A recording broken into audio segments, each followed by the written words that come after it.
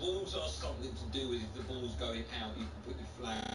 To goal, you can't. Well, I think the defender heads it away, and that's why he puts his flag. Still, it's such. Just let it play out. See, we don't know. The FIFA haven't, or UEFA haven't released the actual official picture with the lines on it. Someone on the social media, sound like that. On social media, has put their own lines up, which suggests he's on. So we still don't really know whether or not the goal was stood, but still, such a big moment, of such a big game. Just let it play out. Look, everyone did stop though, didn't they? Yeah, everyone did stop. So I know that a lot of people were talking about he scored the goal, and this is a good finish by the way, but there was no one was really still just trying to defend it, or just kind of paused. You know what they do at the semi-automatic offsides? Yeah. I mean, that's a joy to watch, isn't it? But you know what? See Bramage's winner? Yeah. At first glance, I thought it was off. I know. But all of a sudden, they put like the washing line down it. Well, and it's like... And it pops into the strip. That's beautiful, isn't it? It was clearly on time. Yeah. But with that, because it's so spectacularly done, you just go, okay. I'll take it on the chin. No, but with the lines, we go, well, hold on a minute. Yeah. Isn't it weird? But no one argues with that. But that was weird. The Premier League said no to it in the first place. No, the club said no to it in the first place. Oh, come on. I think they're voting now for it next season. No, it's coming in next season. Yeah. Nuts. Let's go into photos. We're talking about Harry Kane. I don't want to say anything negative about it, because we love Harry Kane. He's an unbelievable player, one of our best players. But No Tandana says, because he thinks he's curtain, leave him out of the Euro final. Because, are you saying that? You're going to say that. He's got no aura, is that what he said? Yeah, that was it. He said it about 10 times. No aura. No aura. Kane's got no aura. That's horrible, that is. Mark's an Arsenal fan. Hello, Mark. Hi, guys. Yeah, I know people are going to come down with a bitter Arsenal fan saying it, but I think, it does get to a point where you look at Kane, no denying his goal-scoring record, world-class striker, but in the same way that it was often levelled against Henry in these defining moments, is the facts don't lie. You look at all the defining moments of Kane's career so far, the Tottenham League Cup finals, the Tottenham Champions League final, the numerous FA Cup semi-finals with Spurs, the Euros and final, the semi-final against France where he blazed it over the bar, and the Croatia semi-final. Suddenly, is Kane not part of the problem? That's not, again, taking anything away from his record, but footballers and kind of legend players are kind of judged on these defining career moments. That's what separates them in these defining moments. And has it got to the point with Kane where there's too many incidents now for it just to be a coincidence? I'm not a believer of bad luck or curse. You kind of make your own luck. And actually, if you look at these defining moments, has Kane gone missing in these key moments? Do you know, it's one of them where it sounds bonkers because of how good he's been and the amount of goals he scores. I think there are just certain players, when it comes to the biggest of moments, that can just step up and get it done. However they play, they will do something in a final where you go, there they are. Yeah, but are those players doing it with great players around him? Because when you... We'll give you an example. Right. When Messi won the World Cup with Argentina, good team, but there were some players that scored to go, okay, fair enough. But Messi really great that he was the kicker. And I always go back to Ronaldo. In that 2016, that Portuguese side, first of all, they got out of the group in third, which was the first time a third place team got out of the group. He single-handedly dragged that Portugal team. Look at that team. I know, listen. Yeah. He did it. And then even in the final, where he got injured, I think that his knee, he's the coach on the sideline screaming at the players, come on, because they want a pen there, come on, like, that, you don't make them like that. That is different, that Ronaldo, when he did that. And that's when I always respected Ronaldo. I knew he was great. But that 2016, that team, to do that, I went, oh my goodness. You're right. Mark, good call, thank you. Let's go to Ryan a bit of Hi, Ryan. Hello, mate. How are you? Are you confident about your team going through tonight, by the way? Yeah. I don't know, it's going to be tough. It's going to be tough, but I'm optimistic. Okay. Cool. What's your view on all things Harry Kane? If you got to the final and Harry Kane was part of your squad, would you pick him? 100%. Okay. Go on. Give me your views on Harry. I just think he's been very unlucky. I mean, he was with a Spurs team who, I'm not saying they're a bad team, they're obviously a good team, but they're not full of world-class players. I don't think he'd have gone to Bayern Munich had other offers been on the table, but with Levy being the way he is, he's not going to let him go to a top-tier Premier League team for cheap. And, I just think he's been unlucky. And Xabi Alonso's turned Leverkusen into an absolute force this season. So I just think he's been very unfortunate. Yeah, I think that's a kind way of saying it. Just very unfortunate. It just keeps happening. That's the problem with it. Yeah, and again, it's one of those where he will. I've got no doubt someone of that quality playing for a side like Bayern Munich. Like, Bayern Munich don't ever go 2 seasons without winning anything. No. The last time that they didn't win the league, the Bundesliga, was the last time they finished trophyless. Exactly. It doesn't happen often. No. Let's speak to Owen, an Arsenal fan. Hi, Owen. Hi guys, how's it going? I'm great, how are you? Good, thank you. Good, thank you. I'm going to say this is the best show on talkSPORT. It's the show that doesn't need a promo. Oh, how nice is that? I mean, we'll take the promo if you're going to make one. That's very kind. Thank you, Owen. It's very kind. Do I detect the twang in your voice? Where are you from? Yes, I'm from Dublin. Dublin? Okay, I wouldn't have gone there. I was thinking New Zealand, but... Hey, there's no wrong with that. It's absolutely fine, Owen. I need to go home and refresh my accent. Oh, now I can hear it. Now I can hear it. Go on then, you're an Arsenal fan. What's your view on Harry Kane? Well, you might think it's better because I'm Irish and because I'm an Arsenal fan. But I think he's not unlucky and he's not a curse. He just doesn't score in finals. He doesn't raise to the level. There's something in him that he kind of hides a little bit for the back. He's not enough for the shots on target. He hasn't enough switches in the goal. Owen, you're an Arsenal fan. Henry never scored in finals, but we never ever had this conversation about Thierry Henry. No, because we won stuff. Yeah, I think I was hitting the nail on the head there. He scored goals that won games and changed. Scores out of run. Like Kane he scores a lot of goals, but the amount of games he scores in is a lower rate, you know what I mean? Well, no, the only thing I say about that, Owen, is last time he was in the Premier League, he got 30, and I think he scored against more teams than anybody else, more teams than Haaland. And Haaland got 36. But Kane scored against more teams. Yeah. Okay. But he's right about Henry, though, because I think the reason why you don't throw at Henry is because he still won stuff. Like France still won World Cups, and Euros, Arsenal won Premier Leagues. Yeah. He cheated, so let's not forget the cheating bit, right, with Henry. Let's not forget that. Wow. What? What happened? Are you joking? No. You are. I was saying about that. Well, he cheated, didn't he? That's the problem with Thierry Henry. He's tainted, isn't he? It was not tainted, is it? You're Irish, I get it, yeah.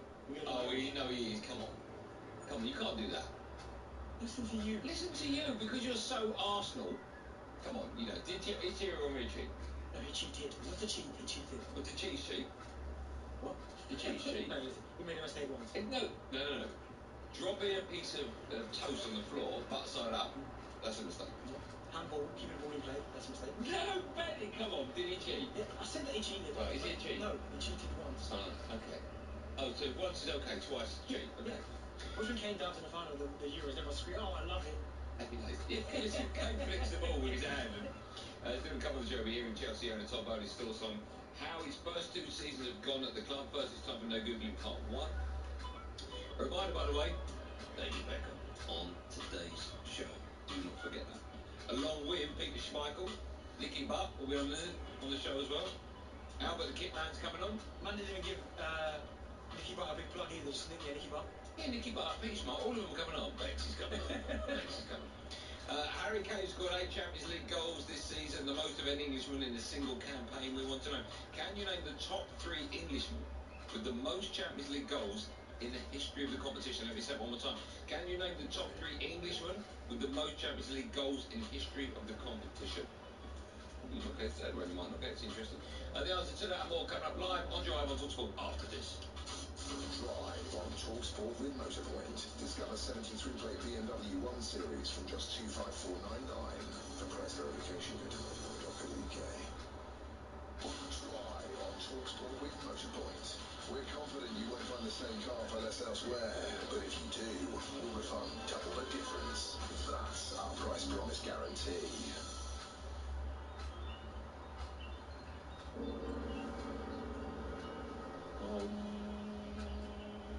Once again, according to Ofcom, Sky Broadband had the lowest number of complaints of any broadband provider. Less and more We're happy because you're happy. Sky, believe in better. To find out more, visit ofcom.org.uk. The small improvements we're making to our burgers are kind of a big deal. So McDonald's are giving rewards customers double points on selected classics. Sign up to My McDonald's Rewards, unlock your app, and get more of what you love. Double points. 18 plus. Big Mac, £40 or a double cheeseburger. Participating restaurants only. Inflated. May. Stock supply. Bet UK have got some mad offers. Like what? Free bets? Yeah, man. £30 in free bets when you bet £10. You joking? Really? I still wouldn't back your team. Oh, whatever, mate. Where do you think? Visit betuk.com or download the app to get your £30 in free bets. BetUK, it's where the UK bets. New customers only, £10 minimum bet, minimum odds and T&Cs apply. 18 plus, please gamble responsibly. At Screwfix, click and collect is even quicker when you check in on the app. So download and order today. App checking is quicker than checking in versus in-store methods. Restrictions apply. See screwfix.com. Meet Sasha, a woman with impeccable style. Even the most fashionable amongst us can face fashion frustration. So many clothes, but nothing to wear. By selling something on eBay, there's still hope for Sasha. Nice. Sell the clothes you don't wear to buy the ones you will. Birthday fit sorted. It's now free to sell your pre-owned clothes on eBay, so you'll never have nothing to wear again. Conditions apply.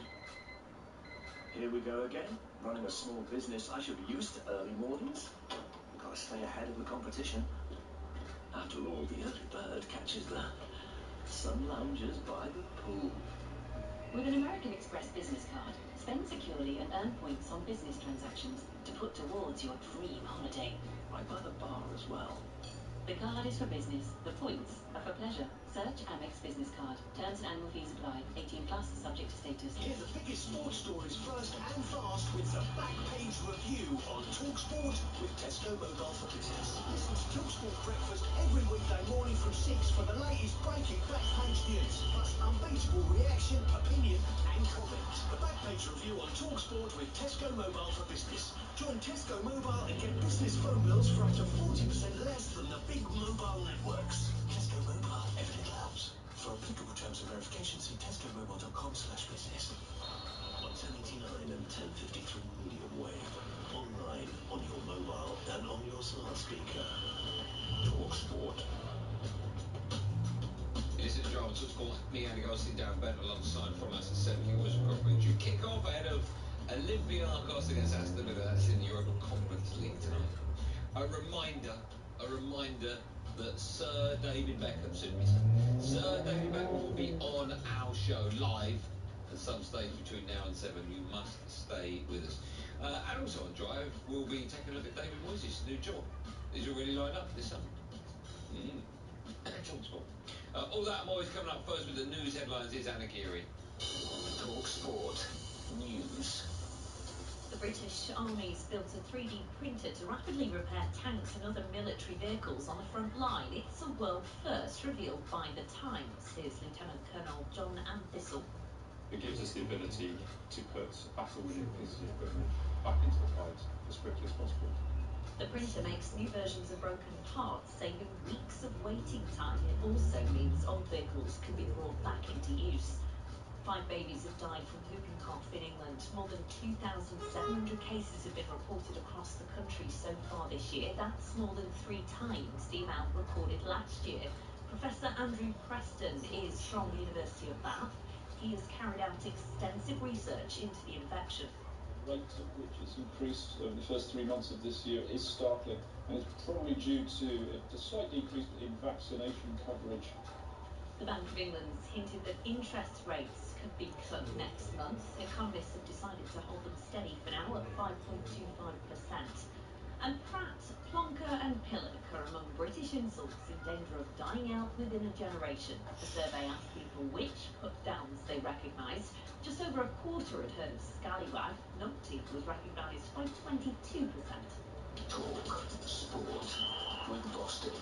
If you're looking for professional-grade sealant that offers technologically advanced performance, choose Bostik Pro Sealants. Forest boss Nuno Espirito Santo says their failed appeal doesn't change the fact their fate is in their hands. And Jorginho has signed a new short-term deal at Arsenal. Ben will have more at 5. Award-winning radio. It's the ultimate heavy-hitting Premier League experience. Exclusive rights to 2 massive Saturday games. Fulham versus Manchester City. Kick-off, 12:30. On talkSPORT. All too easy. Followed by Spurs versus Burnley. Kick-off, 3 p.m. On talkSPORT 2. Supersize your Saturday. Aria Gold Award winner for Best Sports Coverage 2024. This Saturday. On talkSPORT and talkSPORT 2.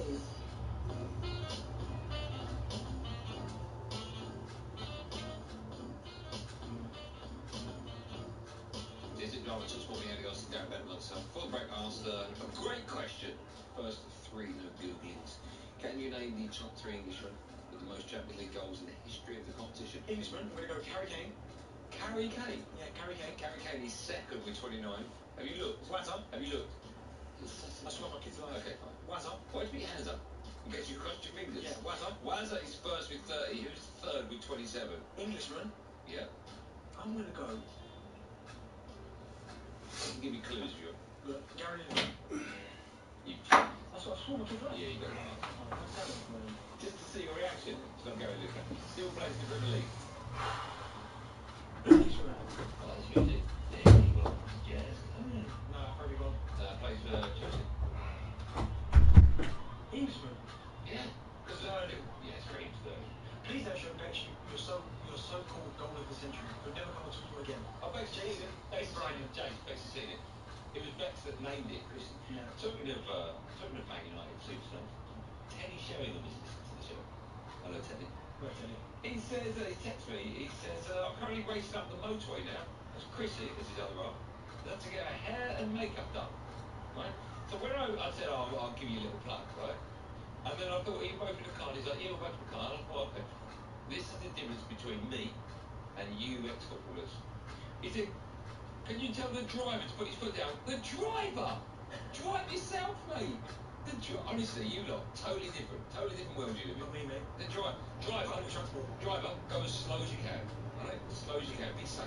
Public transport, train, bus. Wait, when was the last time you were on a bus?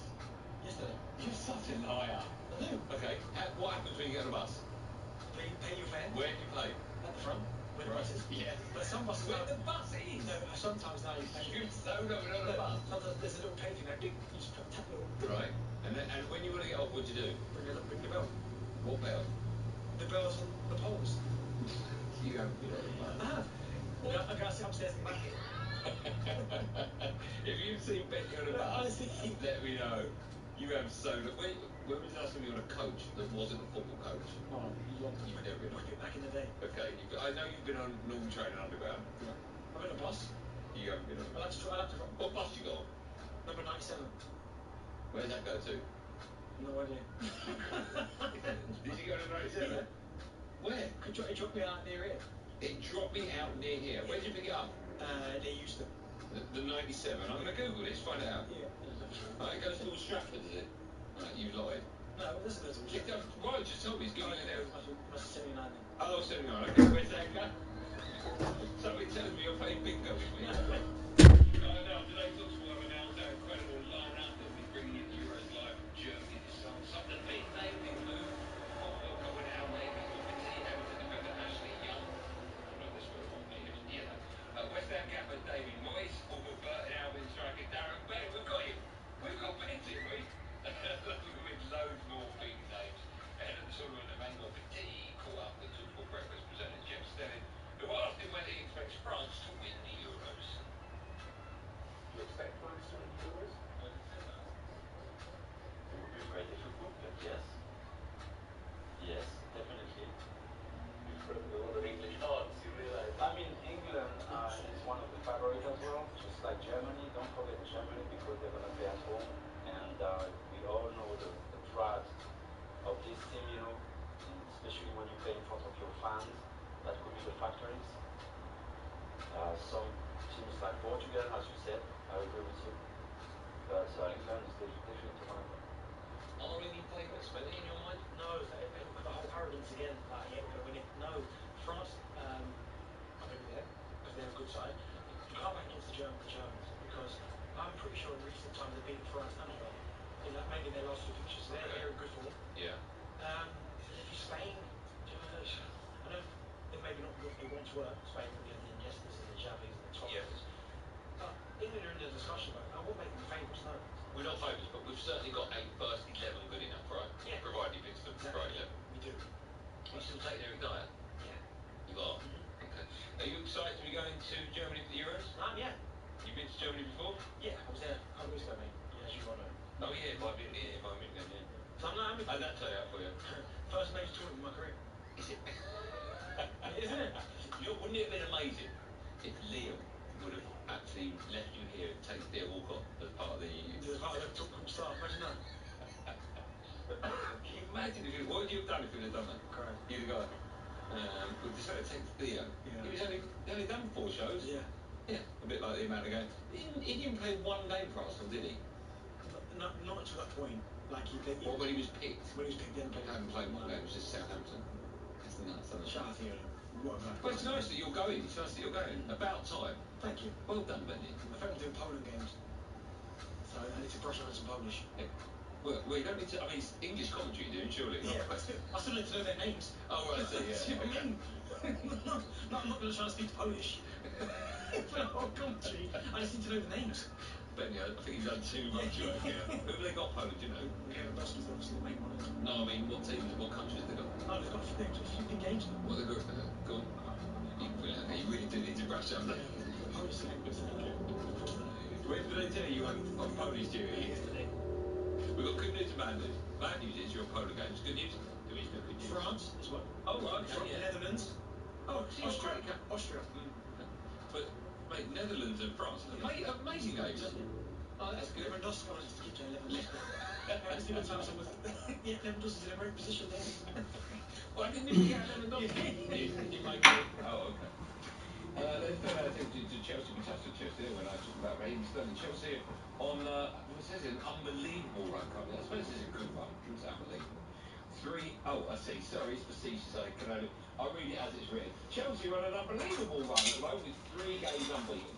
And the owner and chairman Todd Bowley spoke to the Sportico conference in LA yesterday and said you can see how his plan at Chelsea is starting to work. Is it though? Exactly the way we drew it up, the number of shots we had on goal for the 2.5 games, you could really start to see what we were working on coming together. And the commentary has changed over the last 2.5 games. I've never seen anything change so quickly. What's he talking about? Can we hear that again and really dissect? Can we hear the first bit about how many shots on goal? Do it again? Exactly the way we drew it up, the number of shots we had on goal. What does that mean? 2.5 games. 2.5 a game? You can really start to see what we were working on. That's enough. Stop talking. You don't know what you're talking about. John, you've got to think, right, he's from the American market where they're really stacked. He doesn't know what he's talking about. No, but obviously what he's doing is he's doing it on a stat sheet, isn't it? That's what he's looking at. Yeah, that's exactly right. And that's not how Premier League football is done. No, that's how a lot of teams now are going that way. Like, is it Brentford? They pick their players off stats. So I think it is happening. A lot of teams, certainly in the American market, they look at, again, I said it for like 6th time in like 30 seconds, but the stat sheet, and that's how they kind of dissect everything. So that's what he means by 2.5 shots on goal and stuff like that. Well, I mean, I don't think Premier League... No, I think he said 2.5 games. I think that's what he said. Let's hear it one more time, really embarrass everyone. Exactly the way we drew it up, the number of shots we had on goal for the 2.5 games. Right. You could really start to see what we were working on. Yeah, number of shots on goal in those 2.5 games. I'm not quite sure why it's 2.5. No, I know exactly why, because it's smart. 2.5 games, second half against Villa, where they scored the 2 goals. Oh, okay. And then beating Tottenham 2-0 and smashing West Ham. So you just dismissed the first half? First half. That's what it took. The first one, yeah, that's what he means by 2.5 games.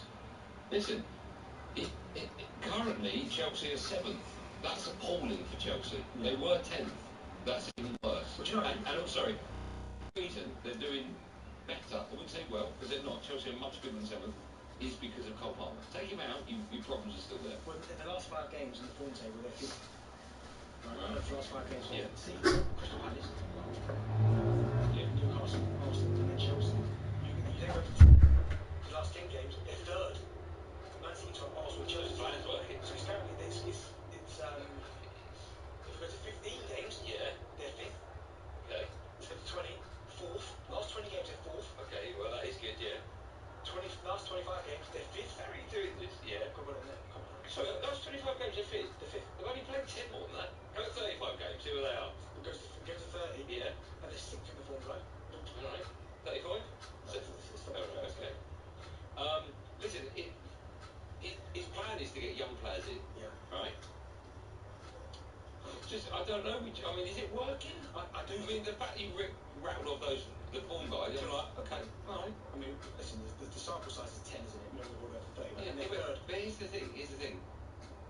still not 1 or 2 or 3. That's the thing. Yeah, but look who's okay. The last 10 games, they're third in the form chart. Right? Okay, yeah, that's not bad. The only two teams above them were Man City and Arsenal. Okay, yeah, that's not bad at all. So that's decent. But I do think from where they were at the start of the season, which was a mess, we didn't know what was happening. Yeah. They are starting to get a tune out of certain players. So as I said, I think Caicedo's starting. I know it's taken him a while, and for 100 million, you expect him to more. He's starting to look better. I think Conor Gallagher's been brilliant this season. Yeah, second half of the season's been much better. We know about Coppola. Exactly. Madueke all of a sudden now, he's starting to get a bit of form. Yeah, a bit of confidence. Bit of confidence. But they've still got problems like fullbacks and Jackson, Well, no, goalkeeper. Yeah, Gusto's done well, but he got injured. Yeah, okay. Left backs is an area where you go, goalkeeper, I'm not sure about either, but I do think they are starting to look a bit better. What do you think realistically their aim, what his top Bowley's aim will be next season? Into Europe. It's got to be that top 4. Top, not Europe, No. Champions League. No, Europe. No, that's not good enough. Well, they're miles behind Arsenal at the minute, miles behind City, way behind. Liverpool will have a new manager. Liverpool, but Man United might have a new manager. You're still behind them, but I think top 4 for Chelsea next season. Spurs. Maybe we'll talk. Let's do that on tomorrow's show, right? The aim for Chelsea next season. In fact, we can open it up to all the aims next season. I think Europe. Do you? Yeah. What's Man United's aim next season? And don't say stay up. No, not stay up. Go on. Yeah, I don't know. No, stay. Top half the table. No, Man United have got to get back into Europe. David Beckham. What did anything I hit yet? Brighton Conference League. Huh? Well, you're a Liverpool fan, are you? Yeah, that's going to work out for you. No manager next season. Champions League, though. When we come back, there'll be some awful acting, as it'll be time for Yoli Beach Ball, and of course, still to come in our show, David Beckham live on Drive. Live on talkSPORT with Motorpoint. Discover 73-plate BMW 1 Series for just $25499. For price verification, UK. Live on talkSPORT with Motorpoint. Hundreds of million new Audis, BMWs and Kias online and in store now. In sport, what's just as important as the goals, the glory, the roar of the crowd? This is the half-time break. Time for a breather, a reset, to keep everything on track. In sports betting, Betfair's safer gambling tools help you do that too. Like timeout, turn it off, please. Time break, or deposit limits to help you keep count. Manage your play at safergambling.betfair.com. Simple ways to stay on top of your game with Betfair. 18+ BeGambleAware.org. Girls! Sean! It's bedtime! Bedtime! One more ring! Okay, kiddos. That's enough. Time's up. What's that? Your Wi-Fi is going off. Going off.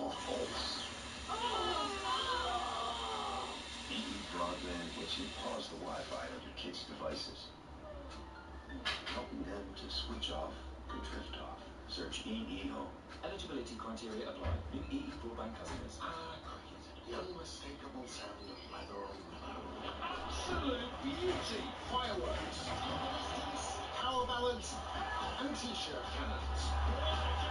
Vitality Glass is back. Another explosive season of T20 cricket launches with Blastoff on the 30th of May.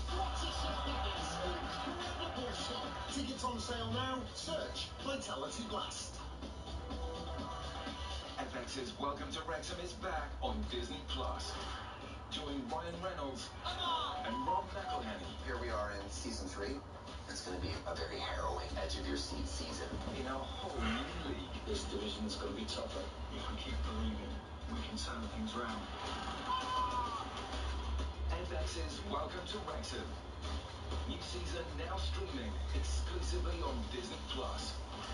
18+ subscription required. T's and C's apply. For the jobs like this, we're going to need more skirting. And this. Think of another hardwood door on your way. Now there's Howden's Click and Collect to keep every job running smoothly. Check stock at your local Howden's anytime, anywhere. Order out joinery, doors, worktops, appliances and more. Then collect in depot from as little as 15 minutes or whenever you're ready. It's open to all trade account holders, so click and collect at howdens.com. Howden's, the UK's #1 trade kitchen supplier. Search Howden's About Us to verify. Hi all. How are we doing? Afternoon. Afternoon. Let's get this meeting. Meeting started. Come on. Where's the tablet gone? When everyone's home, EE Work Mode prioritizes your broadband for working from home with faster speeds in more places than anyone else. So, Yeah. I've got you loud and clear. clear. There is a balance. This is broadband made for working from home. Search EE Broadband, powered by BT. Work mode with EE Smart Hub Plus to verify. See ee.co.uk/claims. talkSPORT 2, Friday night. League Two playoff semi-final. And it's an absolute cracker. Doncaster Rovers versus Crewe Alexandra. Coverage from 7, kick-off 8 o'clock. Rock Friday night on talkSPORT 2.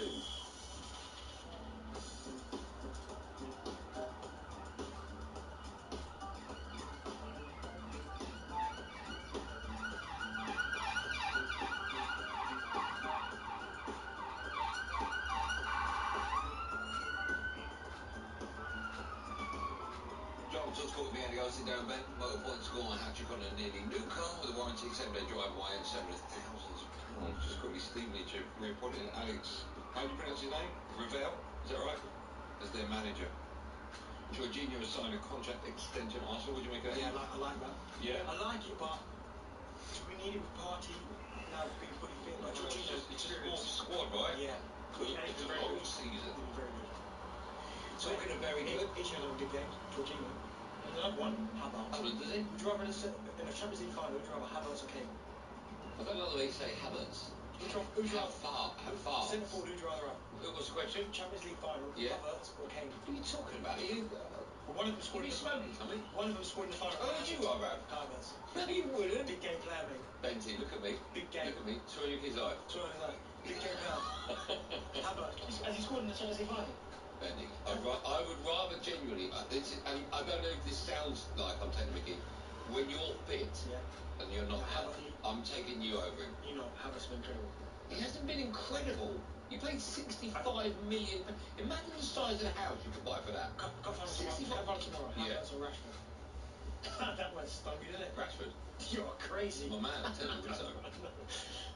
You're saying you honestly, sometimes I hate doing this show. But not today, I love it. Time now for this. Alright, lads, I'm at the drive bar. What are you not having? You've never got around. What are you talking about? Nah, I know it's a bit of a week, but I'm feeling thirsty today. Oh, okay, yeah, fine. Happy days. Let's have a round of Ben Foster's and some Hugo Jaeger bombs, please. See what I've done there, Benny? Oh, brilliant. No worries. We're in the ye old beach ball. I'll make sure to look after you. So bad, yeah. So bad. Yes, we're in, so we're not. We're inside Benny's very own pub, Ye Olde Beach Ball. Well, I'll be asking for 3 different rounds of stats because some of the boys are massive lightweights, and we'll see what we can say about. I've realised over the weeks when I said that there's no connection between the first part of that sentence. I'm asking for 3 stats. Why are you asking for 3 stats? Because the blokes behind me can't handle their drink. I mean, that's never been a scenario, is it? You go to the pub, yeah, why is that? The blokes can't handle the drink. I need some stats when I get there. Benny, I'm extra thirsty today. Can I have a round of drinks, please? So before we move on, you're talking a bit. Can people just text in if they find this funny, this publish? I do, but I don't know if it's for the right reasons. Just let me know. Cool. Yeah, kill that bit now. Alright, can I have a drink, please? Same drink. Pop it open again. Have a drink. Ready now? Here you go. We're starting with a Long Island iced Rodri. Manchester City midfielder Rodri has the same number of defeats in the Premier League this season as Player of the Year nominees 0. Nomination 0, right? So list of the Premier League Player of the seasons are Erling Haaland, yep. Don't say all their names, just say their surnames. Okay, Foden, no, that's assumed knowledge. Declan Rice. Assumed knowledge? Martin Odegaard. Hold on, what about if you don't know who Foden is? Then what happens? Ollie Watkins, who plays for Aston Where Villa. have you got that sentence? Cole Palmer plays for Chelsea. Knowledge. And Virgil van Dijk, who plays for Liverpool. Now it's your turn. Right, who's giving you the sentence assumed knowledge? That's not something... The boss, Liam. Good sentence, mate. The boss, Liam. Do you want to say Liam's surname? Otherwise people don't know who you're talking about. The boss, assumed knowledge. I was joking about giving you surname out. When you look at the nominees, Erling Haaland, Phil Foden, Rodri has been instrumental for City this season. In fact, he always is. They've not lost a single game. And he scored 16 goals or assisted. He's amazing, isn't he? Yeah, he said that again, sorry, I didn't say that correctly. He hasn't lost a single game and he has scored or assisted 16 goals. He does go under the radar a bit, doesn't he? Now everyone knows how good he is. I know that, but he doesn't get these, does he? Well, he should be in this. I mean, William Saliba, where's he at? Why is he not? Saliba's been unbelievable. I mean, he's been good, but Declan must have been better. Okay, but he's been in there. It's not all about Arsenal. There's 2 in there. No, but it's not all about him. No, I think to do with it. No, for Rodri, it's a joke that he's not in there. Like a joke. If I had to leave one off here... I agree with you that he does. If you're picking your team of the season, isn't it? Rodri, Got yeah, to be. Why is he not on the list? And just mad, I bet he gets in the PFA team of the year. Yeah, of course he would. Cool, Benny, we haven't got time for those questions. I fancy another round. What have you got me?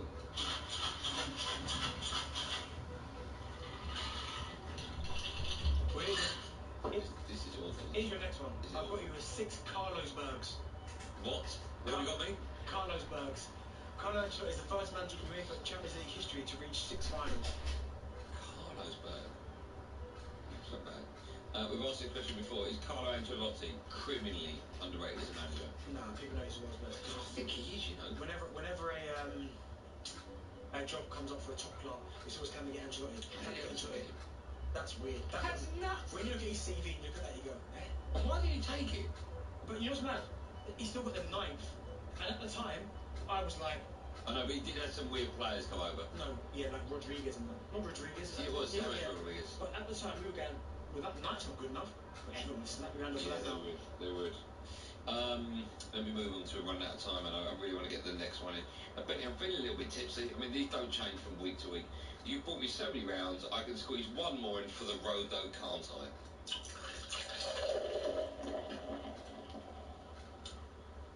Here's your last one, Andy. Thanks. I can your. I can your. Yep. Yep. I mean, who's written that? Read it as it is. I can your. Sounds like you're drunk, Benny. I can your a bit all over the place. How ironic's that? So I've got you a sparkling Wharton. Since making his full Premier League debut against Chelsea, Crystal Palace midfielder Adam Wharton has made more tackles and interceptions combined, 59, than any other midfield player in the Premier League. I can your. Yeah, it sounds like you're drunk. Can he be England's wildcard choice for the Euros? Is it too early? Has it come too late for him? Yeah, maybe a little bit too late, but he has been very, very good. He has, hasn't he? Yeah. I mean, so I think it's come too early. He will get a cap at some point, but I think it's come too early. Okay. He looks comfortable when he's playing football, doesn't he? That's probably his bread and butter, I imagine. But he's brilliant on Monday night. I'll tell you that. Didn't get anything. No, it's rubbish as well. But it's not bad. Go on, you do a bread joke. No, go on, do a bread joke. Go on. No? Wharton's bread. Lovely. You just named his name. That's his name, Wharton's, and it's Warburton's. That was the days you only beach ball.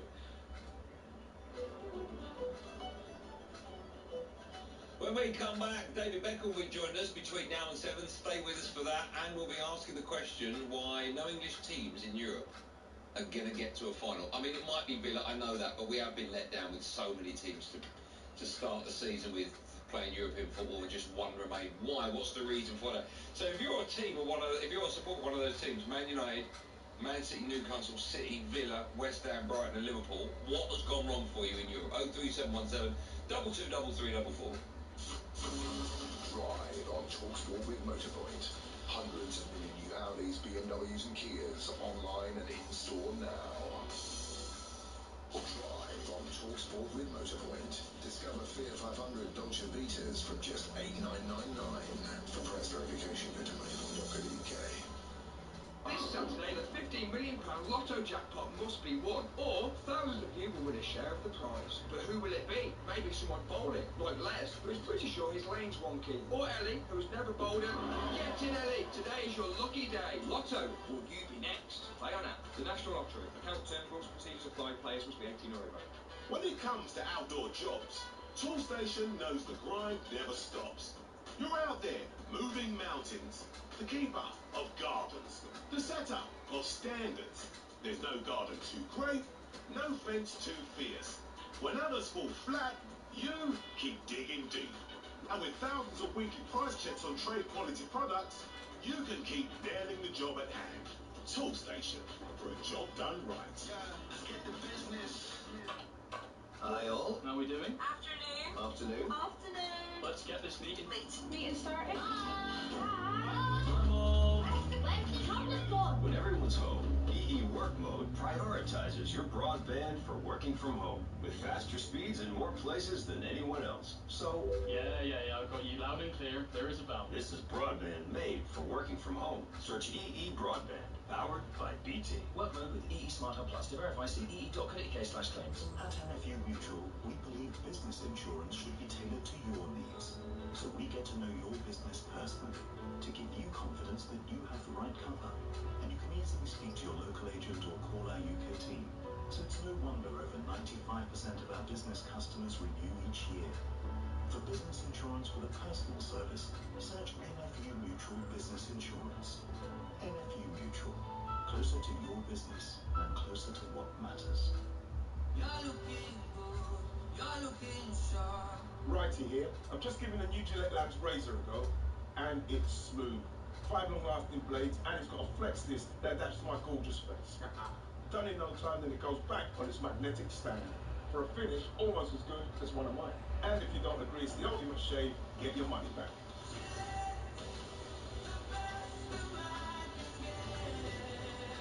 18 plus, retain receipt, terms and conditions apply. Kick off your Saturday with game day breakfast on talkSPORT with goals. Free football. Your Sunday always opens for the nation's brightest sports breakfast with insider match day news, big game previews and exclusive interviews from Tony Cascarino and Natalie Sawyer.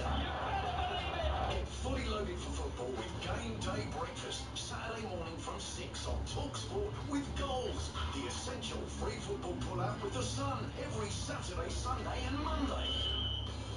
On 1089 and 1053 medium wave. Online, on your mobile, on the app, and on your smart speaker. talkSPORT. talkSPORT Sports Update with Trusted Trader. When you need a job doing brilliantly, that's a job for the Trusted Trader professionals. talkSPORT. Here in the draft, talkSPORT Meow goes down by the love side between now and 7. David Beckham. In fact, we're going to have loads of Man United superstars. David Beckham, Nicky Butt, Peter Schmeichel, to name the 3, will be on our show, so make sure you stay with us. When we come back, I'll be asking fans of Man United, Arsenal, Newcastle, City, Villa, West Ham, Brighton, Liverpool. What went wrong for you in Europe? I know that Villa fans will say, we can still win a goal. I said, yeah, of course you can, but as things currently stand, you're 4-2 down. And for the rest of those clubs, you're all out the competition. Why? Why has it been so bad for English clubs in Europe? 03717223334. That more coming up first, though, with the Sport Ben Fletcher. Good afternoon. Disappointed, but we've moved on. That's Nuno Espirito Santo's reaction to the failed appeal against that 4-point deduction. The Forest head coach says everyone at the club is clear about what's needed to beat the drop. Yeah, to the players, normally it's simple saying, this is the reality, this is what we have, this is what we have to face, and let's focus on ourselves because it's in our hands. Forest go into Saturday evening's home meeting with Chelsea, 3 points clear of danger with 2 games to go. Everton's situation on the field looks a lot less perilous than the one off it, with talks between Farhad Moshiri and 777 partners ongoing. Sean Dyche has acknowledged the shifting sands at Goodison, and he believes those above him will come good. I can only imagine, and I know a little bit about it, Alaska will take over, and it took a long time. And, there's a lot going on with this club. It's not just as simple as the club's up and running and you just, buy it. I don't think it's that situation. 2 major footballing bodies have threatened FIFA with legal action and mass revolt if the 2025 Club World Cup isn't rescheduled. The World Leagues Association and World Players Union FIFPro have signed a letter to Gianni Infantino in which they've labelled the football schedule as now beyond saturation. To the other end of the Premier League table, where Jorginho has signed a new contract at Arsenal, the Italy midfielder's current deal was due to expire at the end of this season. And Unai Emery's calling on Villa to learn from opponents Olympiacos ahead of tonight's semi-second leg. We can be clinical more or less in one moment during the match, and we will have to try to be competitive like they were at home against us.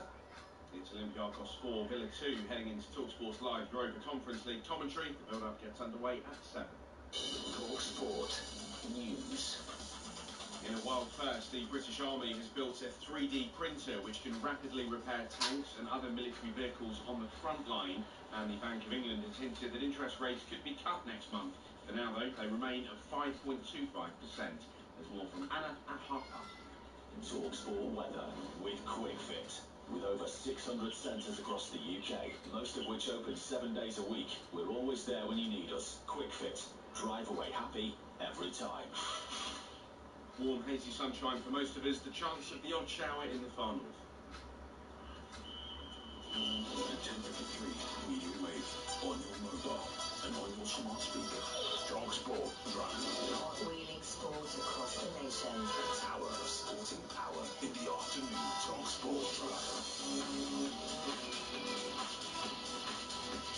into hour number 2 of Drive Time on talkSPORT with me, Andy Gold, sitting down here, by the way, Darren Ben.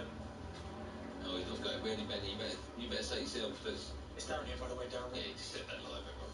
Still to come on the show, David Beckham will be joining us, along with Nicky Butt, Kitman, legendary Kitman, Albert Morgan, Peter Schmeichel will be on, loads of them. Hopefully we'll get Dwight York and Andy come in, there'll be loads of them. You don't want to miss today's show. Now though, Aston Villa travel to Olympiacos in the second leg of the Europa Conference League semi-final tonight as they look to overturn a 2-goal deficit. And of course you can hear that one live right here on talkSPORT. Aston Villa being undone here on their big night. Park over the lights, it's big. It's real European football history. And to me, it didn't feel like those players were ready for that. Emotionally, they didn't actually stick to the manager's plan. It's a young group, and in the end, everything went wrong for them. His fans underestimate these teams. Heze trying his luck. Oh, it's taken the deflection, and it's gone in, and Heze makes it 4-2. It's a monumental defeat for Aston Villa. They did well, the opponent, and we didn't do like we planned before. Now we are favourite. For Villa fans, winning Europa League Conference will mean more than finishing in the Champions League positions. They've got a manager that has managed in Europe probably more successfully in recent times. I wouldn't put it past him to go to Olympiacos and get a result.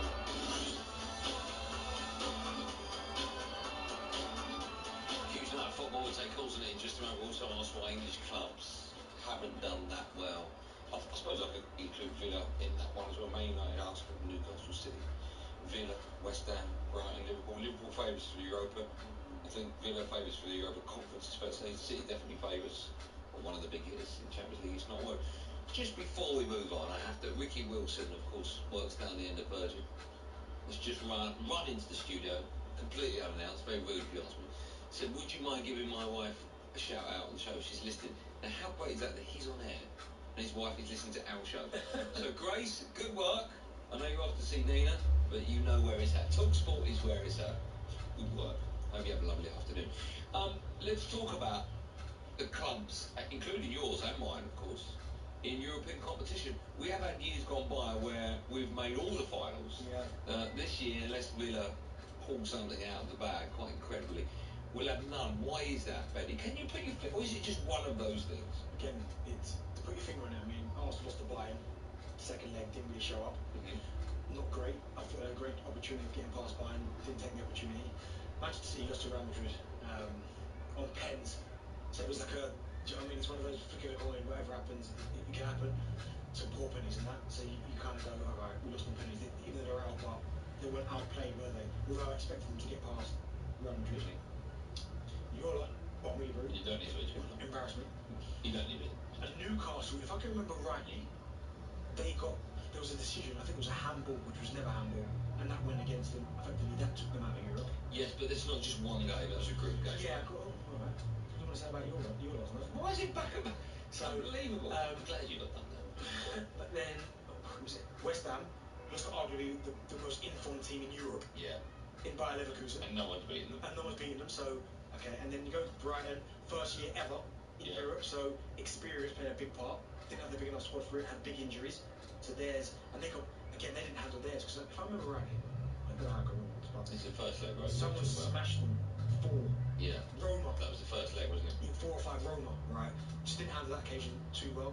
Even though they managed to get a victory in the second leg, it was all over. Yeah. And then we've got Villa. Villa are left, and I mean Villa have had an unbelievable run up until this point, but getting beat 4-2, and then I think it helps Olympiacos that their last game that they played was Villa, right? So Villa have had a game now. They lost to Liverpool and they got beat by Brighton 1-0. Weren't great in that game either. So I mean, they're only 2-0 down. Yeah, no away goals. Imagine there's away goals 4. Yeah, they got no chance. Yeah.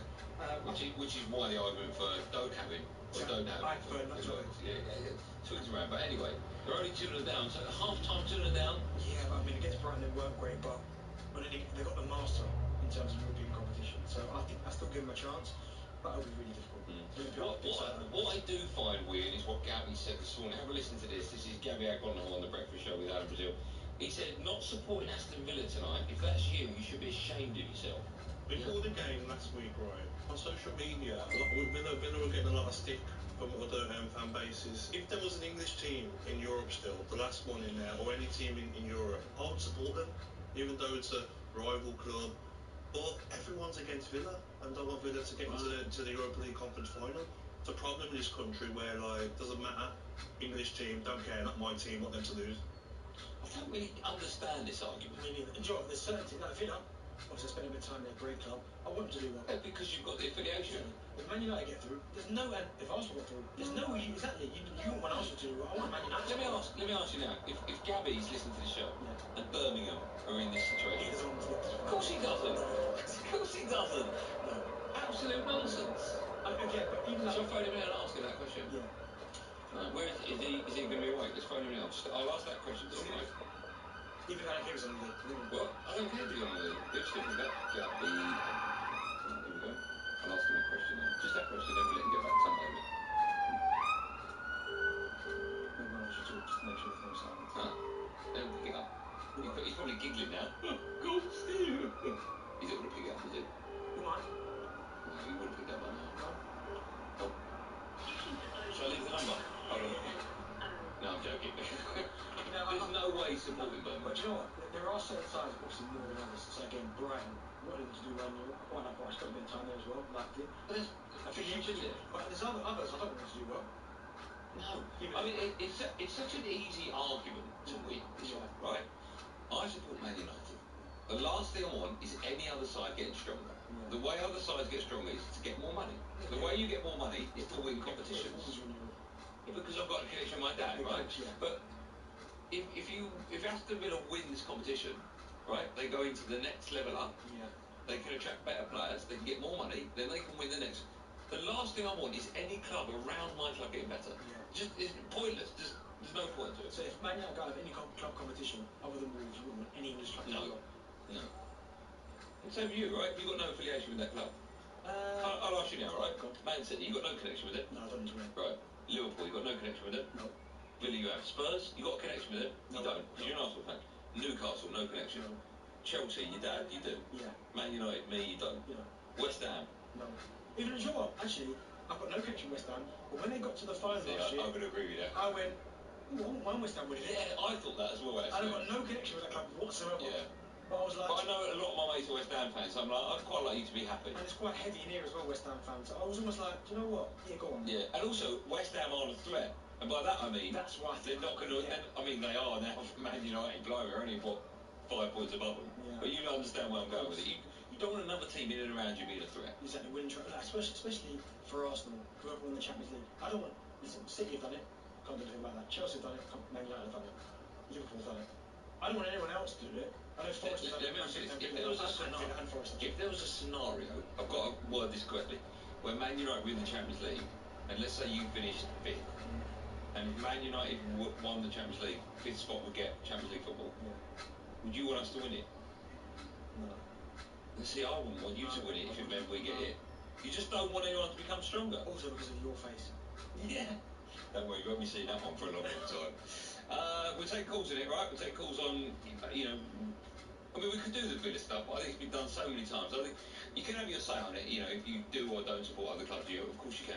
But I'd like to know from fans of, not Villa, because they're still in it, West Ham, Brighton, Liverpool, City, Newcastle, Arsenal, mate, what's happened?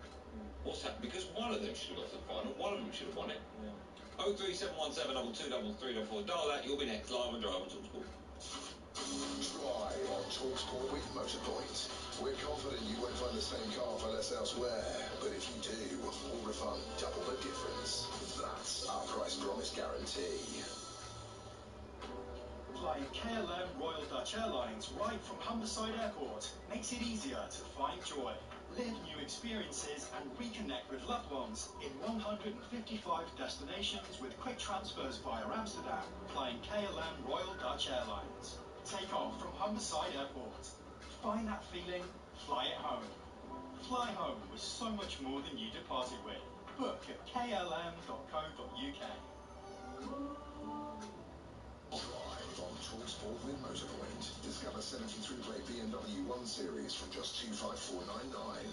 For price verification, go to motorpoint.co.uk. Place set for life, and you could.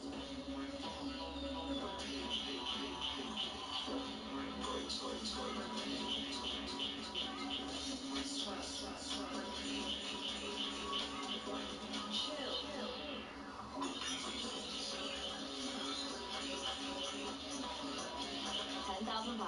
every month for 30 years. Set for life. Play now on the National Lottery app. Terms, rules and procedures apply. Players must be 18 or over. Barbecue season is here. With KFC's new Ultimate Barbecue Burger. Original recipe chicken,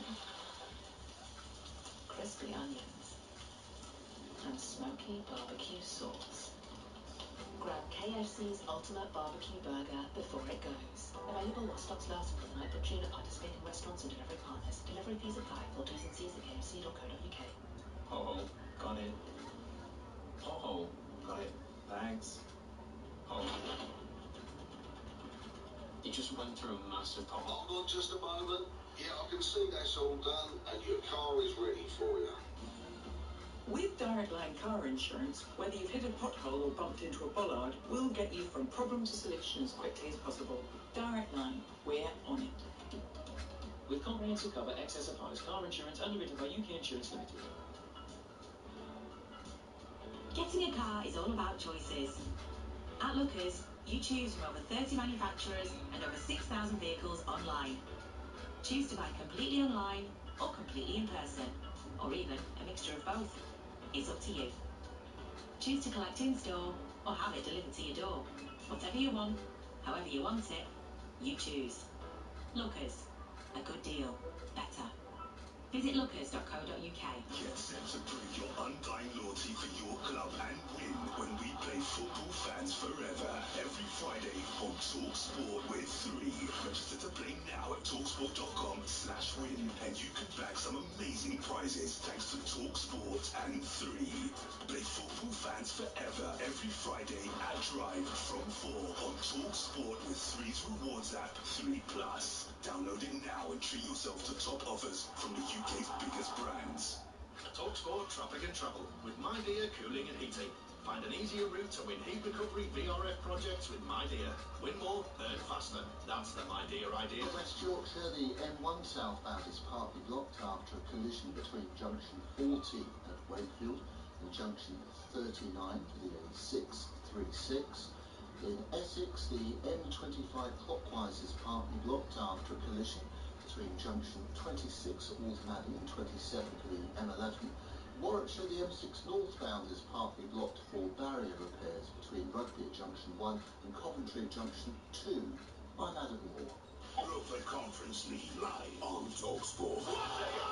Olympiacos versus Aston Villa. Brilliant goal. Build up and banter from 7. Kick off 8 o'clock. Rock Continental Night Kicks. Thursday night on talkSPORT.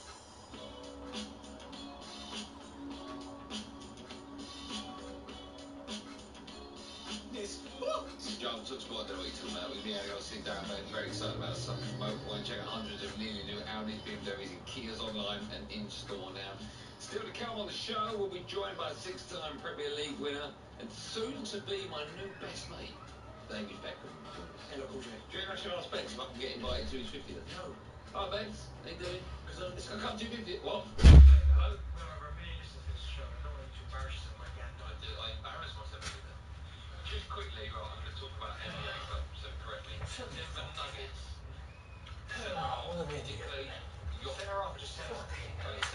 Let's try again on it. Nikola Jokic has joined, let me finish it, has joined some of the NBA's all-time greats. And of course, I'm guessing that means like the William Perry, the refrigerator. He's won the MVP award for the 3rd time. Yeah. Fair play to him, to be fair. LeBron's won 3. MJ. It doesn't matter. What is it? Sorry. This is basketball. Yeah. That's fine. Well, both of them listed. MJ is regarded as the greatest player of all time, right?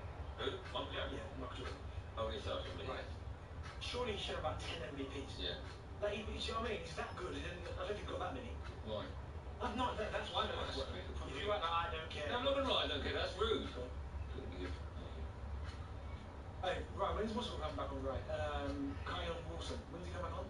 Kyron Wilson. Yeah. World champion, mate. Yeah. No, it's MVP rubbish. Well, same thing. Denver Nuggets. Oh, you must start there. No, actually. Tottenham are ready to give manager Hans Postecoglou the funds to sign a striker, a centre back and a midfielder this summer. That's nice. That doesn't mean anything. What are the funds? Like 40 quid? Didn't they do it last summer? Oh, yeah, Richarlison, centre forward. Oh no, he was there already, Richarlison. Last season? Yeah. They signed him at the start of this season, didn't they? Richarlison? What are you talking about? Yeah, okay. So no centre forward. Yeah. Madison. Yeah. Van der Ven. Yeah, and goalkeeper. And Dragovic. Yeah, and the goalkeeper. Yeah, Vicario, yeah. Dragosin. Should we go to the phone lines now? We will, okay, in a moment. We'll cross over to Shabana. She's on the red carpet for us. But let's take calls on either you do or don't want Aston Villa to do well tonight, or I do. Why your club? I don't. I don't care. No, I don't. No, I don't. I don't care. So I'm not going, I hope they lose. No, actually, hold on. I want them to win it. I just don't care. I don't want them to win it, actually. I don't want them to be stronger. Ben's a West Ham fan. Hello, Ben. Hello, mate. You alright? I'm great. How are you today? Yeah, not enjoy the show. Thank you. I'm a West Ham fan. Yeah, I don't want Villa to win. I usually don't mind, any English team winning, but in this case, if Villa win, I feel like it takes away all the credit that West Ham did last year. Because the amount of views I've got from my friends and you name it for winning the third-tier European trophy, and if they win it, they're just going to think, oh, it's super easy. Like a Premier League team winning it the following year. Okay, I get that. Fair enough, they were fourth and having a good season, but we were 14th. We finished 14th last year and we won it. So if anyone can win it in Prem, I feel like that's what people will say to me. So Ben, if it was the Europa League, you'd want them to win it? No. I don't want them to win anything, to be honest. Oh, right, no, because your reason as to why you didn't, because you won it. But now you're saying you just don't want them to win anything. To be fair, it's true, yeah. I mean, if they were in Europa, we was in Europa this year, so therefore it would be the same kind of reason. Yeah. I feel like, they've done better than us. But we haven't won a trophy in like 40 odd years or whatever it was, so I don't want the credit to get taken away from West Ham. Ben, I get that, I understand. Jordan is a Chelsea fan. Hi, Jordan. Good afternoon, guys. How are you? Good afternoon. Very well, thanks, mate. Good. Who are you named after, Jordan? Jordan, nobody to be fair. I'm just named Jordan, that's all. Oh, right, okay. Right. It's a nice name, I like it. I just wondered if it was after Michael Jordan. That'd be a good one. No, Ben was just talking about Michael Jordan. Oh, yeah, I mean, he's NBA fan. Yeah, I know about Nikola Jokic being given the MVP. That's actually... Yeah, I'm going to stop you there. We don't do NBA on the show. Jordan, what do you think about that? We don't do NBA on the show. Let's talk Sport 7. Personally, I don't think... Just wait it down. Just let him speak. Go on, Jordan. No, I don't believe he deserved it personally. I think someone like Shea Gilgeous-Alexander, who's Oklahoma City. Yeah. What are you talking about? He's a player that plays for a team in Oklahoma. Yeah. I think he should have won it, but it is what it is. Yeah, no, go on, carry on. You've got me now. No, Jordan, don't. No, go on, keep going. Jordan, just say your point. Keep going, Jordan. Well, tell me more about... No, he wants to play snoring. No. Jordan, just make your point. Go on, make your point. Who's your favourite NBA team? No, Jordan. Go on, Jordan, who is it? Who is it? NBA? My favourite team is the New York Knicks. See? I told you. See, Jordan. I told you. I'm New York City, mate. I told you. Oh, you're so quick to get that team name out of there, aren't you? Go on then, Jordan. What would you like to say in the world of proper football? I think, as a Chelsea fan, I think with Villa, look, it's great. I mean, it's great for them. I mean, they've got an opportunity to win a trophy. Like, I don't really care. I'm not hating on them. It's just I don't really care if they win a trophy. Like, great for them, great for their fans, so they celebrate and they have some cake and some beer. But apart from that, I don't really care. No, yeah, maybe because they thought they're not a threat. But I mean, just Villa going forward, they're going to become one. I'll leave that. Yeah, I think you're right. Adam's up next. Hi, Adam. Hi, how you doing? Do you want to waste part of your phone call by talking about NBA or not? No, I'm alright, thanks on that one. What about Adam? What about snooker? Well, if I want to fall asleep on the way home, don't you dare try fading down. He was about to fade you down again, Adam. Adam, just be careful. Adam, make your point, mate. Just be careful, alright? Don't bite the hand that feeds you. Yeah, so my point is basically that, I don't really want Villa to win. The main reason is because I don't want to hear Gabby or Bong for the rest of my life. I agree with that. But, as well, I think the reason that my team Arsenal didn't do very well this year in the competition is because of how competitive the Premier League is. They're fighting with, City, Liverpool, throughout the season. And not just that, I mean, if you're off your A game one time playing Luton, they can beat you. You know, you go to Spain, you go to Italy, you go to France. These teams, Paris Saint-Germain could have won the league with their second team and still got to the semi-finals of the Champions League. Do you know, Adam, as well, I think when you look at the size of Arsenal's squad as well, they haven't really got the squad to be able to compete on every sort of great one. I mean, everyone stepped up, but in certain positions, quality drops off. And maybe that hasn't helped either. Good call, thanks for that. Mark's up next. Hi, Mark. Hello, boys. You Great show as usual. Are you an NBA fan? No, mate, I don't like credit cards. What Snooker? Yeah, no, it's not.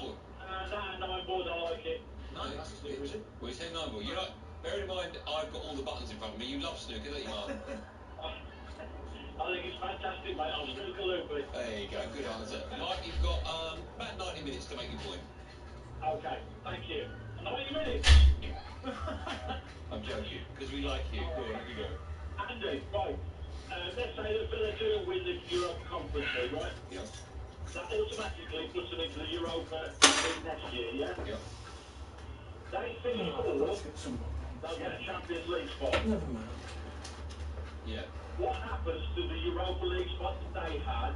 Does that feed down to 7? Let's go back to So what we when used you to do. finish 8th, you'll get the Europa Conference.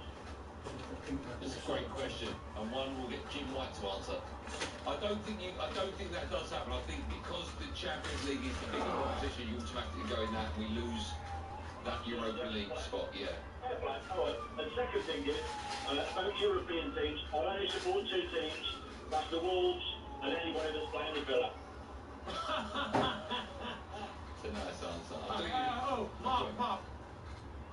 Yeah, mate. Dump that answer, yeah.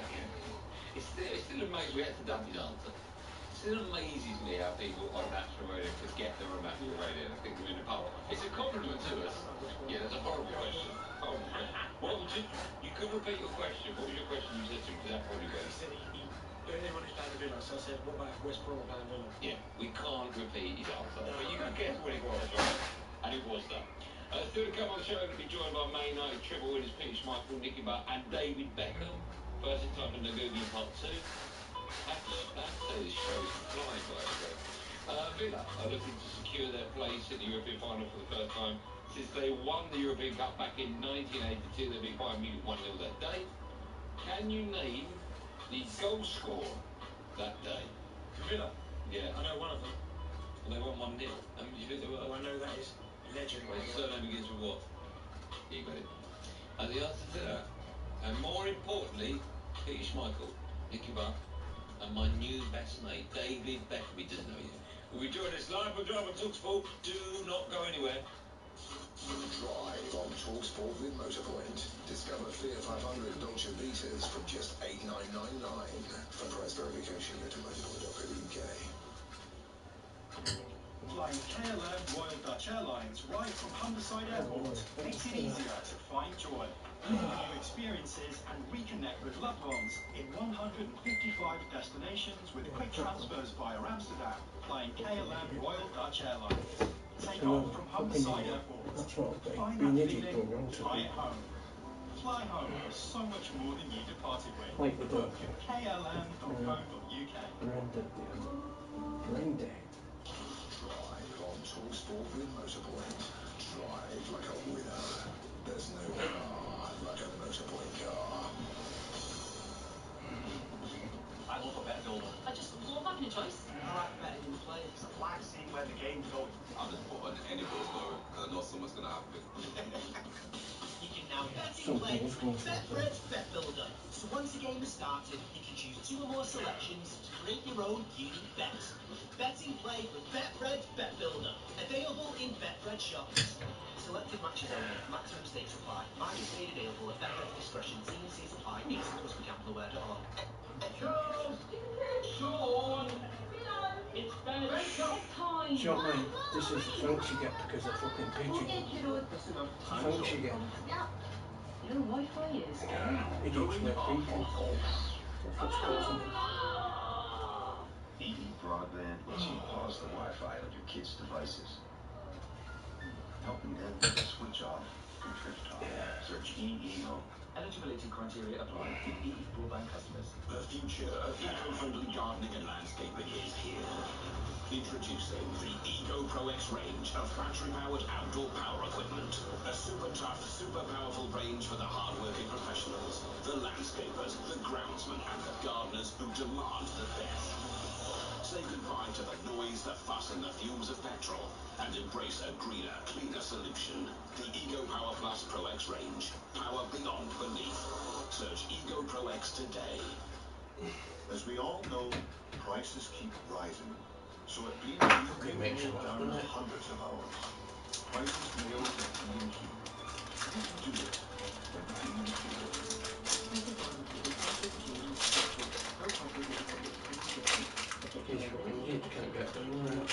Let me just throw this idea at you. You may pay too much tax. If you spend money on tools, travel or food for work, this can help work out what you owe and get a refund bouncing back to you. In fact, on average, we get their customers £3,000 back. Not bad, eh? Let's get the ball rolling. Search Rick's tax refunds. Come on, search Rick's tax refunds today. Keep things smooth by making the move to Universal Credit. It won't be automatic, so look out for your lender telling you what you need to do and when. Ignoring it could even stop your payments. And don't worry, there's loads of support available, like a dedicated hotline, independent advice, and financial protection to help with your move. To find out more, visit gov.uk/UCMove. Eligibility criteria apply. On DAB, online, and on your smart speaker. talkSPORT. I can do stuff like that stupidity with people at some COVID. Listening to drama talkSPORT, the Anna Gosling down better alongside from 1970 was Rock Music kick-off end of Olympiacos against Aston Villa. That's in the Europa Conference League. Don't forget the latest episode of Uncaged with Adam Kathmandu Capsule. It's out now on the talkSPORT MMA YouTube channel. Go subscribe, keep up with everything in the MMA world. Let me just say, you should, if you're a cage fighting fan or an MMA fan, head over to that wonderful YouTube channel, talkSPORT MMA. Subscribe and like and so on. It's a brilliant YouTube channel, so stick with that. Still to come on our show, we will have David Beckham joining us. That's coming up between now and 7. All that and more is coming up. First with the news is Anna Kiri. talkSPORT News. It's a potentially game-changing world first. The British Army has built a 3D printer that can make replacement parts for tanks and other military vehicles on the front line. Lieutenant Colonel John Anthistle explains how it works. A few polymer printers mounted on top of a 6-ton vehicle, which means we can keep it mobile, survivable, and keep it as far forward at the point of need as we can. The Times broke the story. Ukraine are reportedly interested in the kit. In the first 3 months of this year, 5 babies in England have died from whooping cough. Almost 2,800 cases have been reported in that time, over 3 times the number for the whole of last year. The Bank of England has hinted that interest rates could be cut next month. Economists have decided to hold them steady for now at 5.25%. And shops in Japan have been pulling loaves of bread from shelves after remains of rats were found inside some of them. It led to a recall of around 100,000 packets of Pasco bread. talkSPORT with Bostik. If you need a professional-grade sealant with high mold resistance, easy tooling and minimal shrinkage, choose Bostik Pro Sealants. Forest boss Nuno Espirito Santo admits he's disappointed but has moved on from the club's failed appeal. And Sean Dyche admits there are shifting sands at Everton with the takeover saga rumbling on. Ben will have more at 6. In the year 2000, talkSPORT established an elite breakfast show for the top 1% of former professional footballers. Alan Brazil is the original maverick. Lots up for the tempo. Turbocharged twin-engine breakfast radio with Alan call-sign roll out of Barrel Brazil. Turn and burn, baby. And Ray Party 7 Up. Well, can you keep this feeling right way up? My beer's going everywhere. The all-action talkSPORT Superstar Breakfast with Alan Maverick Brazil. I've been flying through the danger zone for 20 years. And his wingman, me, Ray Party Park. Tomorrow morning from 6 o'clock on talkSPORT. I feel the need for speed.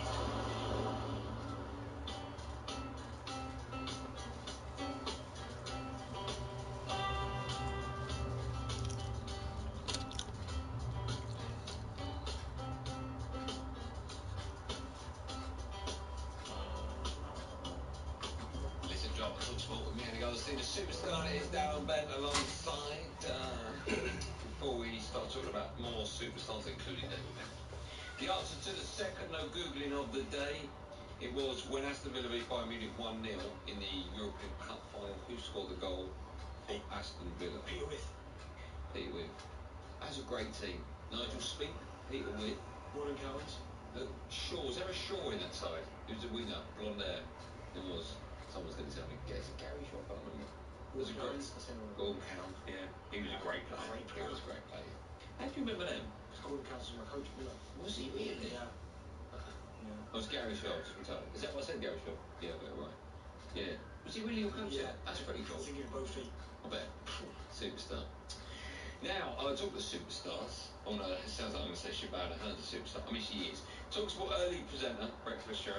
Shabana Hearn is up in Manchester on the red carpet of 99, the new documentary on Man United's treble-winning season. We can cross live to her right now. Shabana Hearn, good afternoon. Good afternoon, Andy. Good afternoon, Darren. Good to be with you. Yes, welcome to the city centre of Manchester. We're at the Printworks Cinema. The red carpets have been rolled out. They're absolutely everywhere. And the country's press are here around us too. Because as we've been mentioning, perhaps arguably the best footballer to come out of England will be here in the next hour's time. You've not mentioned it, have you? David Beckham will be with us on Drive very, very soon. I can't wait. I'm trying to be cool, but I'm not that cool. Have you done your hair? Your new best friend. Have you done your hair especially to meet David? I almost do my hair. What are you talking about? And I'm actually going to ask him who's got better hair, David Beckham or Andy Goldstein. I know the answer to that, but listen, I had the absolute privilege of watching this documentary coming up on the train this afternoon. It couldn't be more of a contrast to where Manchester United is now. It's the best football series I've seen. It's coming out on the 17th of May. We get in-depth interviews with David Beckham, Andy Cole, Dwight York, Steve McLaren, the main man himself, Sir Alex Ferguson. So it'll be brilliant to see some of them here today and ask them about those memories, those times then, and how it is now, looking back on Manchester United and looking at the current Manchester United. Let me ask you this, because we can see you on YouTube, so hopefully we'll be able to put pictures to words, but just spin the camera around so we can see where you are, and while you're doing that, explain it to our listening millions, what you can see. Okay, so we're on the red carpet here at the 99 premiere. This is the area we're standing at, which is where the radio huddle is. So quite often, we can't turn the camera just now, but the superstars will arrive, they will get out their cars at the other door, and they will do a loop around this giant room reception area that we're in at the Printworks Cinema. So they'll start with press, which is all the photographers, all the flashing lights. They'll make their way round to your mate, by the way, Ben Foster. Foz has just arrived. I imagine he's doing some interviews too. And then they'll work their way down to TV, includes BBC, Sky News, ITV, and then they'll work their way round to us. So here at talkSPORT, we should be the first to get our hands on David Beckham. Shaban, keep up the wonderful work. We can't wait. We'll come back to you as soon as you get DB and the rest of the gang. Thank you, Stephen. I don't know, I'm waiting for the thank you there. Just for funny. Sounds weird. Shaban gave away the time, so see you in an hour, lads. Did she say that? That's not weird. Right, well, all I'm saying is... all I'm saying is, listeners, right? Those sort of things are very unpredictable. You might be an hour, you might turn up in 20 minutes. I mean, seriously, that's the case though, right? Probably not. Today, talkSPORT have announced our incredible lineup that we'll be bringing you for the Euros live from Germany this summer. Some of the big names include former World Cup winner Emmanuel Petit, Everton defender Ashley Young, and West Ham gaffer David Moyes after he departs from London Stadium at the end of the season. In fact, he's been speaking exclusively to talkSPORT reporter Harry Durham just this very afternoon. David Moyes, welcome to the talkSPORT family. How excited are you to get underway at Euro 2024 in Germany this summer? I'm really looking forward to the Euros. It's even more special because Scotland are involved in it. And I'm looking forward to meeting up with some of those guests who are critical through the season. So let's look forward to see what they're saying when I meet them. Which presenters are you fearful of? Obviously, are you going to be able to tame Simon Jordan or not? I think Simon and Jim, you can work with them incredible. I don't want to leave Brazil. I've been close to it before, so I'm hoping that Alan's injured for this tournament and can't make it. But, you know, I don't think Coisty's much better either, so I need to be careful with going out with them too much. You mentioned Scotland at the top. How far are they going to go? Well, at the moment, I wouldn't want to say too much about that because I think that we've got a difficult group, and I think that it will be a great achievement for Scotland to be competitive, do well in the first two that have been in for a long time. So, difficult to say. But I actually think that the Euros are quite a difficult thing to call. I think there's a lot of teams at different stages in their development, possibly. I think England are in a great period where they are under Gareth and how they're doing. But, you know, we're just seeing the emergence of German teams, German players, you know. Spain might be beginning just to find a little bit more rhythm to their football as well. So I think we're in for a really interesting Euros. But I hope Scotland do well. I hope we show up and we fight for the country, and we're all looking forward to watching it. All I can say is be careful of Simon Jordan, and be even more careful of Ali McCoist over in Germany. Good luck to you.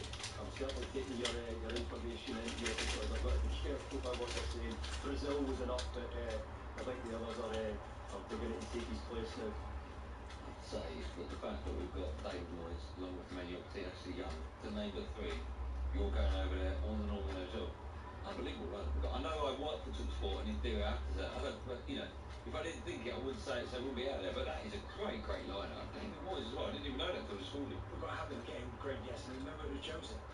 Yeah, we had Jose. Jose, and we've had some big hitters, and that's why world's biggest sports radio station. Is that the line? Please now. We got the phone lines. We were talking about Aston Villa in action tonight, and I was asking the question why they're the only team left in European competition. Maybe Callum, a Liverpool player, has the answer. Hello, Callum. Hi, yeah. I'm great. How are you today? Yeah, very good, thank you. What would you like to say? What's the answer to that question, Callum? Personally, I think it's the Jurgen Klopp leaving. I think it's put a lot of pressure on the players because when he's announced that he's leaving, everyone, the first conversation between all the fans was, oh yeah, get a treble or whatever. And I think that's put a lot of pressure on the players. I don't even think that's just in Europe. I think that's in the Premier League as well, because we did have a couple of games where it was a bit. We should have won a couple of games on paper, and you know we should never have lost or drawn them through them games. And I think the Jurgen Klopp leaving definitely is bad. And I think maybe he should have given the young kids that won the Carabao Cup against Chelsea a couple of games as well in the European, because they did really well. I think, you know, it should be. It's one of them things. Hopefully, the new manager changes it. Brings a good few players in from the Netherlands. Feyenoord, he's done really well there. Hopefully, he comes and changes it. Do you know what? It's the Jurgen Klopp shout's a really good shout, because I've had a few people. At first, I think a lot of people dismissed it and said that no, it's got nothing to do with it. But when you see, you're right, that his last season, the expectation, the quadruple, I mean, it's a lot to deal with. So I think maybe, I just wonder if Jurgen Klopp, in his quieter moments, thinks to himself, I wonder if I made a bit of a mistake by releasing it so early.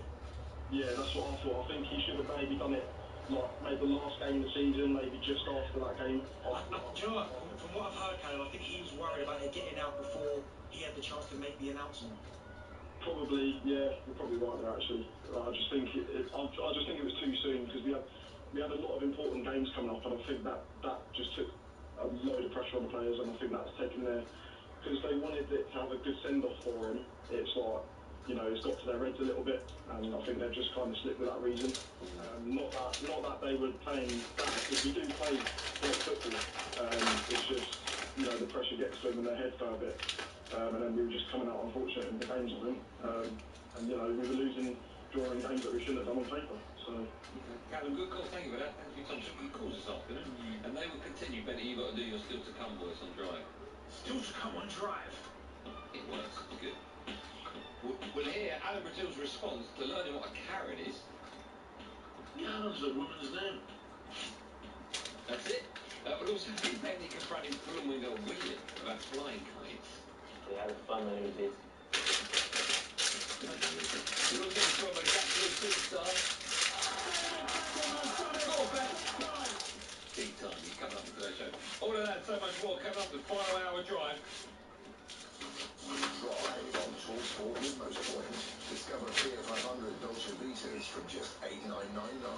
For price verification, go to medical.co.uk. We're not a bit Spanish. We're not vaguely Spanish. Somewhat Spanish or Spanish. Estrella Galicia Cerveza is 100% Spanish. Just look for the label. Brewed slowly for 5 generations in A Coruña, using the finest Galician ingredients. So as a 100% authentic Spanish beer, it's time we say, cheers to the pretenders. We take it from here. Estrella Galicia. Spanish, not Spanish. You know what it's like when your mate sends a pic of the dress she likes, but you would look so much better in it? Well, Samsung's Galaxy S23 FE can help, because Circle to Search from Google will help you find it instead. Not your colour, Jen. Incredible AI. Now on more Galaxy devices than ever. Buy a Galaxy S23 FE at O2 and claim a pair of Buds FE. Search at O2 today. Purchased by the 13th of May from O2. Claim Buds FE in white from Samsung with your first data purchase. T's and C's apply. Don't know where to start your next paint project? At Wix, find all the inspiration and help you'll need. Crux Dulux Standard 2.5 litre coloured emulsion was £21, now 15. Terms apply. Kitchen jobs, bedroom jobs. At Howden's, we've got all the essentials you need. And we're always bang on the money. Our even bigger bang on the money range now includes joinery, floors, tools and accessories, worktops, sinks, taps and more. All in local stock and price checked weekly. So ask about our bang on the money range today at your local Howden's, the UK's #1 trade kitchen supplier. For terms and conditions and to verify, visit howdens.com/radio. Select competitors only. Exclusions apply. Trade customers only. Here's football legend Jamie Redknapp for new hands-free Skechers slip-ins footwear. As a football player, I'm used to not using my hands. So when Skechers came out with hands-free shoes, it was a match made in heaven. Because with new Skechers slip-ins, I just step in and go, without bending down or touching my shoes. Find Skechers slip-ins at a Skechers store or skechers.co.uk. Oh, football. You've got to love it. The thrills, the spills, the absolute limbs. But in all the excitement, make sure you keep your feet on the ground with all the latest sporting news every weekday afternoon from 1 with Hawksby and Jacobs. This is Paul Hawksby and Andy Jacobs. And not forgetting all the latest form and odds with Paddy Power. Hawksby and Jacobs on talkSPORT with Paddy Power. With Paddy's Super Sub, your bet now rolls over to the new player coming on. T's and C's and exclusions apply. 18 plus speed up required.org. talkSPORT Traffic and Travel with My Dear Cooling and Heating. Find an easier route to win air source heat pump projects with My Dear. Win more, earn faster. That's the My Dear idea. West Yorkshire, the M1 southbound is partly blocked after a collision between junction 40 for Wakefield Road and junction 39 for Wakefield. In Surrey, long delays on the anti-clockwise M25 heading into the roadworks near Godstone at junction 6. And in Buckinghamshire, the M40 southbound is partly blocked after a collision. It's happened between High Wycombe at junction 4 and the Beaconsfield turn-off at junction 2. I'm Adam Moore. Winner of Best Sports Coverage in the 2024 Radio Academy ARIA Awards. That was an absolute cracker. This Saturday. Exclusive kick-by-kick commentary of Spurs versus Burnley. Coverage from 2:30, kick-off 3 p.m. on talkSPORT 2.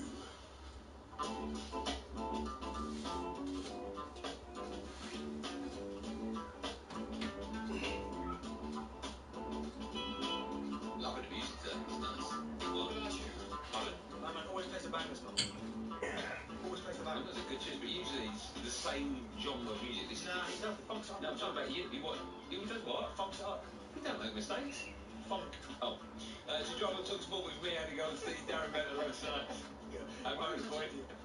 Scott Andrew got a nearly new car with a warranty, take their driveway to saving thousands of pounds. Still to come on the show, we'll be joined by Bex. Since he's a 6-time Premier League, everyone knows who Bex is. Just quickly, plans for a £61.8 million redevelopment of 2,000 Lords have been approved. I know you love your cricket. What do you make of that, Lords as well? It was a stand beginning with T. What's it called again? The T stand. No, it was kind of sad, but no, yeah, right. Lords. I mean, I like Lords, but the only thing I don't like about Lords, right, is the atmosphere. Right, I was only joking. No, but listen, the Oval, love it. When have you been to the Oval? No, no, let's go watch the Windies. Yeah. I'm not finding this stuff out now. Former undisputed heavyweight champion of the world, Lennox Lewis. Oh, wow, this is great. Spoke exclusively to talkSPORT Spencer Oliver. Head of the huge fight for the undisputed crown between Tyson Fury and Alexander Usyk next weekend. Next weekend! He was asked who the favourite is. Tyson Fury has great attributes. He's tall, walks on both feet. You know, southpaw orthodox. You know, he can go forward. You know, right now to me, you know, it's difficult to beat a bigger guy. So I always say the bigger guy has the advantage. I think Tyson Fury on points, but you know, I'm not counting out Usyk. How amazing to have Lennox Lewis. If you're watching on YouTube, you can see him as well. He looks really well. Great. I was going to say he's an absolute superstar legend. Who's the greatest British fighter of all time? At any weight. I would always go Lennox. Would you? Yeah, I know Joe Calzaghe is the one people talk about. I think you have to put Joe Calzaghe top of that list. He didn't lose. I get that, but is that what it comes down to? Just the other? I mean, the guy like beat everybody he fought. Lennox. He lost it. Well, so did Calzaghe. He didn't lose. Okay, I get that, but I'm Lennox. Okay, all right. Right, time now for this.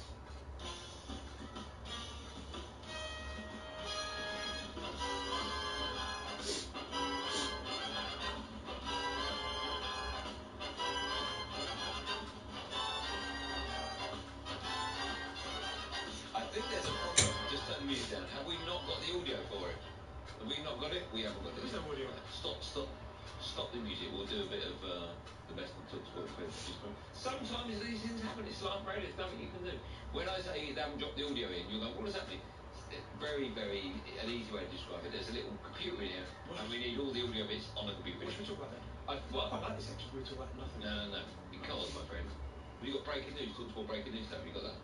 Because it gives me great pleasure to tell you that we have the clips. talkSPORT breaking news. Press play on the other button. Unrehearsed, ad-lib.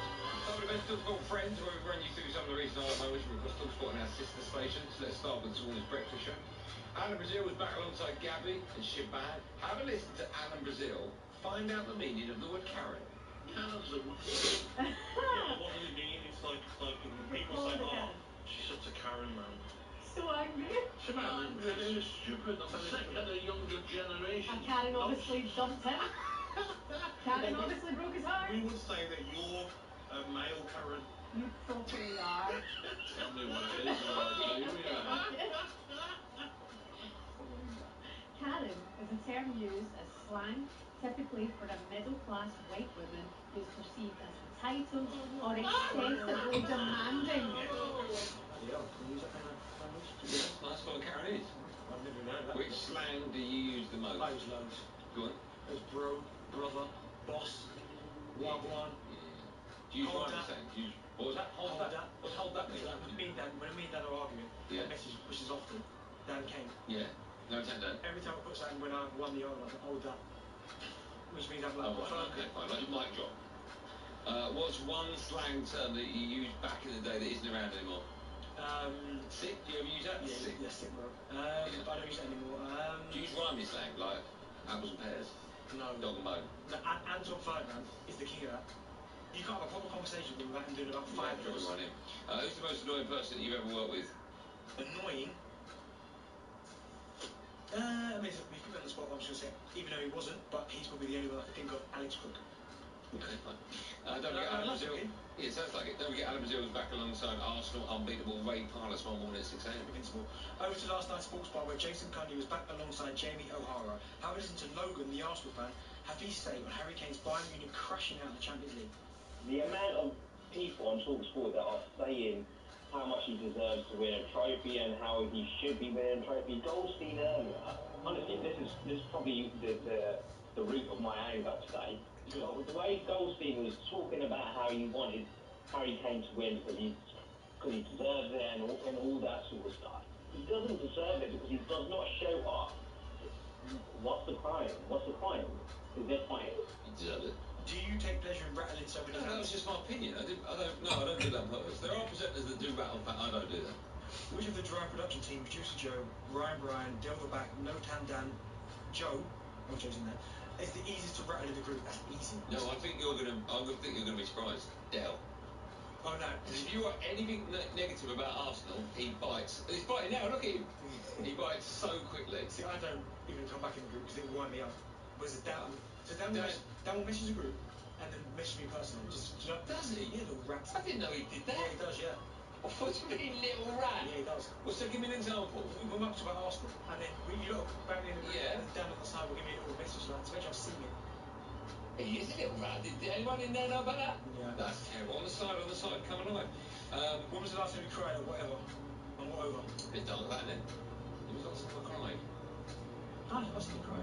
You haven't seen me cry. I've seen you come close to tears a couple of times. Well, okay, one of them was someone took school passed away. Yes. Where was the other one? When your father passed. Oh, okay, it's a bit dark now, the show, isn't Yeah, it? but listen, that's the last time. You said it was the last time. When your father passed. Yeah, I did cry. I think I saw. I really did cry when my father passed. Did I see Kunji shed a tear when Youth Sports Bar broke up?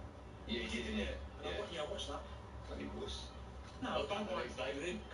That was what I was like, okay, CJ. Anyway, I'm back tomorrow with Jason Cuddy on Drive. Don't forget, we're going to take on Olympiacos in the Europa Conference League tonight, live on talkSPORT from 8 p.m. The latest episode of the Debrief podcast with Alan Brazil and Gabby Abono is available now to download wherever you get your podcasts from. Have a listen to this clip of Gabby discussing his breakup technique. Most relationships now, Al, in this era, end via text to avoid face-to-face confrontation. Well, Gabby, we had this chat earlier at the bar, and I never put you down for a chicken or a coward. I'm thinking, if I'm breaking up with someone, like, it's easy to send the text, turn your phone off, and disappear. If you're going to break up with someone, you hold their hand and tell them, I'm sorry. Crying and then like... Well, I'm sorry, that's life. We have to grieve and we have to smile. That's like getting the old tic-tac, getting the sack after 20 years by text. I'm surprised, you know. Disgrace. Can I just say that if anyone is thinking of breaking up, don't take advice from Alan Brazil or Gabby Abono. That's my advice. Have you ever been heartbroken? Yeah, I would have been somewhere along the line. You know, when you knew I was off? Yeah, When Ghost off Thursday. yeah, when I knew that was driving the ship. So anyone who's going through a breakup right now, what advice would you give them? Be honest. That it? Well, they're going through it or they're about to. They're going through it now. Stay strong, boss. Plenty more fish. Don't worry about it. Plenty more fish in the sea. Yeah, but no, stay strong. Plenty more fish. Now, with your former managers, would you never say things to his face? So, what did you say? Which of your former managers would never say things to your face? Oh, a fair few of them. Really? Yeah, fair few. There's some of them that are community right, and I like that.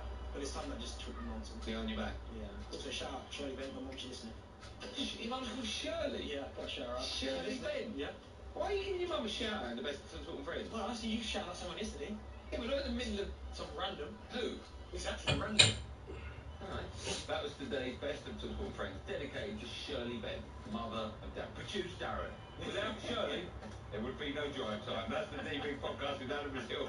Gabby Abono, available to download now wherever you get your podcast from. And of course, don't forget to download the talkSPORT app. Shout out Shirley Bent, everyone.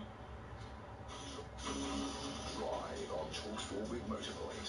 Hundreds of million new Audis, BMWs and Kias online and in store now. Live on talkSPORT with Motorpoint. Our double the difference price promise guarantees you won't find the same quality car for less. Terms and conditions apply. We're not a bit Spanish. We're not dating Spanish. Somewhat Spanish or Spanish. Estrella Galicia Cerveza is 100% Spanish. Just look for the label. Brewed slowly for 5 generations in A Coruña, using the finest Galician ingredients. So as a 100% authentic Spanish beer, it's time we say, cheers to the pretenders. We'll take it from here. Estrella Galicia. Spanish, not Spanish. The future of eco-friendly gardening and landscaping is here. Introducing the Ego Pro X range of battery-powered outdoor power equipment. A super tough, super powerful range for the hard-working professionals, the landscapers, the groundsmen, and the gardeners who demand the best. Say goodbye to the noise, the fuss, and the fumes of petrol, and embrace a greener, cleaner solution. The Ego Power Plus Pro X range. Power beyond belief. Search Ego Pro X today. This football season, if you're looking to get involved in all the action, then look no further. At Betfair, we've made it faster and easier to build your ACCA this football season. Celebrate this weekend with a completely free ACCA or Bet Builder on football. Betfair. Opt-in and previous deposit required. Match-free bet varies from £1 to £10 per customer. Minimum odds of 1.5 or minimum 1 leg. T's and C's apply. 18+. BeGambleAware.org. Sometimes running a trade or construction business can feel like working out in a sauna filled with wasps. But software can help. You can quote an invoice on the go to get paid faster. Soon it'll feel less like working out and more like chilling out. To whale song. Sunlight. Construction business. Search Zero with an X, because healthy business is beautiful business. For the jobs like this, We're going to need more skirting. and this, Think of another hardwood door on your way. now there's Howden's Click and Collect to keep every job running smoothly. Check stock at your local Howden's anytime, anywhere. Order our joinery, doors, worktops, appliances and more. Then collect in depot from as little as 15 minutes or whenever you're ready. It's open to all trade account holders, so click and collect at howdens.com. Howdens, the UK's #1 trade kitchen supplier. Search Howdens About Us to verify. Get an expert guide to all the latest speculation, signings and spending sprees with Simon Jordan's Football Business Roundup on talkSPORT with Tesco Mobile for Business. From the latest deals worth knowing to where the big money transfers are going, get the inside track in one all-covering football finance feature. Simon Jordan's Football Business Roundup on talkSPORT with Tesco Mobile for Business. Join Tesco Mobile and get business phone bills for up to 40% less than the big mobile networks. Tesco Mobile. Evident lapse. For applicable terms and verification, see tescomobile.com/business. On 1089 and 1053 medium wave. On your mobile and on your smart speaker. talkSPORT. talkSPORT Sports Update with Trusted Trader. Whatever the job, find verified professionals with real reviews at trustedtrader.com. talkSPORT. You listen to the Shirley Benn Drive Time Show with me, Andy Goldstein, down back alongside loads coming up for the last hour of our show, including, so fingers crossed, David Beckham will be joining us live. He's not coming, is he? He'll come, man. Can't fight the Beck, he won't let us down. All of that and more is coming up for the last hour of the show. Stay with us. It's all coming your way after the sport with Ben Fletcher. Good evening. If Villa are to have any hope of reaching the Europa Conference League final, they need to cut out the needless errors. We are always making some mistakes, but not always conceding goals after it. And they were clinical. We couldn't stop them in some tactical ways. Usually we are doing the challenge. Try to stop them, try to impose our game plan. Emery's side trail Olympiacos 4-2 heading into tonight's last 4-second leg. Build up to talkSPORT's live commentary gets underway at 7. To Goodison, where Sean Dyche admits there's a lot going on with the takeover saga. You know, it's the shifting sands of this football club, or current shifting sands. We, I've said many times you want to put a base into the club to build from, and it's not quite there yet. There's situations that are out of my control, but they are in people's control. Dyche says in his experience these things take time and he's remaining flexible with his planning for next season. FIFA's been threatened with legal action if it doesn't reschedule the 2025 Club World Cup. A letter to FIFA President Gianni Infantino, signed by the World Leagues Association as well as the World Players Union FIFPro, says the football schedule is now beyond saturation. John Eustace has dodged a touchline ban after his red card during the draw with Coventry, but he has been fined $2.5 grand. Alex Revell's been given the role of Stevenage manager on a permanent basis, and Lords members have voted in favour of redeveloping the Tavern and Allen stand.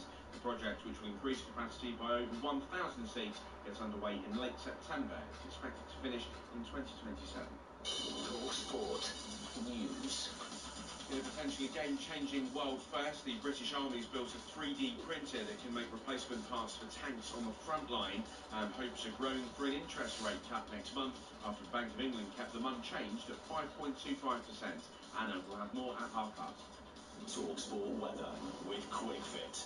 With over 600 centres across the UK, most of which open 7 days a week, we're here for every journey. QuickFit. Drive away happy every time.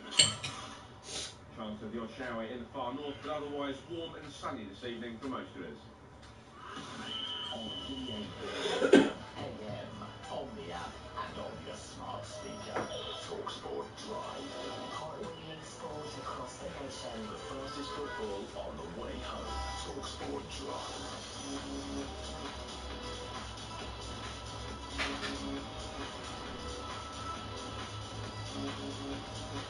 Welcome back to the last hour drama talkSPORT with me, Andy Goldstein, and of course Shirley Benson. We needed Shirley here, by the way. Shirley Benn is a lovely lady. She used to buy a property through me in Huntingdon. Always immaculately dressed and very polite. Wait, will your mum do a voice note of it's Shirley here, by the way, Shirley Benn? I'll ask her. That would be amazing to play that out. That would be great. Still to come on the show, we're going to be joined by six-time Premier League winner David Beckham. What do you mean, hopefully? He's coming on, Ryan. Of course he is.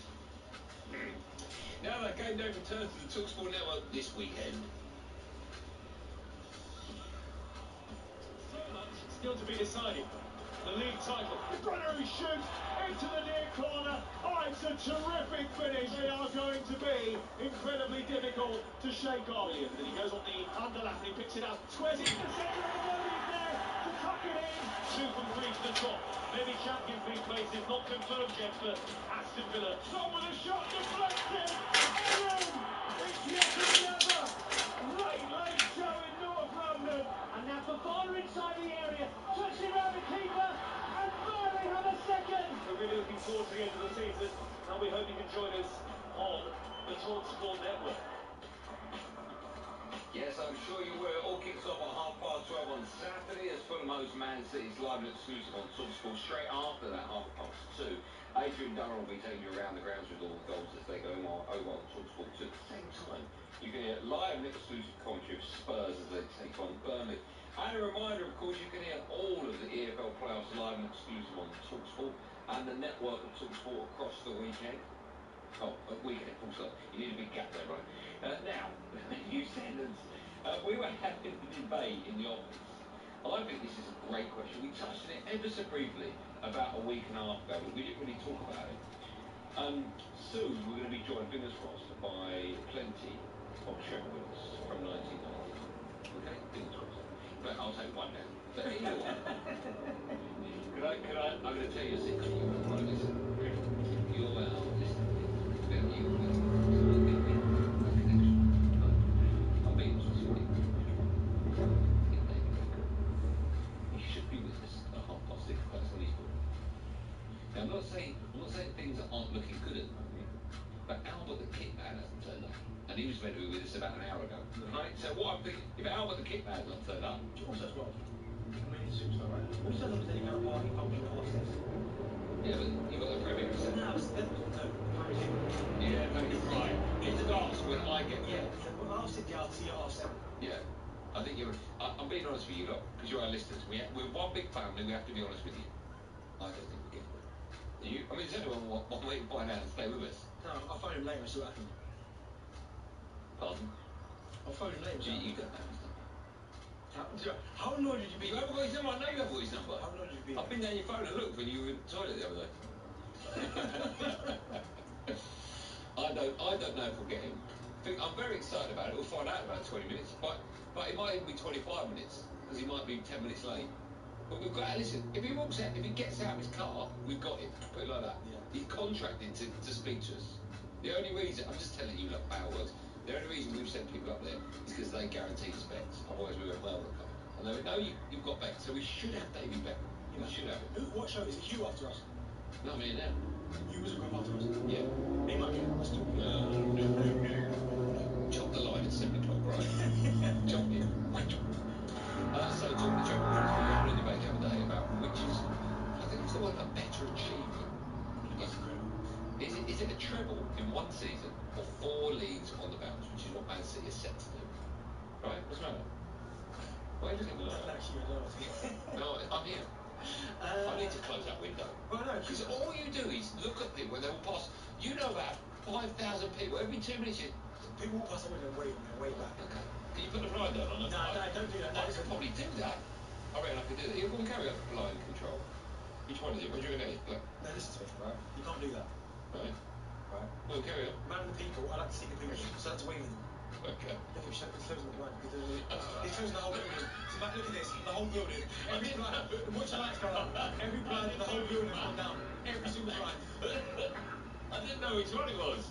I've closed every blind. Every blind in the office. Now we're in pitch black. That's amazing. Look at that. That's better. This is weird. They kind of. I don't have to turn that one up. Right, cool, carry on. I can't finish. Put blinds up. I can't. I think you've done one. Oh, that's the only one. Right, number 4 is the one. Right, let's do up, and up. Alright, this should be going up now. Well, this is great radio, because now you put that one down. Yeah, because that's the one that annoys me when people walk past you saluting them. I get it. Jealous. Jealous. People walk past waving at me and like it. No, I don't like it. Why? Because I'm trying to talk to you. I go like this. What do you think of that, Benny? You go, yeah.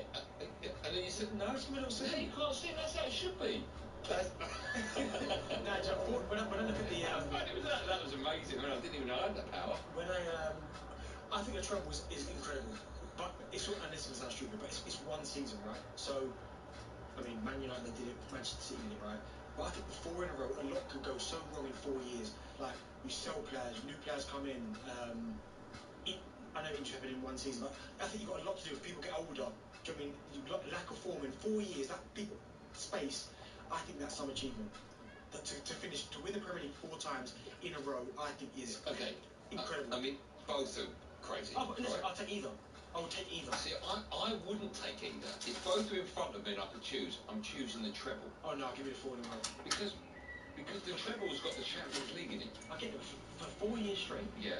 But would you rather never win the Champions League? Here's the thing. Would you only, if you could only win one of them, 4 leagues, you got league on your mantelpiece, or the Champions League, the Premier League, and the FA Cup? Give me the 4. I don't think you would, Benny. Do you not want to be crowned champions? You've won 1, you've won 2. What do people beat Steven Gerrard about? But he never won the league. I'll give you, and the Champions League, I get it, but not all greats got win all in Champions one League. season. With the treble, it's all in one season. It's the same manager. It was only 1 season. I know, but that season, you were practically unbeatable. I get it, right? But my point is, it's only 1 season. I know, but you've got different people coming in. So, I know, but like in yours, in year 3, it's like, oh, Haaland's coming. Oh, well done. Do you remember the first one? No, I wasn't part of that team. No, but that's my point. Like, players will leave, players will come. Like, there's so many decisions to be made in a 4-year period. And 1 season is 1 season. Yes, it's unbelievable, but you've got to manage the team for 4 years. As I said, players getting older, new players, like youngsters coming into the team. Do you know what I mean? You've got to juggle so many moving parts. I think 4 Premier Leagues in a row. And again, I would have either, right? But I think 4 Premier Leagues in a row, it takes some doing that. You're not the only person that can answer that. Or not the only, but there's a group of them. Phil Foden is one person. If they win it this year, there aren't that many people that. Maybe there are. How many? Well, no one's on 4 in a row. So no, I know. But what I'm saying is, if Man City win it, I wonder how many members of that first team played in the first season. See what I'm saying? Yeah. That's quite a lot have gone, right? Exactly, but that's my point. You look at some of the superstars they've lost over the last few years, and I know it's Manchester City, they've managed to maintain it, right? But Mahrez has left. Sterling. Gundogan's left. Sterling. Zinchenko. Aguero. Zinchenko. No, I'm just saying he's a player that part of it. I've up to the left. I mean, there's 4 there. We've had Sane. I think he might be before 4 years actually. Company was in that 4? Company. Yeah. That retired. They've lost so many players. You mentioned Torre. Yeah. I think he might be just maybe just before. But I think in 4 years to juggle everything, I think. And listen, I'm not trying to prove the treble, but I'm saying me personally would like 4 Premier League. If you were a manager, what one would you rather be known to have done? Manage 4 different Premier League winning teams on the bounce, or win that treble? I just think the treble. Yeah, because I know you're saying because you've got one of everything. Yeah. But now give it 4 Premier League. Really? So you never win a Champions League? Not in that period, maybe in the next 4 years, but... No, you can't add on to it at the end. I think the 4 Premier League. You would? Yeah. Okay. We'll take your calls in at 03717223344. Is this real? I don't know if the word taxi is real in this sentence. It says update. David Beckham is in Manchester City Centre. It says they're getting a taxi to the red carpet.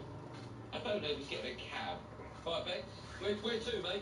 I don't think he's doing it. Why have you written that? I don't think he's getting a taxi. But he's on his way, is he? He's on his way. Right. Well, maybe I'll be proved wrong. David Beckham between... Bex won't let us down. Bex won't let us down. You won't even listen to this.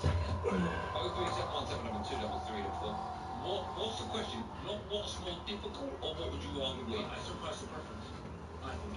Okay, so we're talking 4 leagues on the bounce versus the treble. Do you know anyone you could put on this? Cool. Say a voice note. Say about the one treble. Most of the time, there's no one. Stupid question. 03717223344. Dial that number. You'll be next. Having your say live and drive on talkSPORT after this. Drive on talkSPORT with Motorpoint. Hundreds of million new Audis, BMWs and Kias online and in store now. Play Stat for Life and you could.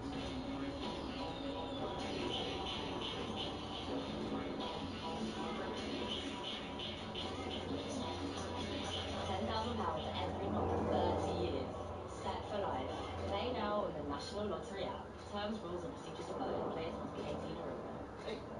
car parts at unbelievable prices. Here at You Pull It, the region's pull your own parts breakers yard, you've got them in the thousands. Headlamps at 28 quid, alloys 30 and batteries 15. A whole engine for just £154. With over 3,000 cars on the ground and new in every day, we've got the parts you need at prices you won't believe. Plus, we also buy scrap cars. You pull, you save. YouPullIt.co.uk. Prices may vary, terms and conditions apply. It's the pride, 18 plus camera roll. We're not a bit Spanish. We're not native Spanish. Somewhat Spanish or Spanish. Estrella Galicia Cerveza is 100% Spanish. Just look for the label. Brewed slowly for 5 generations in A Coruña, using the finest Galician ingredients. So as a 100% authentic Spanish beer, it's time we say, cheers to the pretenders. We'll take it from here. Estrella Galicia. Spanish, not Spanish. The McDonald's Chicken Big Mac is back, but not for long. So don't miss out on the 3 layers of soft bun. Don't miss out on the iconic delicious Big Mac sauce. Those crisp tender chicken patties, that fresh shredded lettuce, that melty cheese. And don't miss those delicious gherkins. Unless you want to take them out. Don't regret it, get it. From 11 a.m. until the 28th of May. Subject to availability, participating restaurants only. With Now, you can stream all the drama from the Premier League instantly and without a contract. The stuff your dreams are made of! From top-of-the-table clashes to relegation battles and everything in between. Can you believe it? Get all Sky Sports channels for a day or a whole month with a Now Sports membership. This is unbelievable! Stream the Premier League live without a contract with Now. 18 plus Sky Sports content streamed via internet. Full terms apply. The future of eco-friendly gardening and landscaping is here. Introducing the Eco Pro X range of battery-powered outdoor power equipment. A super tough, super powerful range for the hard-working professionals, the landscapers, the groundsmen, and the gardeners who demand the best. Say goodbye to the noise, the fuss, and the fumes of petrol, and embrace a greener, cleaner solution. The Eco Power Plus Pro X range. Power beyond belief. Search Eco Pro X today. Get set to prove your undying loyalty for your club and win when we play Football Fans Forever every Friday on talkSPORT with 3. Register to play now at talksport.com/win and you can bag some amazing prizes thanks to talkSPORT and 3. Play Football Fans Forever every Friday at Drive from 4 on talkSPORT with 3's Rewards app 3 Plus. Download it now and treat yourself to top offers from the UK's biggest brands. TalkSPORT Traffic and Travel with MyDear Cooling and Heating. Find an easier route to win air conditioning split system projects with MyDear. Win more, burn faster. That's the MyDear idea. Schedule the M62 eastbound is partly blocked after a collision between Birchwood at junction 11 and the M60 turn off at junction 12. In Surrey, there are long delays on the anti-clockwise M25 approaching junction 6 for Godstone. That's because of lane closures for roadworks. And in Buckinghamshire, the M40 is queuing southbound. That's partly blocked after a collision. It's happened between High Wycombe at junction 4 and the turn-off at Beaconsfield at junction 2. I'm Adam Moore. Winner of Best Sports Coverage in the 2024 Radio Academy ARIA Awards. Oh, brilliant finish! This Saturday, exclusive kick-by-kick commentary of Fulham versus Manchester City. Coverage from 11, kick-off 12:30 on talkSPORT. Diamonds are forever. They are all I need to please me. This is Drive on talkSPORT with me, Andy Goldstein. Darren Bennett alongside of Motorpoint. Check out hundreds of nearly around BMWs and Kias online. So now, what movie? Bond movie is this from? You having a laugh? It's not from You Having a Laugh. James Bond and you. You know what it is. Do you know what it is? What? You know what song is that? This one. Hold on. Octopussy? It's going to come. We're going to be joined by David Beckham. I mean, the clock's ticking, right? Come on, Why do you sound that? Just leave it, let it go. And then if you come and say, oh, guess what? No. We've got to build and build and build and build. It's funnier if we build and it, that's what we've got time for. That's funnier. At the minute, Jason and Brighton's winning. Hashtag don't let Brighton Jason and Brighton win.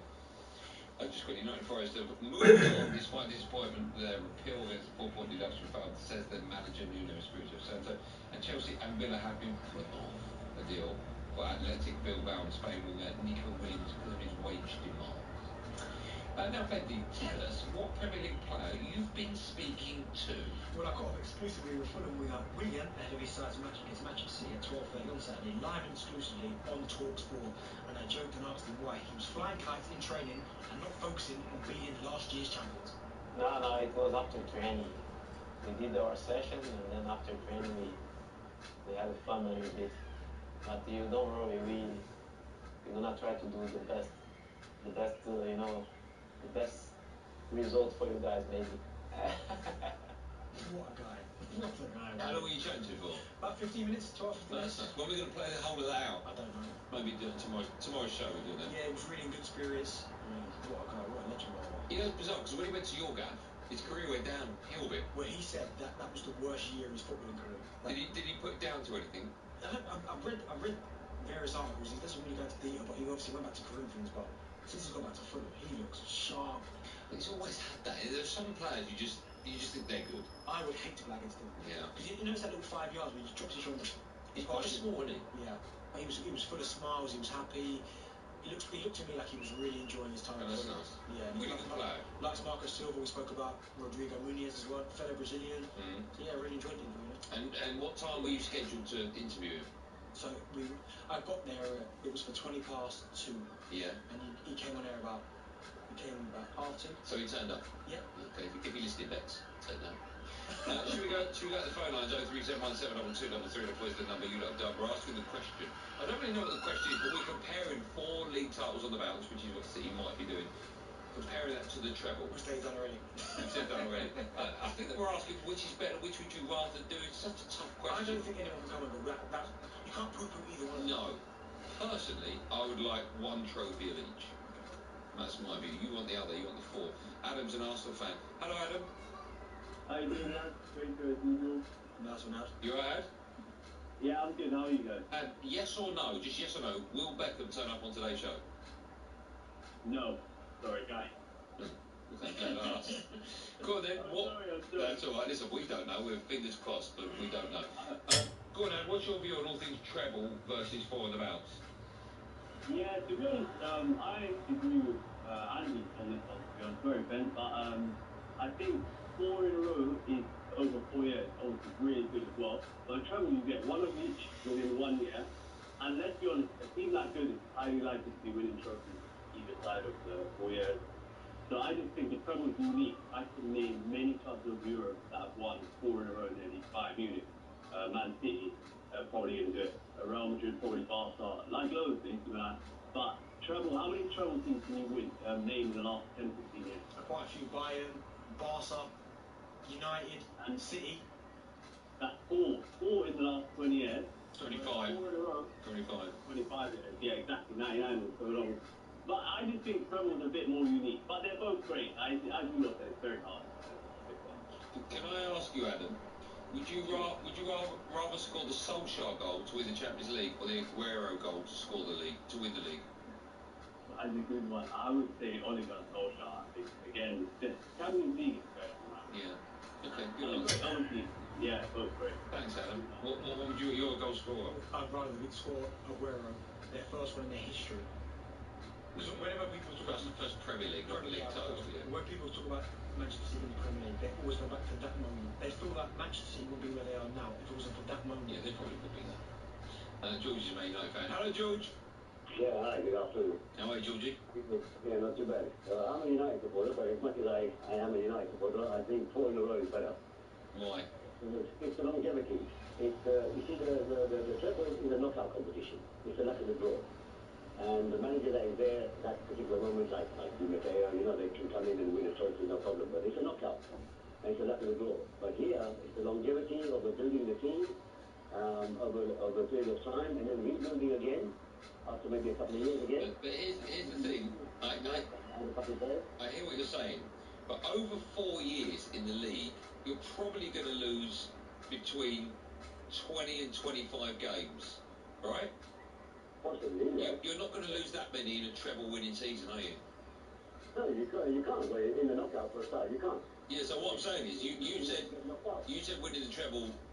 Well, you said because it's a knockout competition. What I'm saying is, you'll lose a lot less games when you win the treble.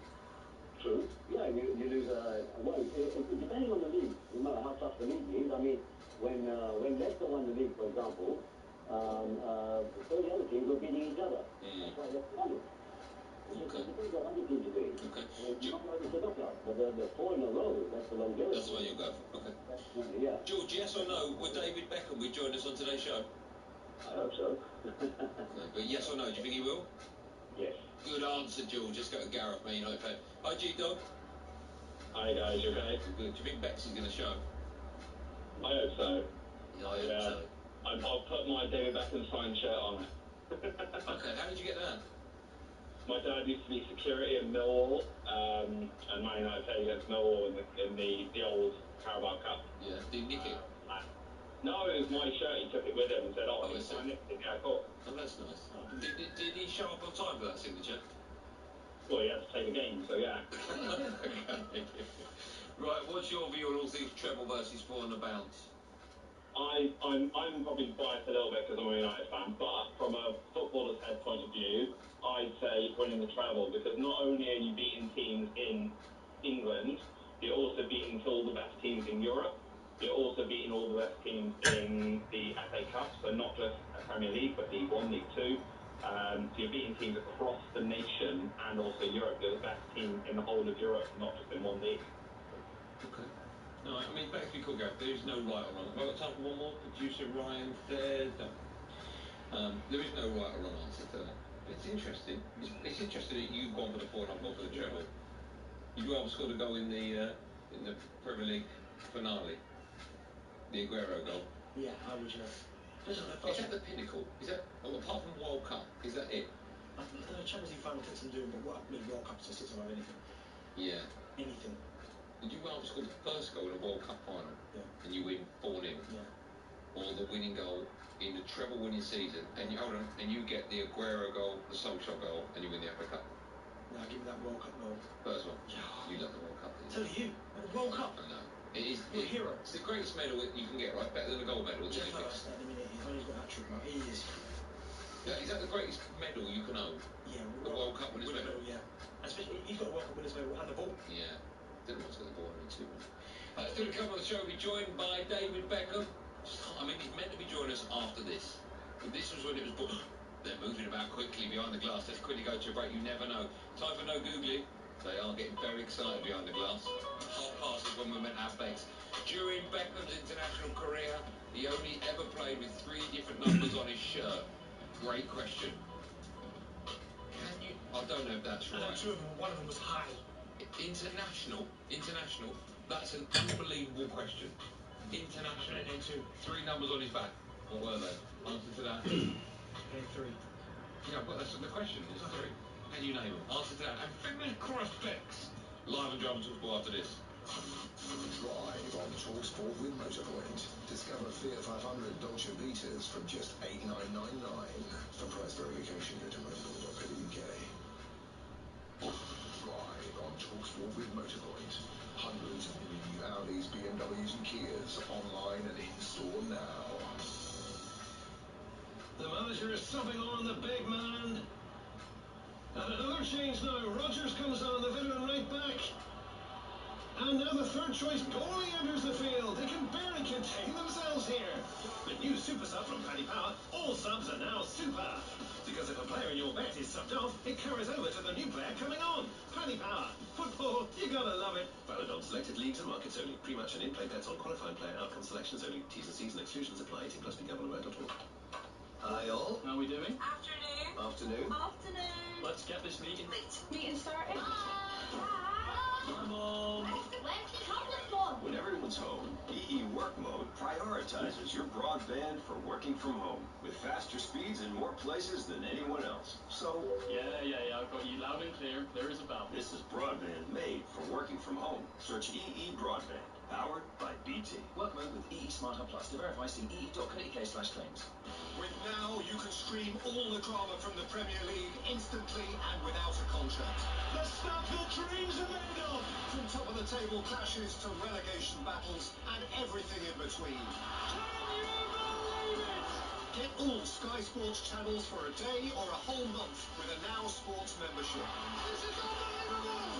Stream the Premier League live without a contract with Now. 18 plus. Sky Sports content streamed via internet. Full terms apply. As we all know, prices keep rising. So at B&Q, we've nailed down hundreds of ours.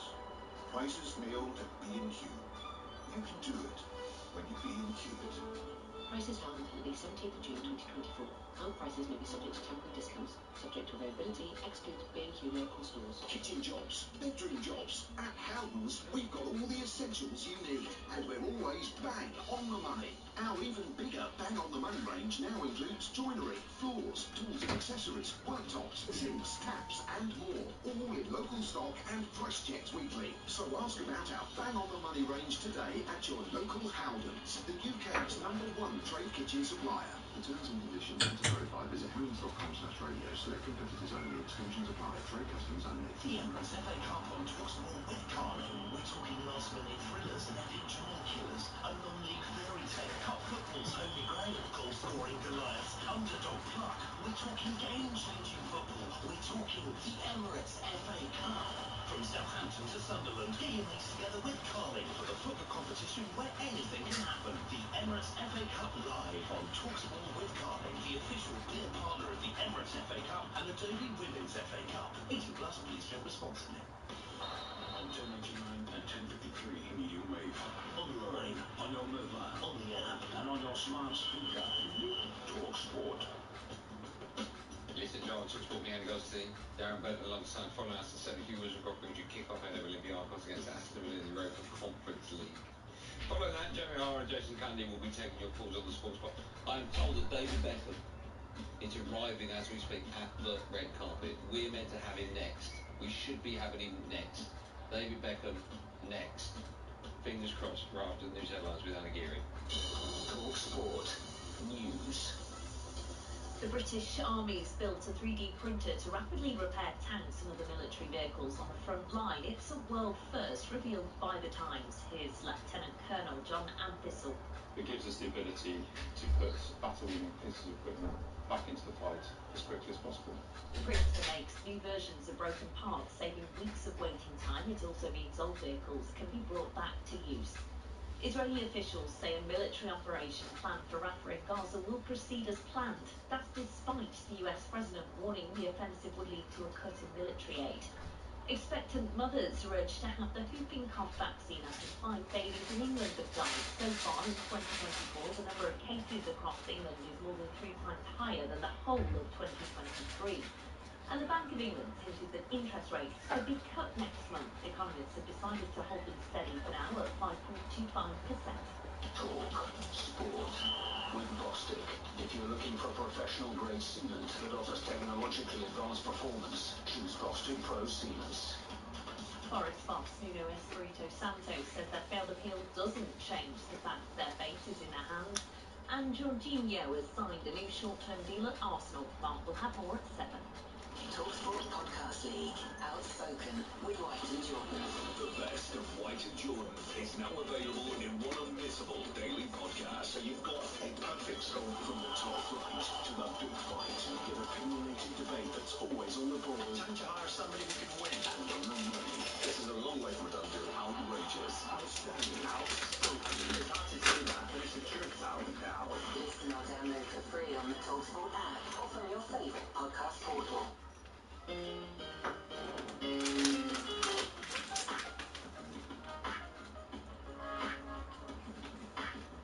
Listen, John, talkSPORT, me and Gosling. Darren Bent alongside. Before the break, I asked a question about Bex. Fingers crossed we've got him. The question, it's a great question. I'd like to say it's 100% right. I'm sure it is, but I'm sure he won this number. He's only ever played with 3 different numbers on his back when he's been playing for England. The numbers are 7, we all knew that, 15 and 17. I'm stunned that he's not worn the 10 for England. Yeah, you sure? He must have done. He must have worn the 10 for England. Anyway, apparently he hasn't. Now we're currently waiting for Bex to tip up and have a little chat with us on Drive. We've got it's called a dirty feed. You can see live stuff that's going on with Shabana, and she's on the red carpet. It's called a dirty feed. That's what it's called. That's what we call it, everyone. And she's just chatting to a few Man United boys that have walked past from the treble-winning year, and we're waiting for David Beckham to get out of his cab Be calm and then get on the red carpet. As soon as he does, Shibano is the first microphone in front of him. So as soon as that happens, we'll drop everything and go, hello, David Beckham. In the meantime, we think it's only right that Darren Bent gives us his top 5 passers in football history. Now,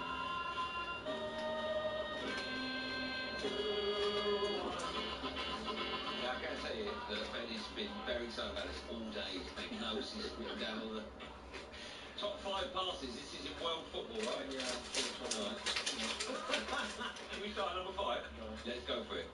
Number 5. No, you said that. Xabi Alonso. You're going to make sound effects for all of them. Yeah, Xabi Alonso. His passing was absolutely ridiculous. That holding midfield role for obviously Liverpool, Real Madrid. Proper pass. I remember playing against him as well. And sometimes you shut him down. You shut him down, and you think, I've got him now, and he just take it out his feet and Joy had, he could even pass it like a side slap. Yeah.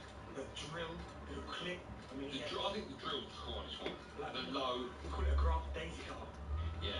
That's so hard. When I did soccer, when we were at soccer aid, and Ben Foster was from one end of the pitch to the other, kicking the ball back to another goalkeeper, and that's the kicking he was doing. So hard to keep it. It's like knee high, right? You ever even do that? No. Not like he can do it. Not like he can do it. Yeah. Oh, okay. How important is it? I mean, I'm guessing it's very important. If you're someone like Alonso, you need runners, right? Yeah. Because it's all not necessarily, but he could just honestly, he got that one as well. He used to play it through the thirds, break the lines. So he just like he looked and go slide into Is the that front. something you're taught, or is that just that's natural? No. Seeing the pass before it's there. Yeah. So you wait. So I'm going to put the blinds down again. Yeah. So before I go to number 4, I want to give a couple of honourable mentions. Why? Why would you do that at 5? Because I thought like Tom Hiddleston, unbelievable pass. Yeah, you said it before. Incredible. There's another one as well. I forgot. Tom Hiddleston, Steven Gerrard. He's not in it. No. He could pass the ball. Honestly, wow. Okay. This is world football. Yeah. All right. Let's move on. Number 4. Paul Scholes. Look what I just wrote down. Skulls. I thought you better have Skulls. Scholesy. Sat-nav, they called him. Sat-nav. But not in them. And again, full range of pass where you try and shut him down from the left side, you nick it around the corner. You go, right, I'll come from the other side, you nick it around another corner, you can side foot it, pass it, right way to pass. If he needed to pull out the zinger, he could zing all over the place. He does a lot of what's called scanning nowadays, right? Is that a new thing? No, it's just check the shoulders. I know, but like people have made a big deal about it over the last 18 months. It's like the thing to talk about, scanning. No, but Scholesy was that kind of player, right? Before the ball comes to him, he already knows what's around him. And you know what? He could be higher on this list. I mean, it's a hard list. But Scholesy, the passing, honestly, is just. You see it first hand in England. Yeah. No, I didn't see him in England. I didn't play, but I played against him a number of times. You never seen him in England? No, it was there. Time. But yeah, the range of passing was scary. When you're in the field with legends like this, and they go like that, do you, when you're there on the pitch, do you go, wow? Yeah. Do you? Of course you do. Reacting like I would react. Yeah, I go, oh, dude. Yeah. That's so fun. And then turn around and give you a little smile. Oh, really? Yeah. You do that? Did everyone do that? No. So as football fans, we watch it on telly, we don't know any of this. We don't know what you're saying. No, sometimes someone does something, you look at them and go, not bad that. Or something, yeah, always goes on. Say something. That's so funny. You guys do that. Another one mentioned Ambrose. Eager passing. Yeah. Do you know, I'm not with De Bruyne on my list. So people think, but he is not like this. Is not. I think rather than top 5, these are just 5. Yeah. Okay. Alonso, Paul Scholes now. Okay. Number 3. David Beckham. We're trying to get Bex on the show, and you've not put him in number 1. No. Right, let's hope he's not listening now. Great pass, will be. Come on, Bex is number 1. There's an argument. He could be 5. Shut up. No, Bex is unbelievable. Yeah, I know he is, but Scholesy, I mean, I put him above Scholes and Alonso, by the way, and both of those could slap it. But no, yeah, he's Bex. Again, different range of What's passes. your favourite? See, we were talking about Bex's passes. My favourite one is in a Real Madrid shirt when he smashes it about 80 yards to Zidane. There's one I like where it's almost a cross pass to Ronaldo, Brazilian Ronaldo. At Anfield? No, at the Bernabeu. Like he almost like whips it. Brazilian Ronaldo. Drives it and just keeps going. You go, it's going to land at some point, and it just drops on Ronaldo's foot, and he volleys it in left foot. Do you remember that pass Wayne Rooney did in the MLS? He was running back, made a challenge of the halfway line.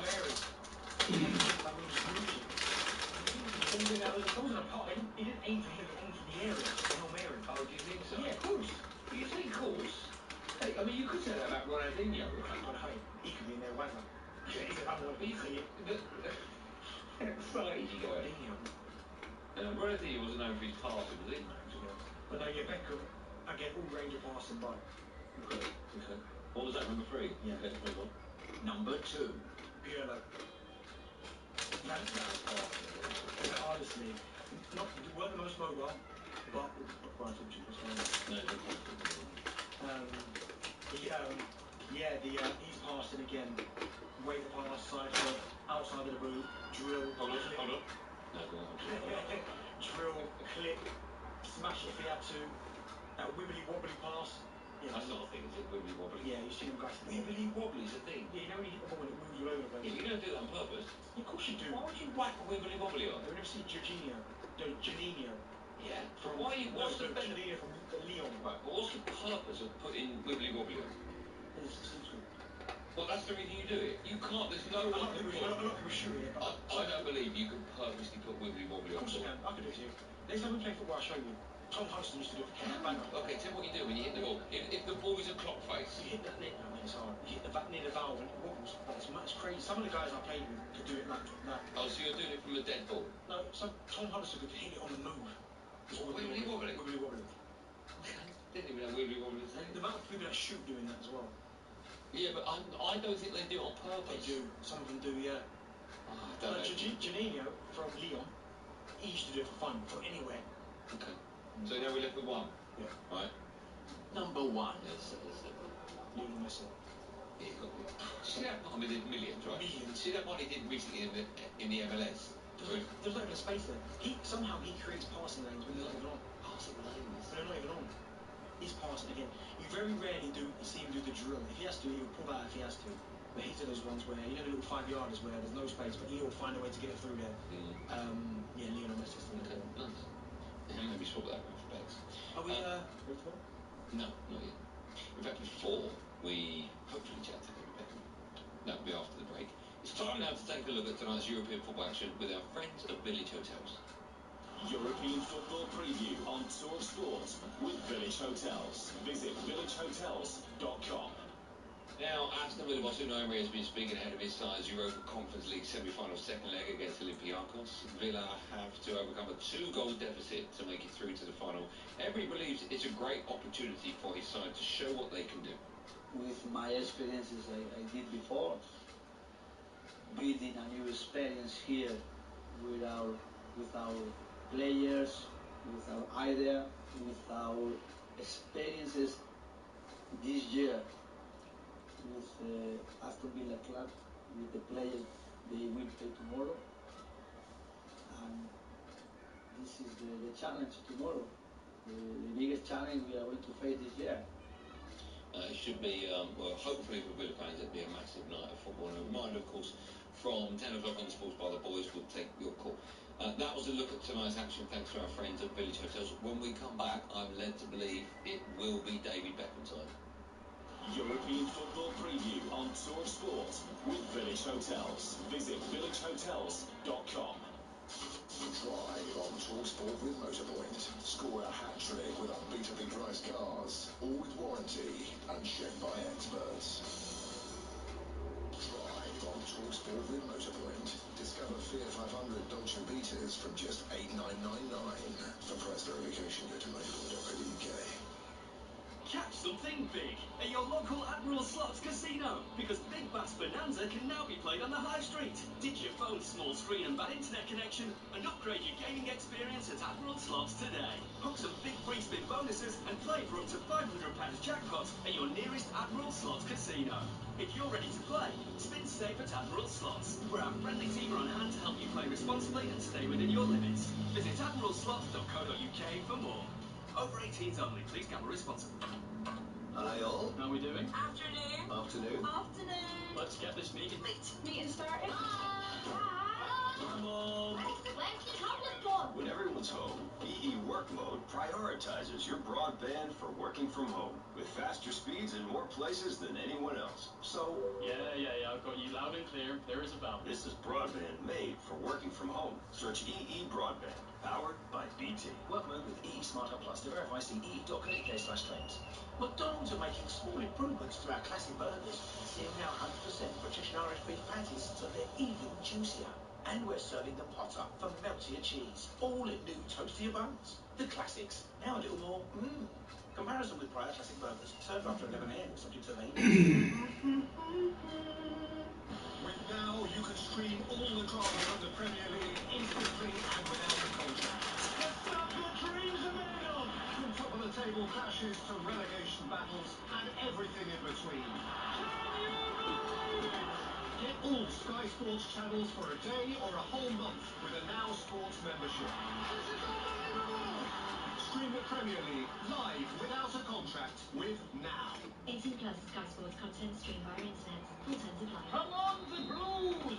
We're in white, Einstein. Whoops, Sunday league was so gritty. Which reminds me, smart meters could help if we think a future where we're less reliant on imported gas. All right.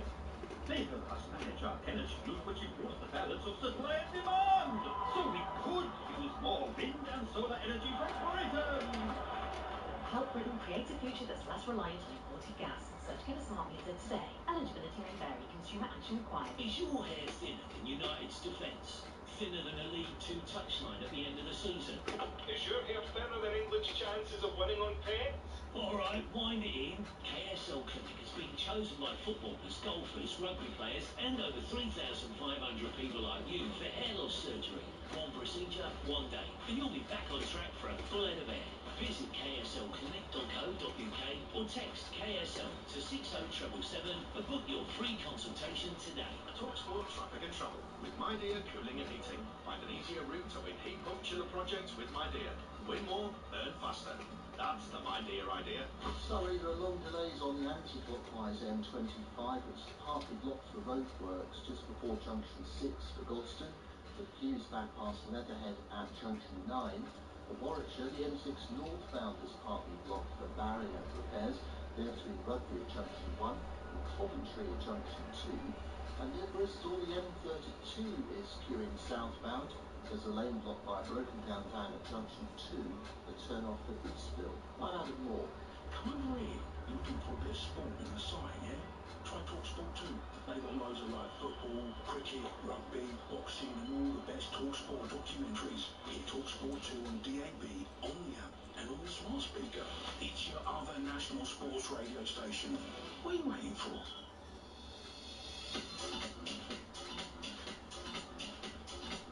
John, talkSPORT behind the goals in Darren Benham went to score hat-trick on a nearly new car, the warranty, same-day drive away to saving thousands of pounds. Now, we've got 30 minutes till we come off air. This is where we're at. So if you're joining us late, all throughout the show we've been trailing David Beckham coming onto our show live. It's going to happen in a second. And this is because they have the premiere of a documentary called 99. It's up in Manchester. Shabana Hearn is on the red carpet for talkSPORT. And we were under the impression that Bex was going to join us about 6:30. He's going to join us. I know we've got 12 minutes to go, but this is where we're at the moment. He's currently having a chat with the person next to Shabana on the red carpet. These chats last 4 or 5 minutes. The people in charge of these famous people don't give them too long with each person. And so as soon as that chat finishes, which will be in the next 3 or 4 minutes,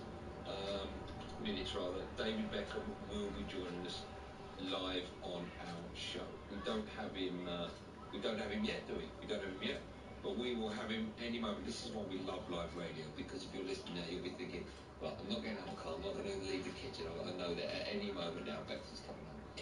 While we're waiting for Bexy to come on, I can tell you that Alan Brazil joined Gabby Bonhor on the Breakfast Show this morning and reacted to the news that we've got David Beckham on drive today. Have a listen. That's good. That should get them a few more listeners, which they need badly by all accounts. Burn this morning. Let me just say on behalf of Team Drive, our listeners are very close to theirs, if not better. I'll just read out some of their guests, shall we?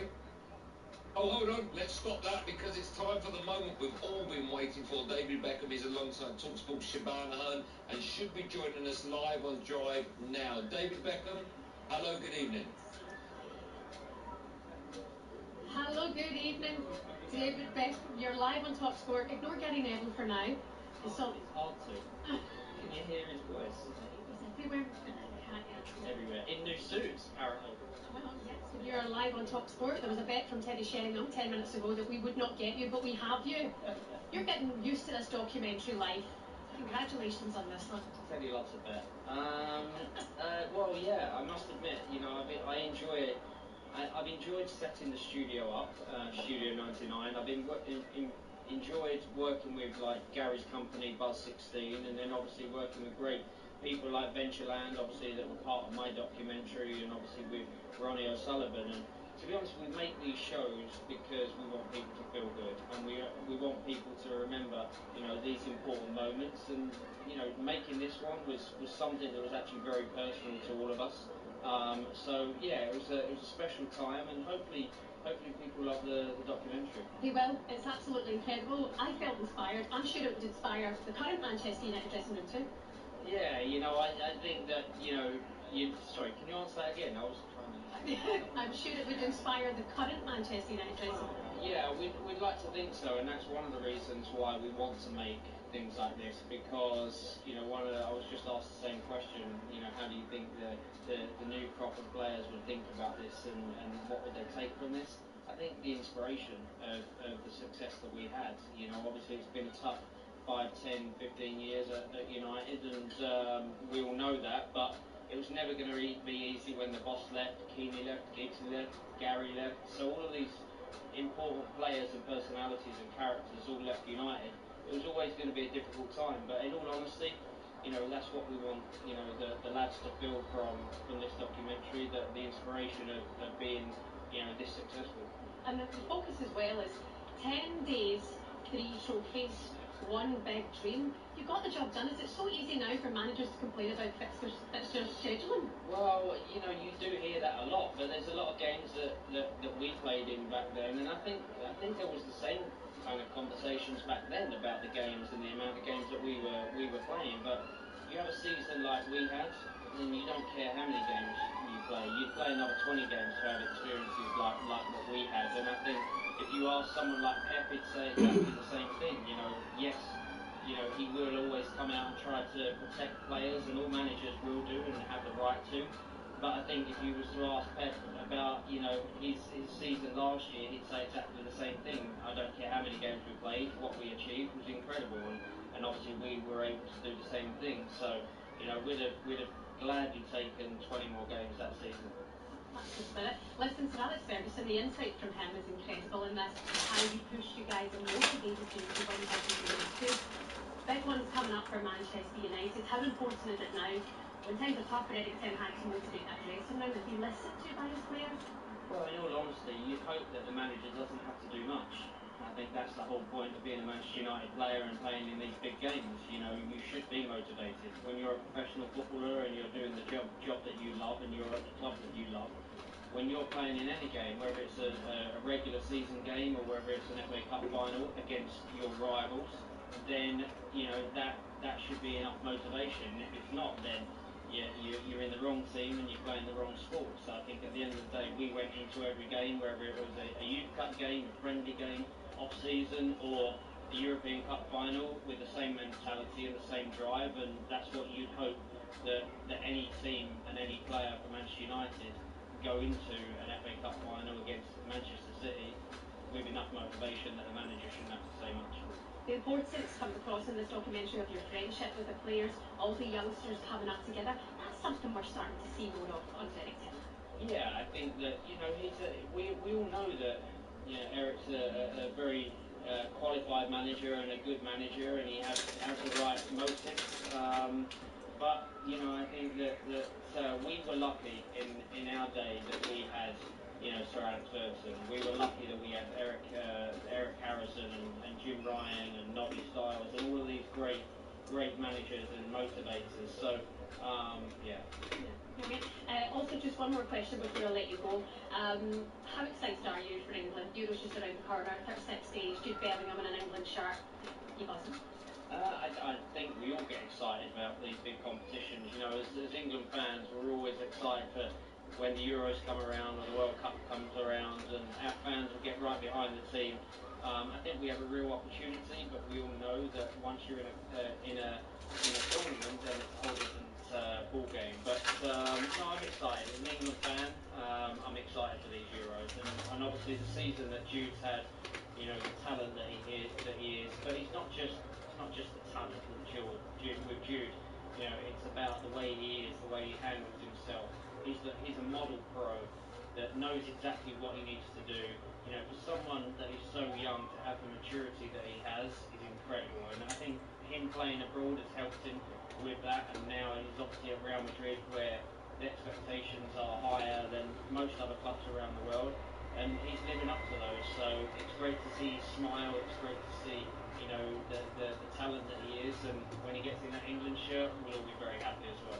Most importantly, before I let you go and watch this documentary, Andy Goldstein and your former teammate Gareth Bent listen back in the studio. Do you get a chance to listen to them often? You know what? When I'm driving back on a long drive, I always listen to the boys, and you know, they're entertaining. My mum's obviously a big fan. Your mum and Andy are friends, weird. I know it is. Well, it's a little bit weird, but I don't mind. I love Andy. So you know, and Darren's a great lad as well. So I'm always listening. So tell them to please be nice, or they'll hear this now. But I'm always listening. I'm always a fan of the show, and yeah. Andy's saying he's got better hair than you. What do you say to that? Maybe he has. What do you think? I'm going to say you because you're right in front of me. David, thank you. Enjoy the premiere. You're welcome. Thank you. That was fantastic work from Shabana Hearn. She's one of the best. That was a great interview. I know people listen to this going, why didn't you speak to Bex? There's a problem this end and so on, but it doesn't matter when you've got Shabana asking. I mean, every single question was absolutely brilliantly asked and beautifully answered. And the fact that Bex listens to the show and he actually said he loves me. Right? Now, you heard that. I think he said likes. I think there's a good chance I'm going to go to his 50th. I think he said he likes.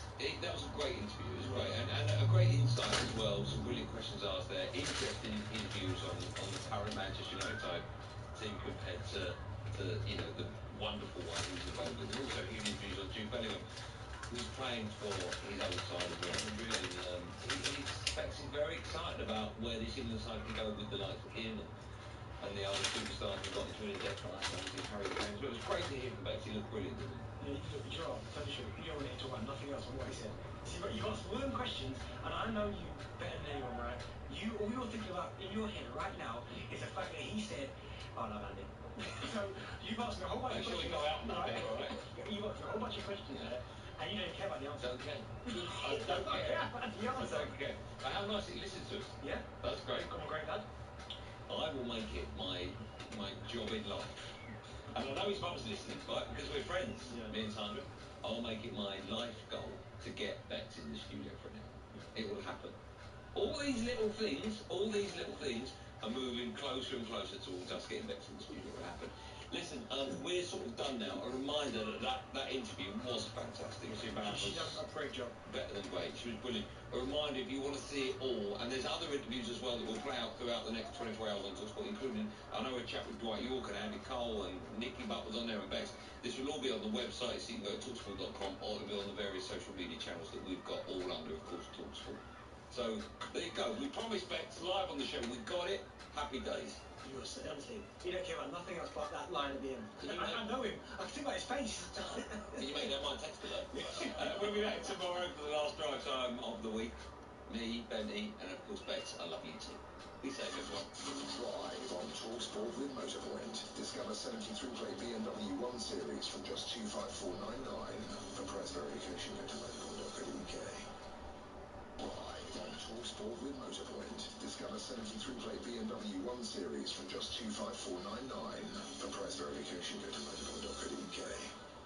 Catch something big at your local Admiral Slots Casino, because Big Bass Bonanza can now be played on the high street. Ditch your phone's small screen and bad internet connection and upgrade your gaming experience at Admiral Slots today. Hook some big free spin bonuses and play for up to £500 jackpots at your nearest Admiral Slots Casino. If you're ready to play, spin safe at Admiral Slots, where our friendly team are on hand to help you play responsibly and stay within your limits. Visit admiralslots.co.uk for more. Over 18s only. Please gamble responsibly. Hi all. How are we doing? Afternoon. Afternoon. Afternoon. Let's get this meeting. Late. Meeting started. Come on. Where's the tablet gone? When everyone's home, EE Work Mode prioritizes your broadband for working from home with faster speeds in more places than anyone else. So, Yeah, I've got you loud and clear. There is a bell. this is broadband made for working from home. Search EE Broadband, powered by BT. Work Mode with EE Smart Hub Plus. To verify, see ee.co.uk/claims. McDonald's are making small improvements to our classic burgers. Here are now 100% British and Irish beef patties, so they're even juicier. And we're serving them hotter for meltier cheese, all in new toastier buns. The classics, now a little more Comparison with prior classic burgers, served after 11 a.m, subject to availability. Looking for where to start your next paint project? At Wix, find all the inspiration and help you'll need. Crust's Dulux standard 2.5 litre coloured emulsion was £21, now 15. Terms apply. Keep things smooth by making the move to Universal Credit. It won't be automatic, so look out for your letter telling you what you need to do and when. Ignoring it could even stop your payments. But don't worry, there's loads of support available, like a dedicated phone line, independent advice, and financial protection to help with your move. To find out more, visit gov.uk/UCMove. Eligibility criteria apply. For the jobs like this, We're going to need more skirting. and this, Pick up another hardwood door on your way. now there's Howden's Click and Collect to keep every job running smoothly. Check stock at your local Howden's anytime, anywhere. Order our joinery, doors, worktops, appliances and more. Then collect in depot from as little as 15 minutes or whenever you're ready. It's open to all trade account holders, so click and collect at howdens.com. Howdens, the UK's #1 trade kitchen supplier. Search Howdens allows us to verify. On 1089 and 1053 medium wave. Online, on your mobile and on your smart speaker. talkSPORT. Talk Sport.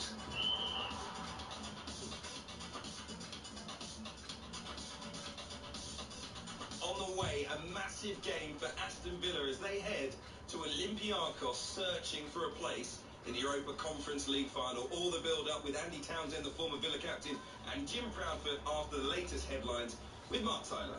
Good evening. Villa's bid to overturn a 2-goal deficit at Olympiacos in the Europa Conference League is live on talkSPORT tonight. Forest boss Nuno says he and the club are well focused on the battle for survival despite the failed appeal against their 4-point deduction. 2 major footballing bodies have threatened FIFA with legal action and mass revolt if the 2025 Club World Cup isn't rescheduled. And Everton's Sean Dyche says he's having to be patient and still plan for next season as 777 takeover talks continue. There's more at talksport.com. talkSPORT News. In a world first, the British Army has built a 3D printer that can make replacement parts for tanks on the front line. And hopes are growing for an interest rate cut next month after the Bank of England kept them unchanged at 5.25%. talkSPORT weather with QuickFit. We're focused on the road ahead with over 300 EV train centres. Find your local EV train centre at quickfit.com so you can drive away happy every time. A warm evening with hazy sunshine for most of us, a chance of the odd shower in the far north. On 1089 and 1053 medium wave, on DAB, online and on your smart speaker. Absolutely sensational Europa Conference League live on talkSPORT. Aston Villa's goal was to climb the mountain in the Europa Conference League this season and lift the first trophy on the continent for 42 years. But after a 4-2 defeat in the home semi-final first leg, they now truly have a mountain to climb. Tonight on talkSPORT, they must scale Olympus to reach the final.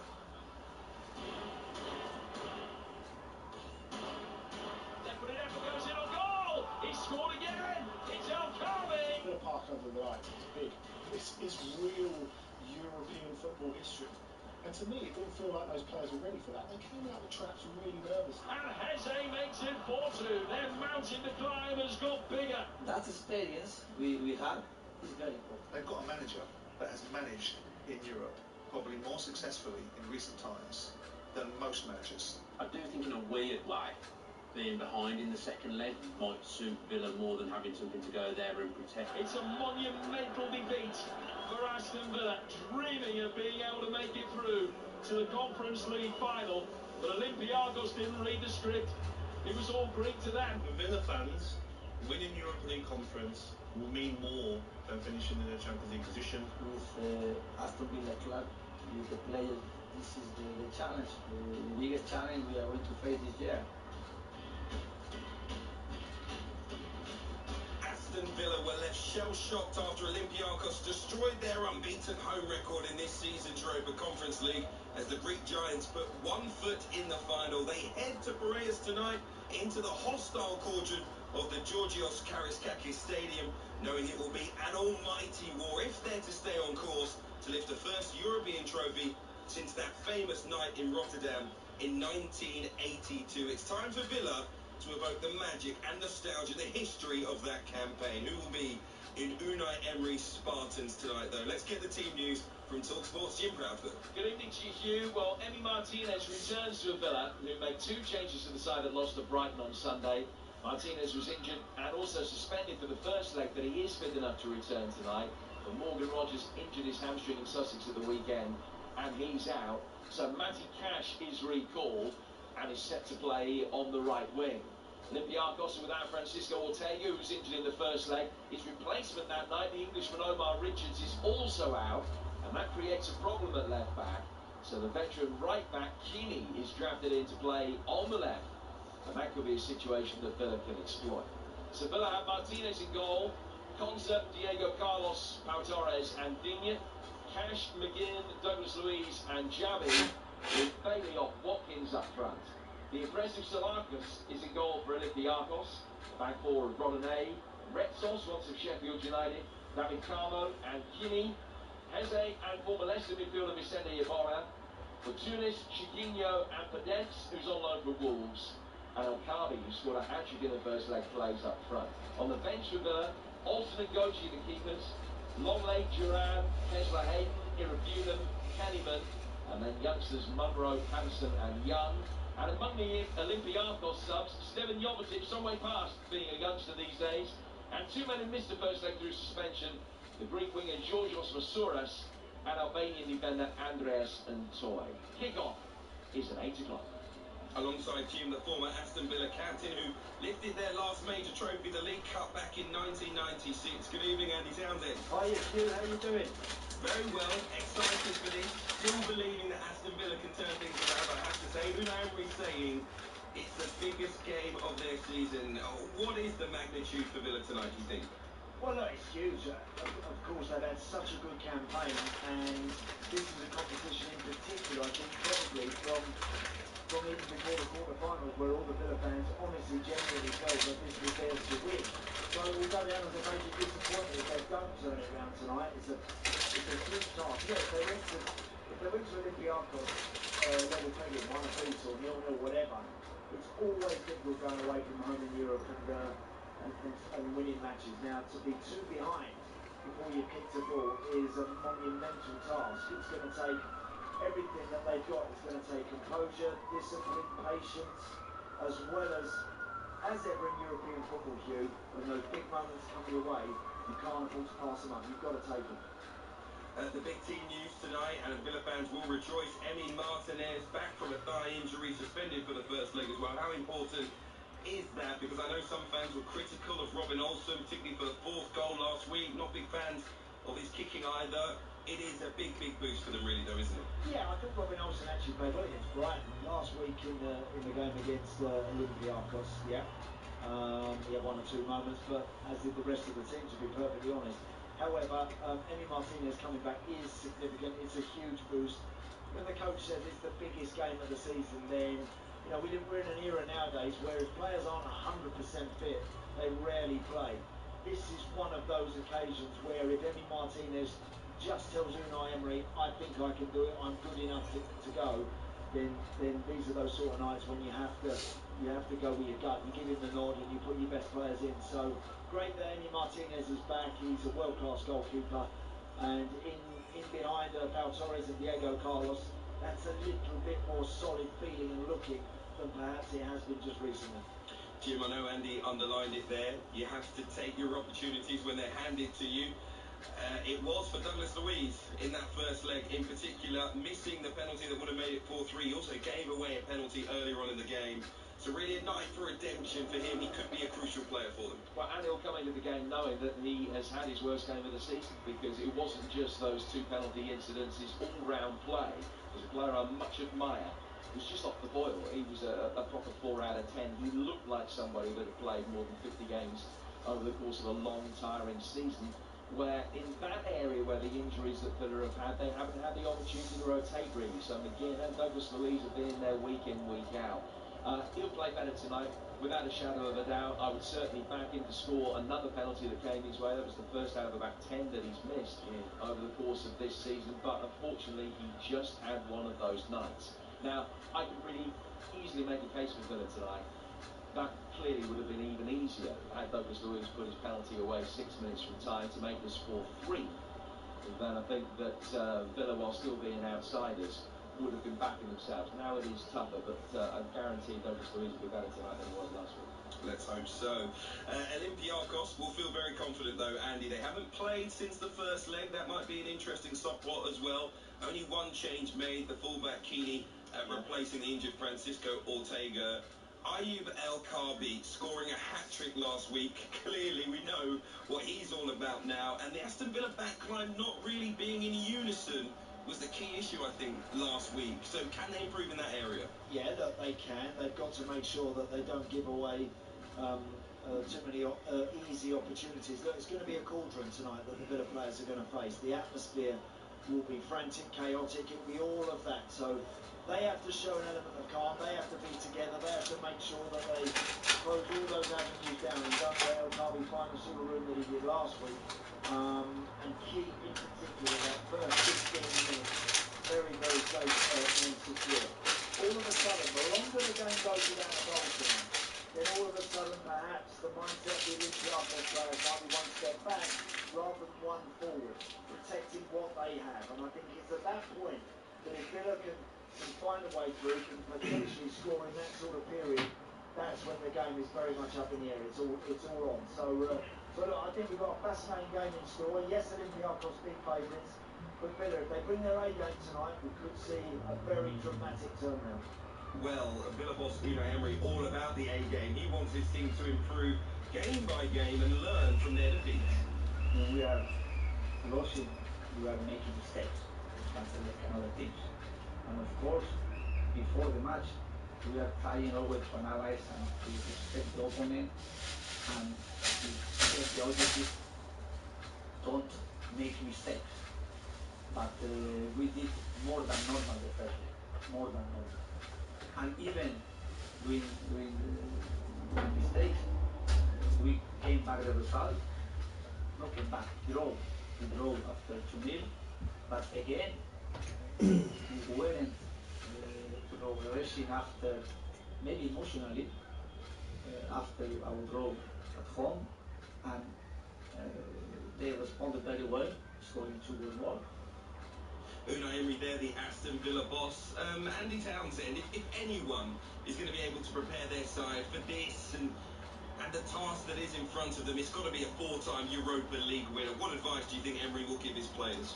That they've got 90 plus minutes to sort this out. They don't have to go crazy in the first 10 or 15 minutes and get a little bit short in numbers at the back, expose themselves in defensively, and then allow Olympiacos to effectively put the game to bed. Because if they score first, you would get the feeling that's where we will be. So I'm sure he will say discipline is so crucial, Q, on nights like this, because it's very easy.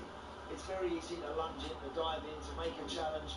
Someone goes flying up in the air, making the most of it. All of a sudden, a red card, and any opportunity you've got to get back in it has gone. So they've got to make sure that their discipline is spot on. And I think Ollie Watkins, has shown all season that he can work those channels, but when he gets opportunities to run through on goal, he's got that composure now. He's got that belief and confidence that he can finish. And how Villa can do with him just taking one of those opportunities in that first 20 minutes, half an hour. If we get that, if we get a Villa breakthrough first, then I tell you, we've got some night ahead. I think one thing that is significant tonight, Hugh, is the complete lack of experience on the Aston Villa bench. Clement Longley has played 50 Champions League ties in his career. John Duran's got a really bright future ahead of him, and he's played nearly 50 first-team games for Villa. Other than that, there's next to nobody there. Kane Kessler-Hayden hasn't played in Europe so far, although he did really well in a loan spell at Plymouth. He's only started one game for Villa in his career. Tim Irabunan has only started 3, and then you've got Patterson, Monroe, Kellyman and Young, who hardly played a Villa game between the 4 of them, those teenagers. There is next to nothing for Unai Emery to work with off the bench in the absence of the likes of Tielemans and Zaniolo and Alex Moreno as well. So they're really stretched. I talked already about the workload that some of these Villa players have had over the course of the season. That is a major concern. There's a massive responsibility on starting 11 play. I started 7 o'clock believing it was on, and now I've slightly been taken down to the ground by that, Jim. I don't know how to feel. No, don't let me talk you out of it. I think it is not easy to make a case for Aston Villa. I think you can. I think that there will be a lot of pressure on Olympiacos. I think that Villa will be able to play on that, and I think that the atmosphere actually is something that in a strange way could actually work in Villa's favour rather than in Olympiacos. But what is crucial is that they have a really good start to this game. If they can lay a solid foundation down inside the opening half hour, I do think that they've got a puncher's chance of getting this to extra time tonight. Don't let me talk you out of your... Hopefully not, because Villa coming to this with 3 defeats in the last 5 games in all competitions. The latest, the 1-0 defeat of Brighton in the Premier League at the weekend. So hopefully they are not beginning to fade. We're going to find out from 8 o'clock this evening. You're listening to Kick-Off on talkSPORT with Ladbrokes. We play together. Terms and conditions apply. It's 18+. BeGambleAware.org. We'll have more build-up to Olympiacos versus Aston Villa in the Europa Conference League, with kick-off coming at 8 p.m, as I say. We'll also look back on the Champions League semi-finals and discuss the possibility of Thomas Tuchel heading to Old Trafford. Stay with us. Kick-Off on talkSPORT with Ladbrokes. We play together. Terms and conditions apply. 18+. BeGambleAware.org. Kick-Off on talkSPORT with Ladbrokes. We play together. Terms and conditions apply. 18+. BeGambleAware.org. Switch to EE's ultra-reliable full-fiber broadband for only $29.99 a month and pay absolutely nothing up front. What? Nothing? Not a thing. Plus, it stays fast Even at peak times? And it's powered by BT. Bingo! All on the UK's most reliable broadband technology. That's epic. No wonder broadband switchers choose EE. Hurry, offer ends 16th of May. New customers, 24 months, 43.7% UK availability. Terms apply. Price increases on 31st of March each year by £3 a month. So many small cars to choose from. This one looks like that one, which looks like... I don't know, the new Suzuki Swift. This is the one. Yep, standard reaction to the new Suzuki Swift, which comes with serious style, a choice of cool colours, and loads of tech as standard. Oh, and it's available with 0% APR for 2 years. Want to be one of the first behind the wheel? Search Suzuki Swift to book your test drive and get set to feel good different. Participating dealers only. Suzuki Financial Services Limited. T's and C's apply. See cars.suzuki.co.uk/offers. I love a bet builder. I just love having a choice. I like betting in play. I like seeing where the game's going. I'll just put on any ball story because I know something's going to happen. You can now bet in play with Betfred's Bet Builder. So once a game has started, you can choose 2 or more selections to create your own unique bet. Bet in play with Betfred's Bet Builder. Available in Betfred shops. Selected matches only. Maximum stakes apply. Markets made available at Betfred's discretion. T&Cs apply. 18+. BeGambleAware.org. FX's Welcome to Wrexham is back on Disney+. Join Ryan Reynolds and Rob McElhenney. Here we are in season 3. It's going to be a very harrowing, edge-of-your-seat season. In our whole new league. This division is going to be tougher. If we keep believing, we can turn things round. FX's Welcome to Wrexham. New season now streaming exclusively on Disney+. 18+ subscription required. T's and C's apply. Meet Sasha, a woman with impeccable style. Even the most fashionable amongst us can face fashion frustration. So many clothes, but nothing to wear. By selling something on eBay, there's still hope for Sasha. Nice. Sell the clothes you don't wear to buy the ones you will. Birthday fit sorted. It's now free to sell your pre-owned clothes on eBay, so you'll never have nothing to wear again. Conditions apply.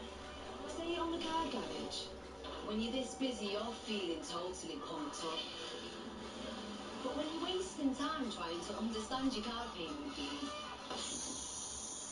it's time for Till, the payment provider from NatWest with fair and simple pricing.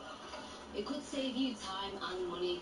Search for Till by NatWest. That's T-Y-L. Tomorrow begins today. Terms and conditions, fees and eligibility criteria apply. This weekend, winter is coming. The Sunday edition with Henry Winter and Sean Custis on talkSPORT in partnership with GamCare. Morning, Henry. What's catching your eye this morning? Join two of the UK's most formidable football writers for an in-depth exploration of the real stories behind the week's back page headline. This is the type of story which I love because it pertains to all sports. Sunday edition this Sunday morning from 9 on talkSPORT in partnership with GamCare. Confidential support for those affected by gambling harms. Visit gamcare.org.uk/learn. Europa Conference League live on talkSPORT with Village Hotels. With 33 locations across the UK, Village Hotels have everything under one roof for a great breakaway. talkSPORT 2, Friday night. League 2 playoff semi-final. And it's an absolute cracker. Doncaster Rovers versus Crewe Alexandra. Coverage from 7, kick-off 8 o'clock. Rock Friday night on talkSPORT 2. Pratt with an in-swing, high to the far post, great header for Mats Hummels! And Dortmund have the goal they were looking for. Borussia Dortmund are heading back to Wembley. Davies is there, inside the penalty area now, onto his right foot. Oh, it is magnificent! There is your sucker punch. It's a goal! No offside. And Hosselu has made a colossal impact on this Champions League semi-final.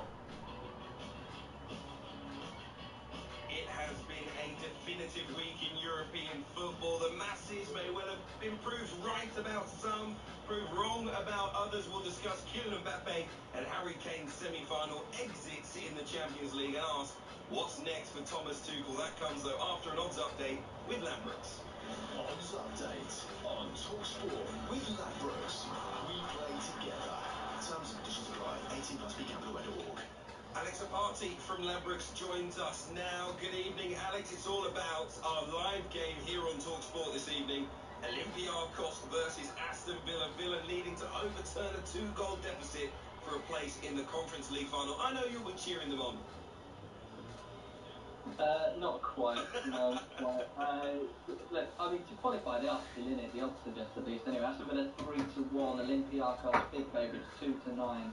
What a result they got in Birmingham last week. I don't think many people will have saw that coming either, but once again, in terms of the match betting, we make Aston Villa favourites. They're around the even money right now. Olympiacos are 9-4, and the draw, which obviously would be enough for the hosts, is 13-5. As you mentioned, Villa need 2 goals without reply at least to get back into this tie, but you would think a goal for Olympiacos surely puts the tie to bed, and worryingly for Villa, Olympiacos have only failed to score in 2 home games in all competitions this season, so 1-2 say both teams score, and if that does happen, I think it's game over for Villa.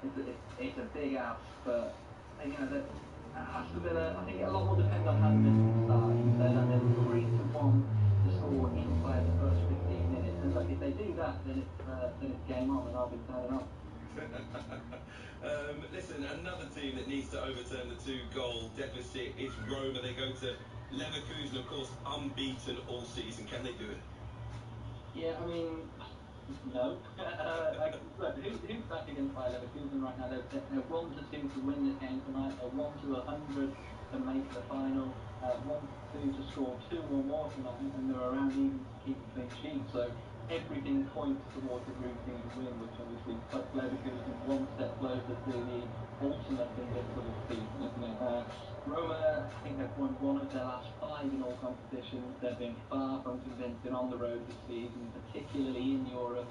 They did have their chances last week, though, didn't they? Lukaku and Tammy Abraham, notably, they were so poor in front of goal, and I think the 5-1 on them winning tonight is probably fair, but as you say, they're not completely out of this tie just yet. But the one for me tonight is Frimpong. He was such a thorn in Roma's side last week. He scored at the weekend. He scored against West Ham in their last round.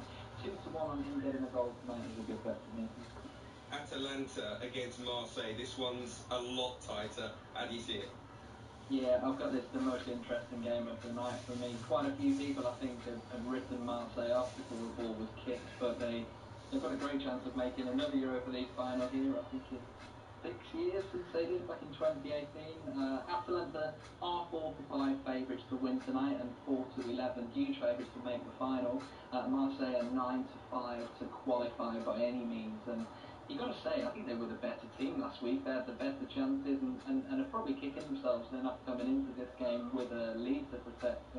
Aubameyang missed a couple of great chances last week. He is 2-1 to put that right tonight with a goal. And you know what, I'm gonna say they'll cause an upset in Italy. 9-5 for Marseille to qualify is the bet for me there. It's worth remembering as well, because Marseille have had a week off to prepare for this, and Atalanta haven't. Okay, Alex, thank you very much. That was a look at the latest odds with Ladbrokes. It's 18+. BigGambleAware.org. Odds update on talkSPORT with Ladbrokes. We play together. Terms and conditions apply. 18+. BigGambleAware.org. So let's have a quick chat about the Champions League this week then, shall we? Andy Townsend, the former Chelsea midfielder, is with us. Real Madrid making it through to another final. The 14-time Champions League winners coming through right at the death against Bayern Munich. Their fighting spirit, Andy, I think, is incredible. It's entrenched in the club culture, and we saw it once again last night. We certainly did, Hugh. It was no surprise to me what happened last night. That's how often this team now do that. Jim and I have been there many times commentating at the Bernabeu, and we've seen something pretty similar to what we witnessed last night. It's incredible, of course it is, the regularity, the way that they continue to come from a situation where it looks like they're out, they're going out, and yet they keep believing, they keep going, they keep turning it around. They've got great players. They have, they're proven winners in this tournament, in La Liga. So when you have that mindset and you have that expectancy on the terraces, then you just keep going. I thought Jude Bellingham gave another brilliant interview after the game, and he just said, look, it's what's expected here. It's don't get quite so sort of carried away with it all. We know that this is expected of us, and we know the fans will back us all the way. They'll carry us over the line. We've just got to get it done. And I admire the way that they continue to believe, because there were times in that game last night, I didn't think Real Madrid played particularly well. I thought that Bayern looked largely comfortable. And when they got their goal, I just thought that it would have to take something dramatic. You know it can always happen. Maybe the most dramatic thing that happened to you was the changes by Thomas Tuchel. Maybe that was a bit of the stimulus required. I don't know, to just turn the tide a little bit. Was it panic? Was it panic? Harry Kane came off, Musiala came off. They were both reportedly injured. He said Musiala was dead, meaning he was knackered. He was completely shot. I thought Musiala is such a brilliant carrier of the ball from the halfway line to the edge of the box. He's so good at that. But you know what? Sometimes you look at players and they got their hands on their knees. It doesn't mean to say that they're absolutely shot and they haven't got any more to give. It means they're having a breather just for a split second. And yet, the best find a little bit more. I'm sure that Carlo Ancelotti, when he was looking at his team at one down, yes, he brought Joselu on, and yes, he brought others on. But, there's no way Vinny Jr.'s coming off. Yeah. He's staying on there because he had Kimmich a little bit sorted out, and he was taking him on, and he was going beyond him.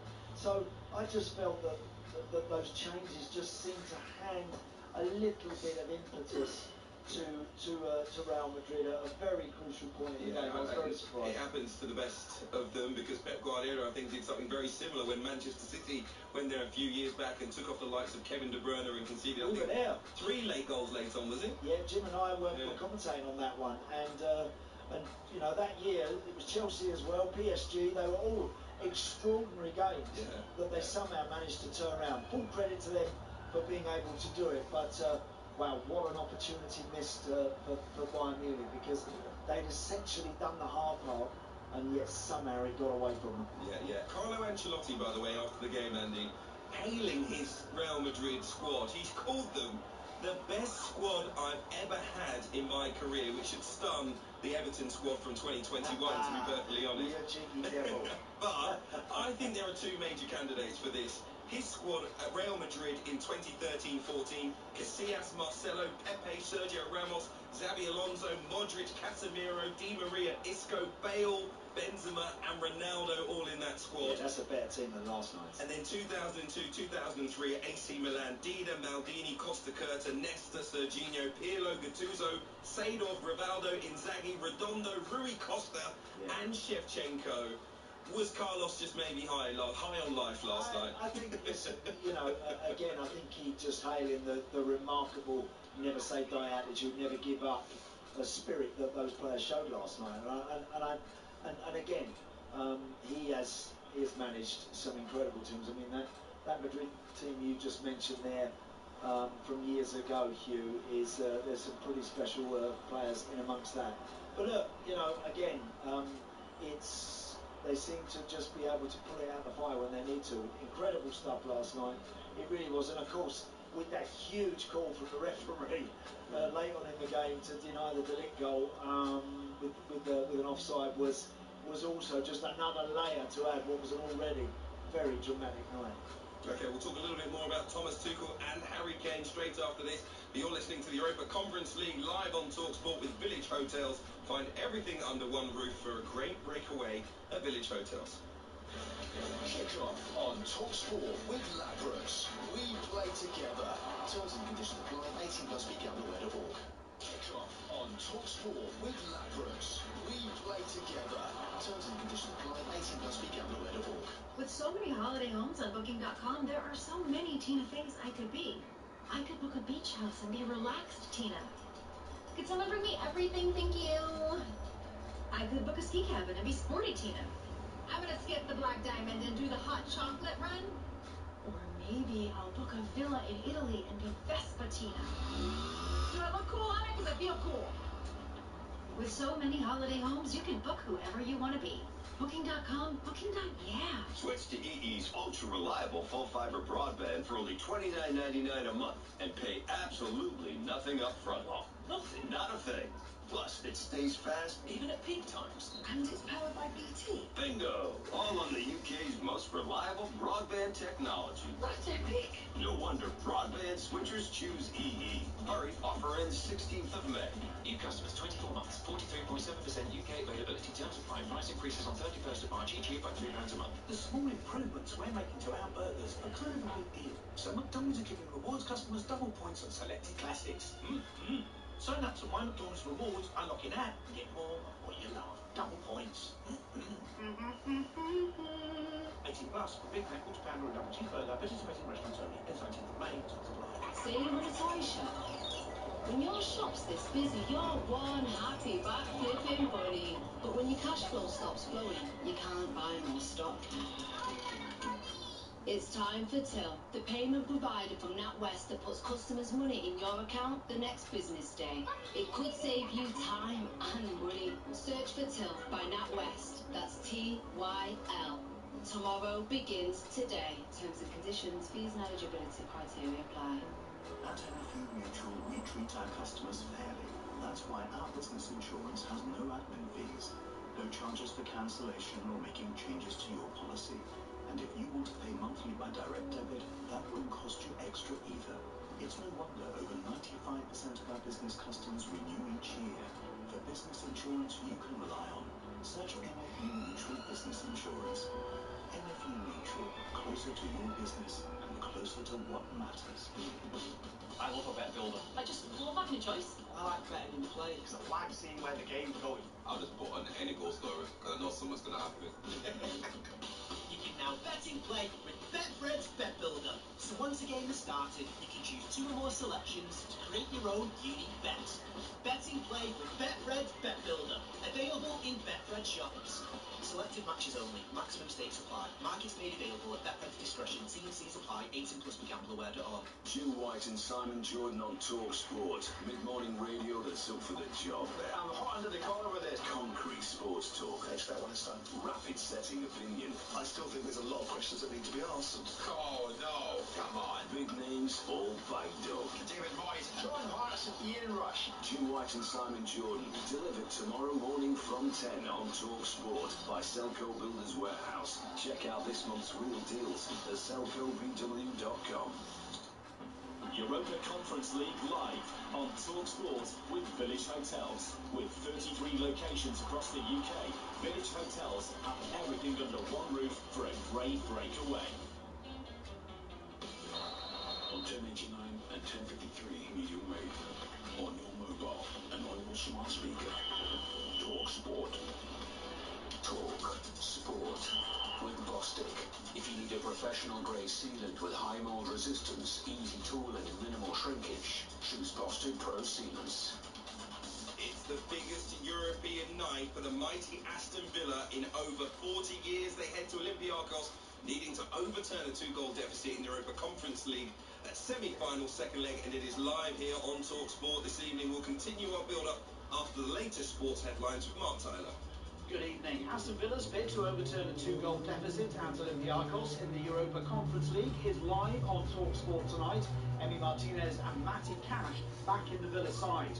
Forest boss Nuno says he and the club are well focused on the battle for survival, despite the failed appeal against their 4-point deduction.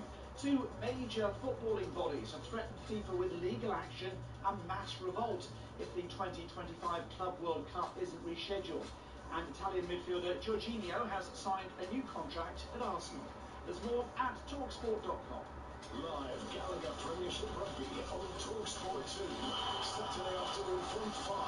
It's got the distance, it's got the accuracy. Try scored! Get up tackling rugby union commentary as Exeter Chiefs take on Harlequins. Through the hands of Tom Brandt, and Joseph will score. Exeter Chiefs take on Harlequins.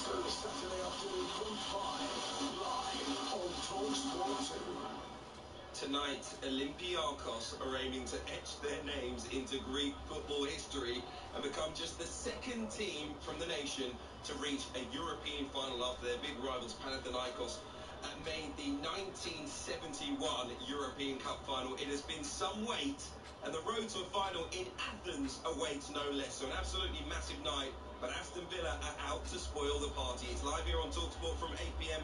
Let's get a reminder of the teams with Jim Proudfoot. And Villa make 2 changes in the side that lost at Brighton at the weekend. Emi Martinez back after injury to replace Robin Olsen. But Morgan Rogers has a hamstring problem and Matty Cash is recalled. Olympiacos without Ortega at left back. His deputy Omar Richards also injured. So Kinney plays on his less favoured left-hand side. They have Salakis in goal. A back four of Rodinei, Rexos, David Carmo and Kinney, Heze and Iborra, Fortunis, Chiquinho and Pedence, and last week's hat-trick hero El Kabi. Villa, Martinez in goal, Conte, Diego, Carlos, Pau Torres and Digne, Cash, McGinn, Douglas Luiz and Javi, with Bailey off Watkins up front, but the 10-man Villa bench contains only 2 players who started 10 or more games for the club. Kick-off just a shade under 25 minutes away. It's going to be a good one. Make sure you're with us. Let's take a look at the latest football action with Ladbrokes. The big preview on talkSPORT with Ladbrokes. We play together. Terms and conditions apply. 18 plus begambleaware.org. Now, we had a little bit of a special treat earlier on here on talkSPORT. During Drive talkSPORT, Shabana Hearn was joined on the red carpet in Manchester by United legend and all-round superstar David Beckham ahead of the premiere of the Amazon Prime documentary 99, which detailed United's famous treble side. Shaban asked Beckham why the under-fire United boss Eric Ten Hag has had such a problem motivating his players this season. Well, in all honesty, you'd hope that the manager doesn't have to do much.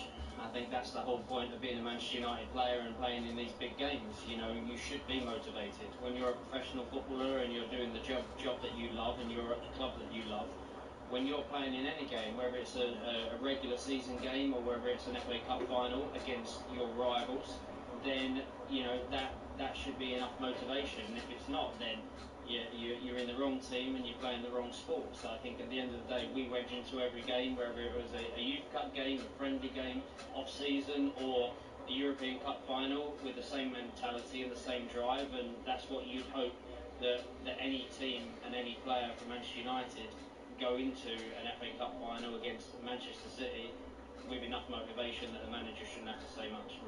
And you can watch the full interview with David Beckham over on talkSPORT's YouTube channel while you're there as well.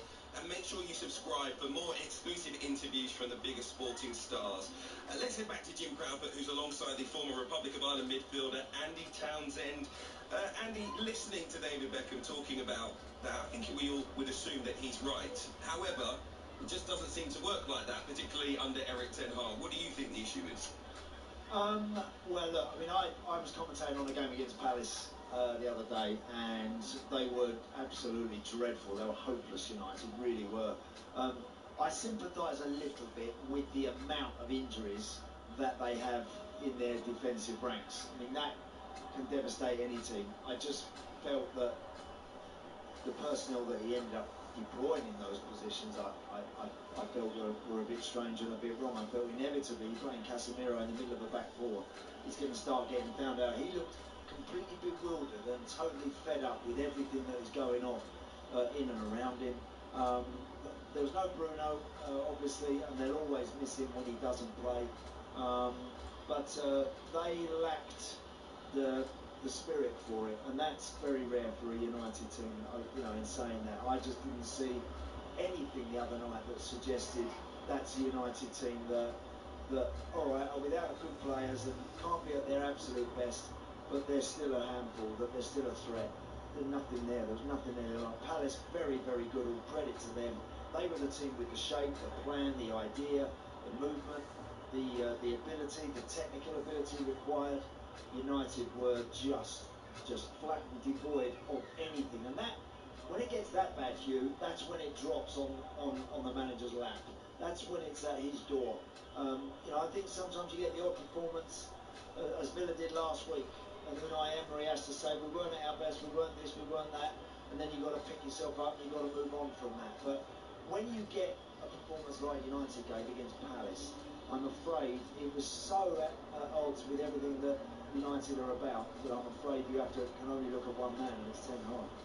The tune that has led people to discuss Thomas Tuchel as a potential suitor, particularly as we watched him in the Champions League get a couple of minutes away from reaching a final with a Bayern Munich, which is not at its vintage best, to be perfectly honest.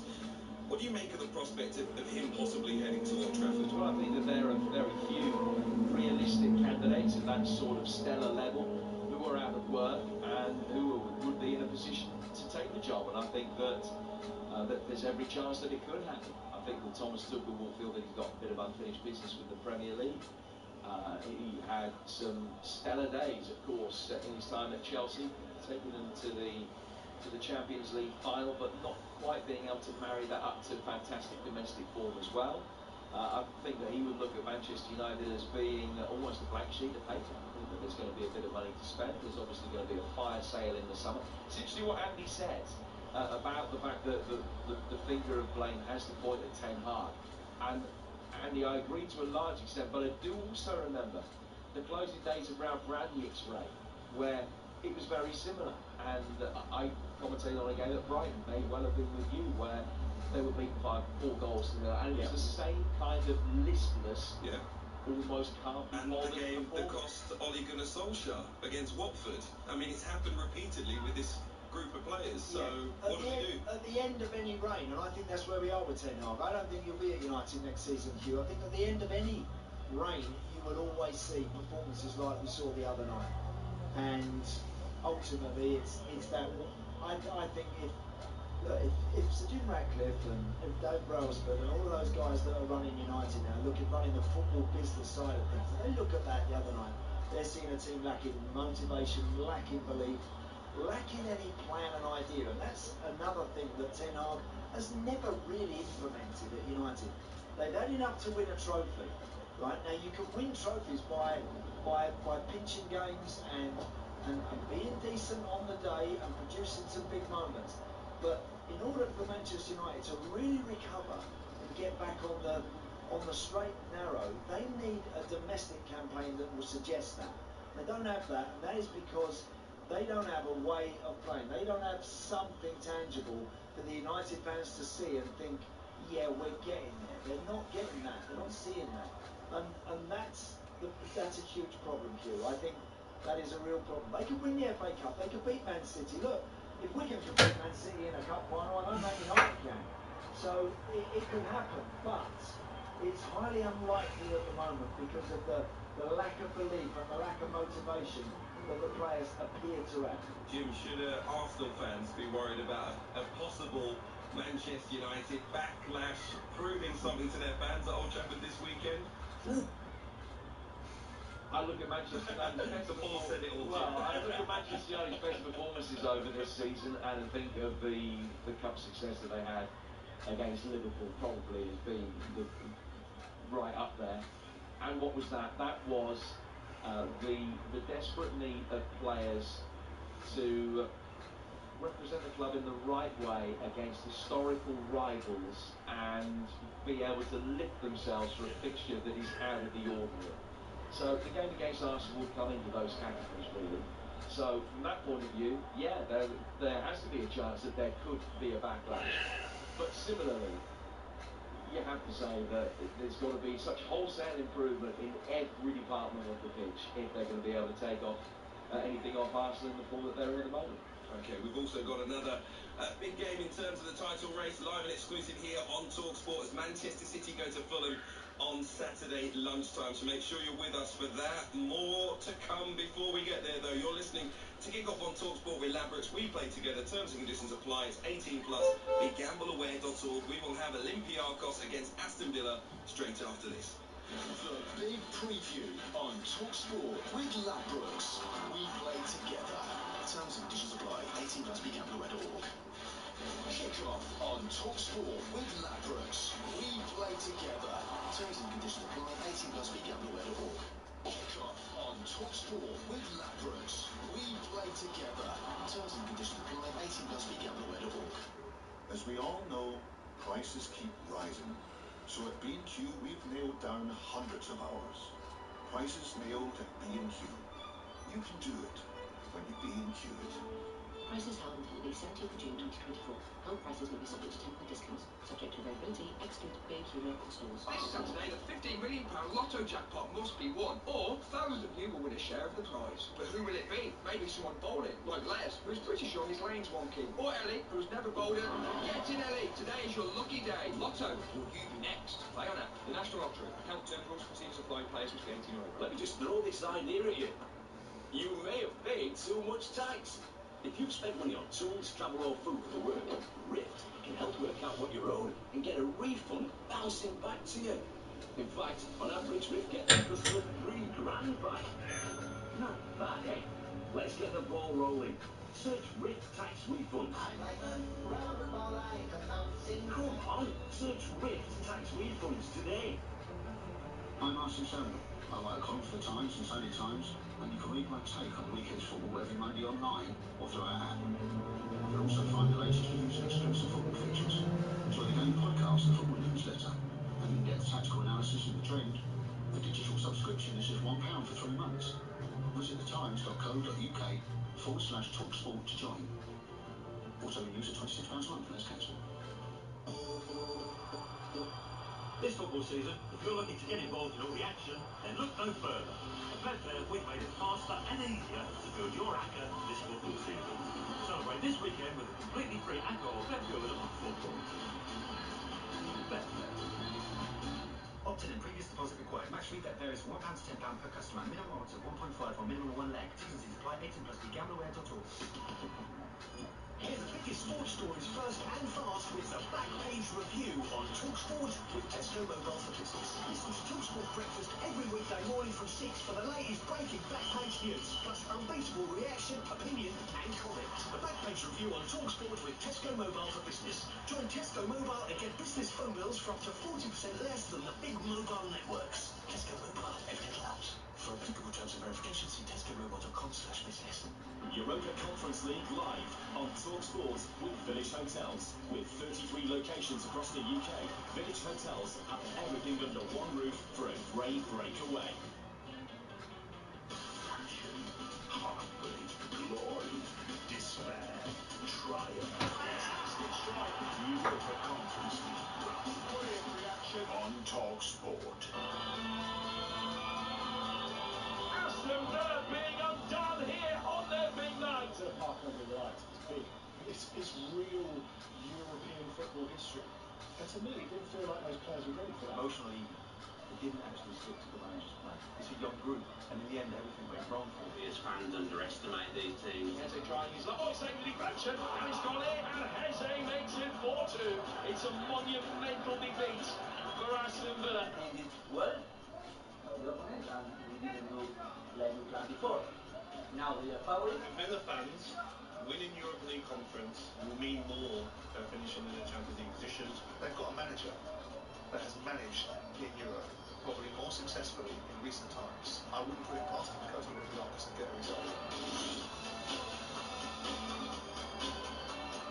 Aston Villa's European conquest may well be in its final throes. The men from the West Midlands head to Piraeus tonight on the edge of the Greek capital, wounded but not yet defeated. They'll need to summon something Herculean to seize a spot in the Europa Conference League final. It would be their first major European final in 42 years, but Olympiacos have a 2-goal lead, and they could be heading back to Greece for their first ever European final against Fiorentina in just under 3 weeks' time. Kickoff comes at 8 p.m. with everything to play for. You're listening to Europa Conference League live on talkSPORT with Village Hotels. Find everything under one roof for a great break away at Village Hotels. Let's head back to Jim Proudfoot and the former Aston Villa captain, Andy Townsend.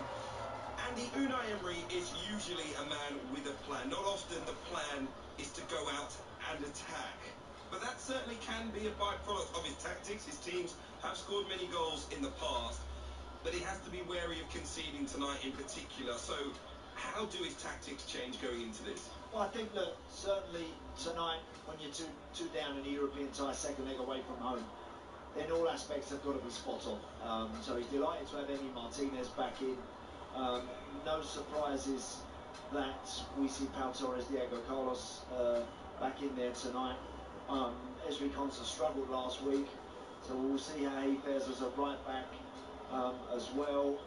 I think everything has to drop into place here. I don't think you can identify any one thing. Certainly, it goes without saying that defensively they have to be incredibly assured.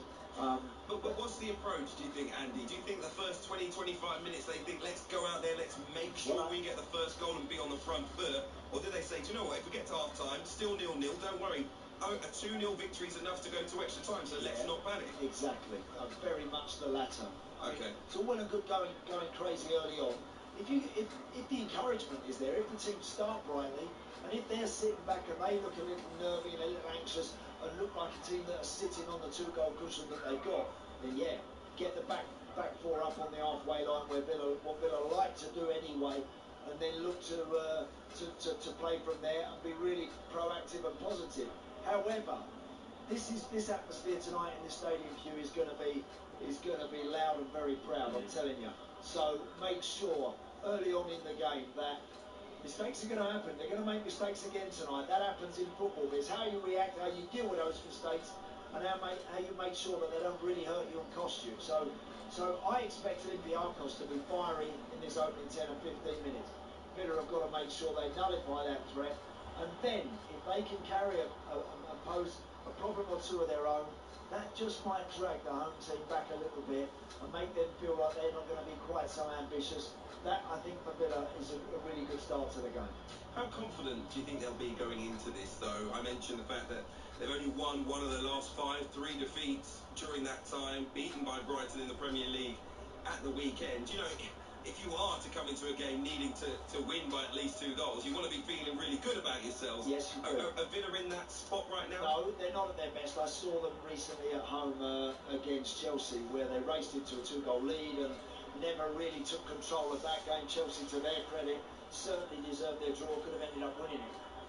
They've not been at their absolute supreme best, Villa, I think, for a while now. They've been running a little on empty in terms of numbers. Jim mentioned about the age and the options on the bench for Villa tonight. 1 or 2 of those young boys might have to come of age in a game like this should we end up in extra time and penalties. Who knows where it's going to go. But no, they haven't been at their very best for a bit now. But that's part and parcel of operating at this sort of level at this time of the season, Hugh. You're not at your best all year round, all the way through it. You have to fight your way, you have to scrap, and you have to dig in when it's really getting tough and find a way. Look at Real Madrid last night. They found something from somewhere to get over the line. Villa have got to manage this perfectly. Be nice and compact and solid early on. They've got to strike first, of course, and then once they do that, then all of a sudden we'll see where the game takes them. Last 20 minutes could be interesting. Do you think it's a must to keep a clean sheet this evening? Do you think Villa are capable of going there and scoring 3 if they need to? I think they could. I think they could. I think they've the players out there that can score goals. So I genuinely do. But look, you would like to think. I think anybody seeing Olympiacos scoring first in this sort of atmosphere with a 2-goal lead, that making it 3. I think then we're talking about miracles for Villa. I really do. I think that's going to be incredibly difficult to turn around. I think they have to strike first. Then we'll see where the game goes, see where it takes them, see the reaction from Olympiacos, and go from there. Looking at the Villa lineup tonight in those attacking areas, if they are going to get the goals that they need, I mean, a lot of focus obviously will be on Ollie Watkins. Had a superb season, 28 goals for club and country. But he didn't score at the weekend. He hasn't been at his best. 1 goal in the last 5 games in front of goal, so it's not a rich vein of form.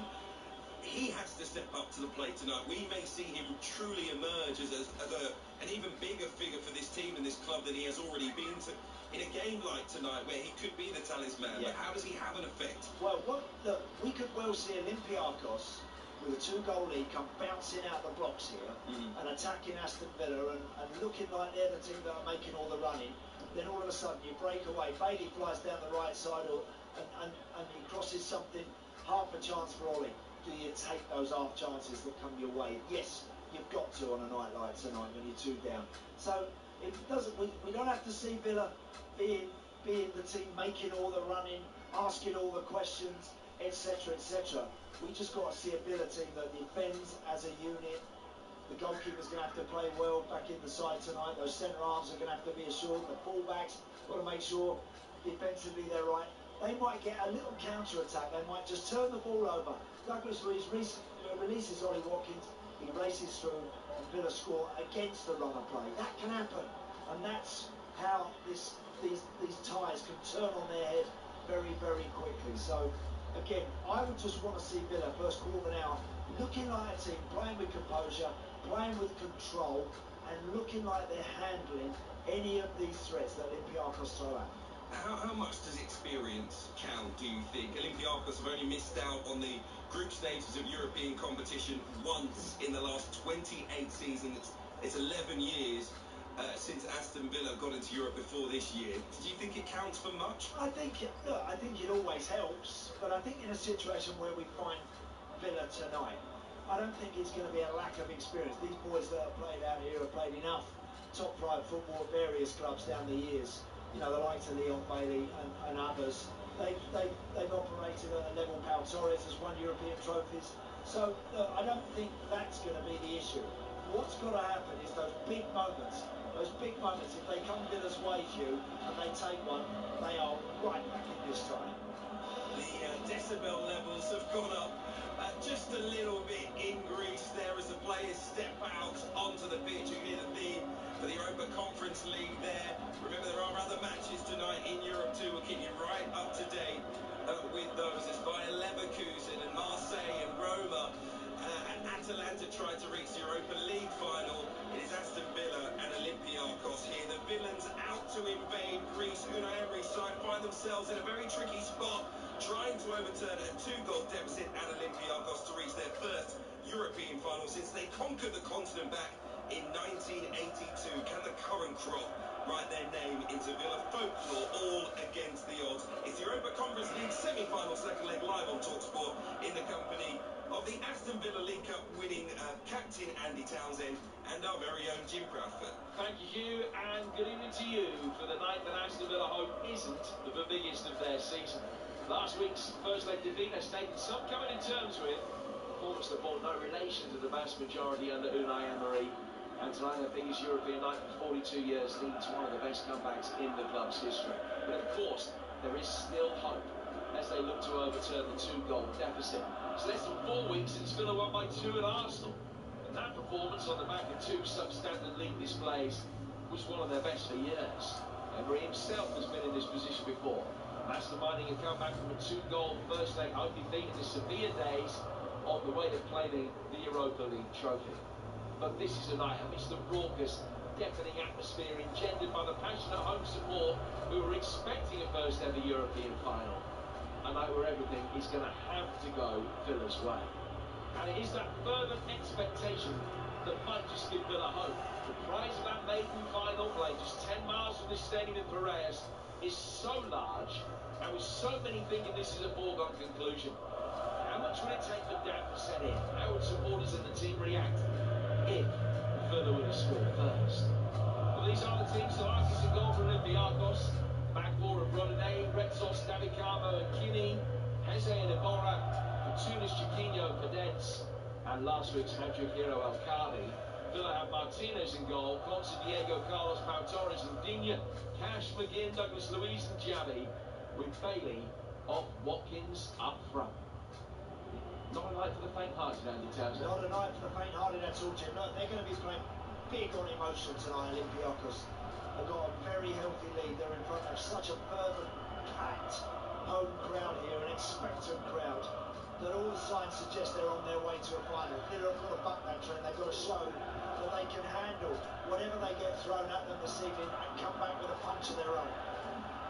A big turnaround needed of the biggest of nights, or will Villa's road to Athens end 10 miles short? Olympiacos have already had one heavy home defeat in Europe this season. Can Emery's men inflict another to pen an extraordinary, triumphant sequel to Act 1 of their Greek tragedy? Olympiacos in red and white striped shirts, Aston Villa in their change kit of two-tone blue, and the referee Philip Spar of Germany is then judging wins for Arsenal and Brighton in Europe this season. Waits for the signal to get us underway. Villa kicking from left to right in the first half. Ball laid down for Esri Konsa. Konsa playing right back in the early stages, but it'd be interesting to see whether would go with a back three. They've only done it twice this season, most recently in a thumping home defeat to Tottenham, where they really didn't play well at all. They had the option potentially of playing Consul on the right of three centre-halves to get Cash and Digne forward as wing-backs. Olympiacos have got possession, just lost out. Bailey's in there strongly, and Iborra with a couple of tumbles and a roll. Just make sure the referee realises that contact was made. Bailey actually has hurt himself in the process as well. His left knee already very heavily strapped even before the game started, and might just have further exacerbated an injury problem there. Inside the first minute still, 0-0 and 4-2 to Olympiacos now. Yeah, it will be interesting, Jim, as you mentioned there, about whether Lucadinho and Mati Cash operate as wing-backs. Might do that a little bit in possession, out of possession. It might go the other way a little bit. But again, we'll have to wait and see. Very early days in the tie. The ball out of play for a throw, which will be taken on the left-hand side for Olympiacos. It's going to be Kinney, and he could be one of the keys tonight. 34-year-old, he's a right-back playing on the left. Throw, not forward, and Chiquinho trying his luck, travelling more wide of the near post. Out of play for a goal kick. Yeah, chance there for Chiquinho. Just a little loose header from Diego Carlos, actually. Just missed time to leave and ended up with Burnley flicking it on in towards the corner of his own 6-yard box. But Chiquinho takes the strike, in the end is well blocked. Villa more than happy just to play their way out from the back with Emi Martinez. Last major European semi-final. Ex-Anderlecht back in 1982. Tony Morley scored the winner in the first leg. The second leg, a brilliantly drab goalless draw in Brussels. It was a magnificent decent performance.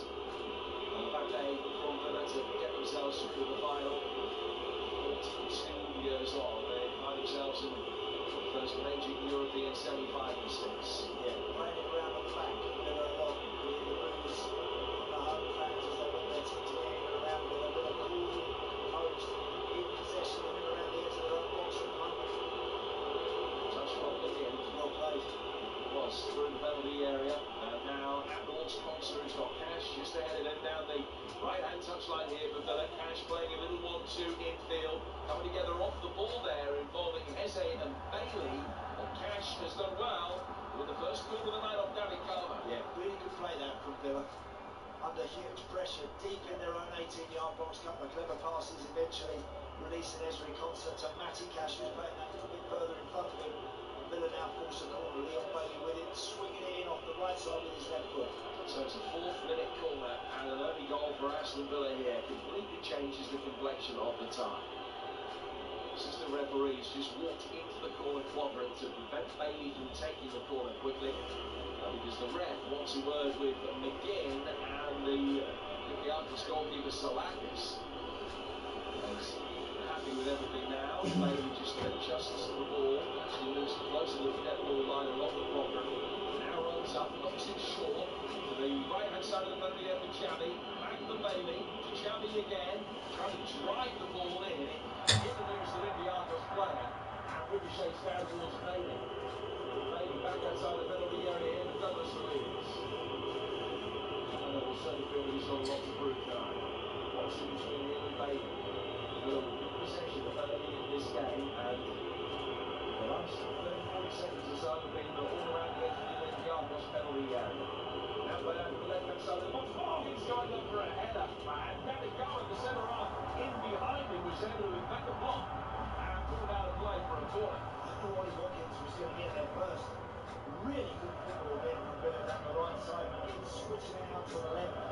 Clever with the ball, clips in towards the near post. Ollie Watkins looks like he's getting there first. Flicks his head at it, doesn't make contact, and David Carmo behind him knocks it out for another corner. But really positive start from Villa with the ball. But really composed. Douglas Luiz will take the score for the Villa left. He has scored in a couple of left wing corners in his Villa career. He doesn't score with that one. It's more delivery, far too close to the goalkeeper Salakis, who was able to comfortably play. Yeah, easily caught that one and handled by the goalkeeper, but really good opportunity I think that was for Ollie Watkins. Ball coming off the right side, it's a clever little ball, clips in, and he looks like he's going to get there. He's level with the near post, about 5-6 yards out. Looks like he's going to get there, flicks his head at it, but doesn't make contact.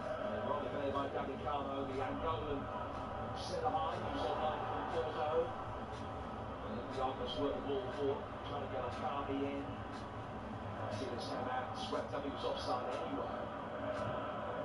Excellent hat-trick that he scored in that first leg, taking his tally for the season to 31. And scoring 8 successive games earlier this year. He's got 13 goals in Europe over the course of the campaign. Really confident of ball.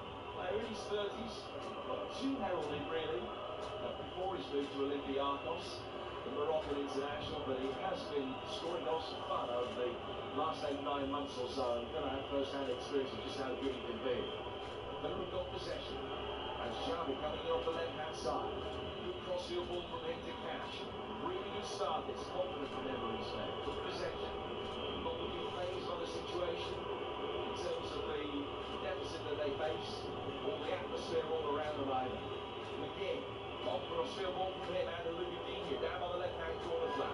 All the Barcelona man working inside. Xavi there first ahead of Ibarra. Now Douglas Luiz, finding McGinn. McGinn trying to drill one across, which hit for Nets. And then Ibarra, the very tall, long-legged Spanish midfielder, former Leicester man, is able to work it back towards Salakis. Just a little bit of temporary respite for Olympiacos, but Villa will be thrilled to start the game. Absolutely dominant with the ball. Olympiacos haven't had a kick yet. We're 7 minutes in. All they've done is shuffle from side to side, sit quite deep in their own half. As Villa knocking around at the back with good composure into McGinn, into Douglas Luiz in the middle of the park. And they kept the ball really well, and with a purpose.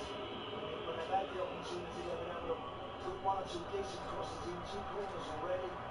So I think It's just the ideal sort of start that Unai Emery's men have shown that they're confident with the ball at their feet.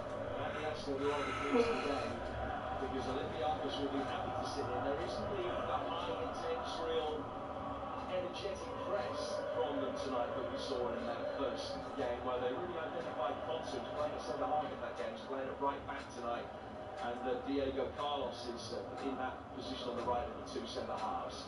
But when Villa lose possession, that is where the danger could be, because they're so quick on the counter-attack. The more they invite Villa on, if they can turn it over even 25 yards aside their own half, they get it upfield towards El Khaby so quickly, and that's where Villa don't be on their guard. They have, of course they have. They've got to be very careful, but typical when you've got a lead in a tie, in a two-legged tie, you've got a lead, and the away team are showing plenty of good composure, lots of possession.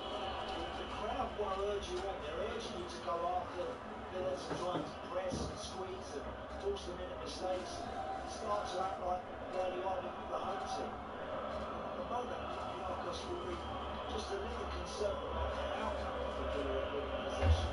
Yes, they're sitting in. They'll have to be in a hurry to win the ball back. But it's never easy just sitting and waiting at home. It's always difficult as your home fans are urging you forward. Hazard has got the ball at the back for Villa. That time there was a press, and he played through it brilliantly. Again, out towards Cash, and now it opens up for Aston Villa. Good ball from Cash. Right-hand side of the penalty area is Leon Bailey. Red and white shirts getting back very quickly. Bailey will work it back outside the penalty area, but he drags it across the face of the box. Douglas Luiz couldn't really get there. He's coming up to rescue it and get Villa going again, but Olympiacos got their shape back behind the ball. First time Villa could work the counter, they didn't work it effectively enough. Some real chance that, because they played their way out under a press, as you said, and released Matty Cash. The ball he played for Leon Bailey was a little short. They'll come forward again though, Villa here inside the box. Might break Bailey's way, but Brexos did well to knock it away. And now the ball back for Monet. Played out towards the right, long across field ball. Daniel Benitez is going to chase that. The man on loan from Wolves is going to get there on the edge of the penalty area. He plays inside the box. Again, acrobatically throws himself at it, blocks it, goes back for Benitez. On the left hand side, works it by Kenny, and stabbed it in the far post by El Khaby. A hat-trick in Birmingham, and he breaks the deadlock 10 minutes in tonight with a tap-in. And that, I'm afraid, might be that for Aston Villa. Definitely. Wow, that's a blow. Definitely. Villa have started so well, really well. And yet, they're nowhere near getting a turnover of possession, a switch out from right back to left wing position for Daniel Benitez. They've managed to find a really, really good goal. Credit Benitez. It looked like he was initially trying to cross one along the 6-yard line. That cross got blocked, and then all of a sudden, he managed to just hang on to the ball, waited for support on the overlap. His cueing ears are buzzing. A great cutback, and El Khaby it is, who stabs it in from about 7 yards out. Emi Martinez going from near post, scrambling to the bar to try and get there. He just can't. He can't make the round up. And El Khaby knocks it in the back of the net. That's a huge blow. That really is. 32nd goal of the season, one of the easiest he will score. He ran away, hands outstretched as if to say, how easy was that? And the Villa back line torn apart. They did well to get Keane down towards the byline and pull the ball back. Now, Carlos will be desperately disappointed that he wasn't in a better position to be able to cut out the cross. El Khaby could have missed once the ball got to his feet. And Villa now need 3 unanswered goals in the next 78 minutes. Just can't understand how, you can see it on our monitors, I just can't understand how Keane was allowed to run all that way from a left back position beyond Benitez without anybody tracking that run of his. Well, that must have been Matty Cash. It should, I mean, you would have thought Matty Cash would have either seen it, then maybe reacted a little late. We'll see another angle of the goal in a moment, but that's a huge goal. That really is, because again, the Villa start to this game have been bright, they've been purposeful, and that, I'm afraid, is an absolute hammer blow. One flying Jacobs in all competitions this season when they've conceded the first goal. Remember, they've got to win this by 2 inside 90 minutes to get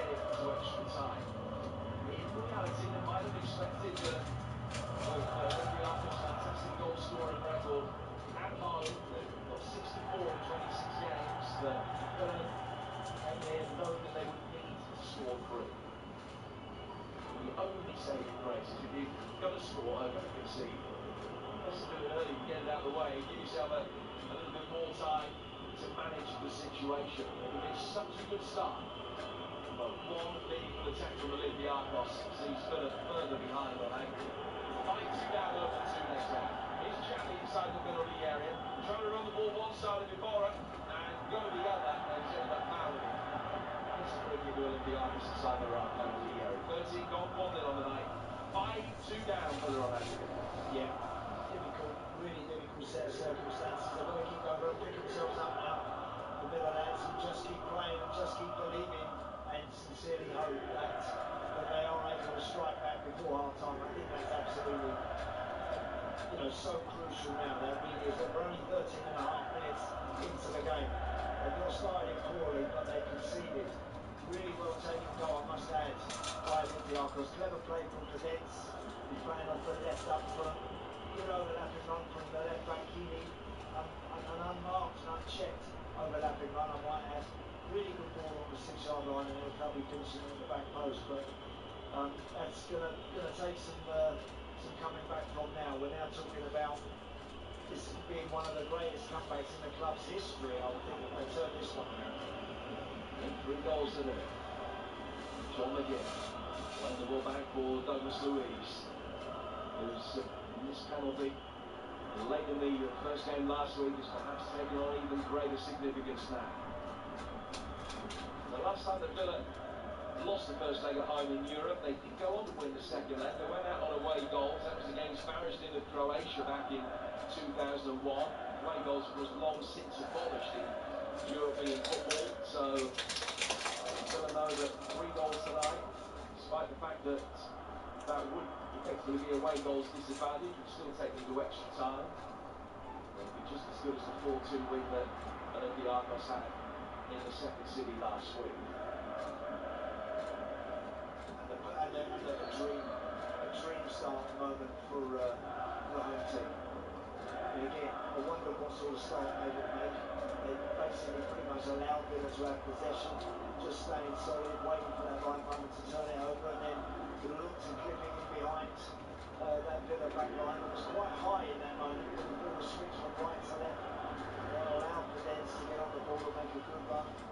And they worked their goal very well, I must say. He gets the ball forward for Villa. And Carmo heads it back. Final touch from him on the ball that was played in for Ollie Watkins very early in the game. And had he not made that block, it would have been a very different night unfolding. But as it is, it's Villa that have conceded the first goal. Dino wins the throw. Midway inside the Olympiacos half. Over on the far touchline as we look at it. Taken in towards John McGinn. 2 Europa League games taking place tonight. Both still goalless, so that's Atalanta and Marseille 1-1 on aggregate, and Leverkusen still 2-0 up on aggregate against Roma as they look to extend their unbeaten streak in all competitions this season to a mere 49. Incredible achievement. That's amazing. Again, trying to play the ball through the midfield. Cut out well by Tunis. He flights it forward for the Olympiacos captain wearing 7, and the Villa captain wearing 7 again, who's able to get his head on it. And Douglas Luiz will pick up the ball in the heart of the midfield. 16 gone, 1-0 to Olympiacos. And here's Andy Townsend. Yeah, possession. Villa almost ran a back 3 with Pau Torres in possession now on the halfway line. Diego Costa, Ukadinha and Matty Cash really aggressive, advanced position higher up the field, and that allows Diaby and Leon Bailey to get tighter, closer to Ollie Watkins to hopefully have the numbers in the box when that ball arrives. Diego Carlos working for Douglas Luiz, who's one of 5 men in this Villa starting lineup tonight, who now played more than 50 games just for Villa this season. He's not taken their international commitments into account. The ball over on the far touchline, the Olympiacos right, turned away very neatly. Bora will be able to pick it up and work it through the midfield with Chiquinho, who really caught the eye in the first leg last week. He gets it down towards Cadence, who were coming off the left flank. Right footed ball flips in towards El Kabi. Nearly got there as well. Pau Torres comes across the sweep up. The Villa thought that was offside, but the flag wasn't forthcoming. The player's going to restart with the throw that finished the goal on the Olympiacos left. Just waiting for a little bit of movement. When it's not forthcoming, that allows him to run a few more seconds off the clock. In it comes comes in towards Chiquinho after a flick. He's offside. And it's a free kick that Villa will take. 1-0 next. Yeah, got it again for Villa. The next phase, recovering after conceding. That goal, which was such a hammer blow to them, is to try and get Bailey, Diaby and Watkins involved a little more. There's one or two moments when they've just been on the half turn receiving just in behind the Olympiacos midfield, and then nothing's really happened to become of it. So he's got to keep those forward players involved. Yes, keeping possession is key and is the way that Villa like to work it and play. But also you've got to make sure that those boys up front aren't isolated.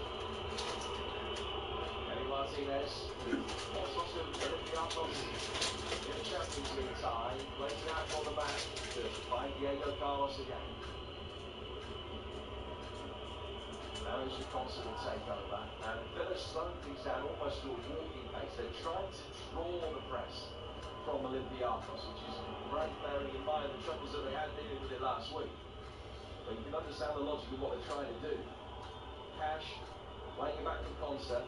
Villa now in opposition territory as the ball goes down to Bailey. Bailey coming in off the right flank, sends a high swirling ball inside the penalty area. Dean, you can feel down the left-hand side of the box. He will try and get to the byline and work it in. So many defenders back, the ball's no chance of getting through towards Watkins. And Giambi loses it on the edge of the penalty area. And the counter-attack could be on. Tunis, finding Chiquinho. Garvey, the goal scorer, coming back. He goes all the way back to his goalkeeper. And Salakis will just hammer it high upfield. Garvey chasing after it, but always going to be easy for Digne. He mops up by Pau Torres. Diego Carlos plays it forward to McGinn. He takes it on the half turn and does so quite beautifully, and then spreads the ball wide down towards Cash coming in off the right flank. But the Polish international will bring it into the heart of the midfield before dispensing with the ball towards McGinn. Cash now making a run forward, almost playing as the third striker at times when he's laid the ball off in the midfield. He'll get it again now towards the edge of the penalty area. He's got Watkins in the box, Bailey a little bit closer to him. He goes back to McGinn instead. To Consa, now to McGinn again. Douglas Luiz, Bailey, Cash, Watkins still waiting patiently, making a succession of starts to runs and then peeling back out when there's no service ball coming. Cash for Consa, who's always telling you that it's Villa in possession. Finding it relatively easy to string the passes together, but creating clear-cut goal-scoring opportunities really difficult for them in the opening 20 minutes because Salakis has had nothing to do. No, he hasn't, no. They're just sitting in quite deep as well, Olympiacos. And I don't blame them for doing that. They have a lead on the night as well as the 2-goal cushion. So they don't need to squeeze and press and sell themselves, put themselves out of the game. They're waiting for the perfect moment to put it into the box, coming out, coming wide, going back, going across, but not really threatening as of yet. Again to Bailey, to Douglas Luiz, thought about it, but back from Bailey, who does think about it. His shot is deflected on the edge of the penalty area. Then it comes off Kinney, who's a Wan-Fata look-alike, and it just loops up into the hands of goalkeeper Salakis, who's taken 3 penalties in their shootout against Fenerbahce. They, like Villa, needed spot kick shootout to get through the last round.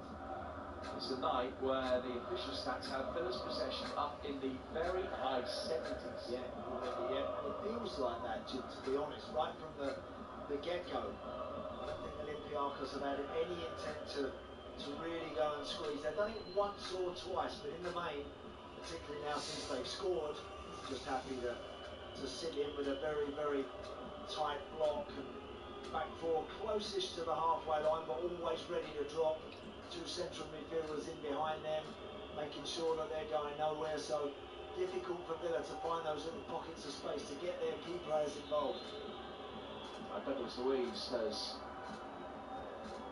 won a free kick and he's just having a word with the referee inside the centre circle. He wasn't happy with Chiquinho's intervention. Yeah, I think he's just saying there that he managed to ride out the challenge from Chiquinho. He turned out, and then I think he was happy, just wanted to keep playing. As it was, the referee stopped play because Chiquinho got a little hand in the face. A free kick has gone Villa's way, and now taken. Cash going back inside the Villa half. Chip ball by Diego Carlos, helped on by Bailey. Cash going after it. Eze, who scored one of the goals in Birmingham last week, just trying to put a challenge in the midfield. Lucadini's able to pick it up. He'll work it through the midfield for Javi. Back for Douglas Luiz. Now towards McGinn. McGinn trying to get away from Cadet. Slides it brilliantly down the left side of the area. And it was very nearly turned in for an own goal by Retsos. It was a vital interception from the defender, because had he not got there, Watkins coming in would have been able to get it in for 1-1. Well defended. Yeah, really good ball from John McGinn for Lucadini in that high left wing back position, in behind the Olympiacos backline, ball across the 6-yard box, well defended at the near post, out for a corner. Villa's third corner of the night, midway through the first half. In concert, flicks it on. Diego Carlos coming in behind him, couldn't get the touch. It's clear. Goes back out to Javi. Douglas Luiz again. Now the Brazilian work the angle for the cross and can't. Lays it back to Digne. He can get it in. Watkins cleaning off on the backside of the penalty area with a left-footed effort which hit David Carmo and ricochets to safety. Now he comes out, but maybe he tries his luck. That hits Chiquinho. And Fortunis is going to be able to bring it away. The counter-attack just for a moment looks as though it was on. McGinn has stopped it in its infancy. And now we'll take it forward towards the edge of the penalty area. Javi picking it up.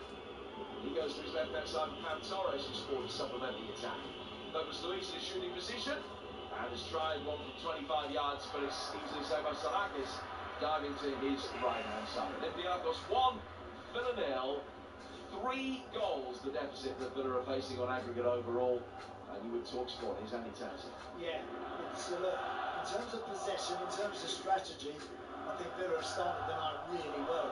But crucially, Olympiacos just punished Villa with a good turnover of possession, a quick switch, and a clever little overload down their left side, high up in the Villa penalty area, come back and El Kabi knocking in another far post. That aside, they've rarely threatened. Of course, they don't need to. They're sitting in a pretty low sort of block and just waiting for Villa. Tons of possession for my old team, but at the moment, they're just desperately trying to find a way back on the night. If they can get back on level terms before half-time, then they can start again at the start of the second half. So if you take out the fact that they've conceded the goal, has everything else about the performance been good enough for you to believe that if they keep doing things the way they're doing, the chances will come and they can get themselves back in it? I think they've been enough in terms of the way that they've kept possession, in the way that they've managed to get people high up the field, in good crossing positions. I've seen plenty in that respect. Long diagonal tries to get Cash away. He had to stretch to bring the ball down with his right foot. In doing that, he stopped it going out of play for a throw. The only problem was that he lost control of the ball, and Olympiacos can hammer it back upfield. They couldn't stay there for long because Villa have won it back. And Diego Carlos will just be able to make his way towards the edge of the centre circle.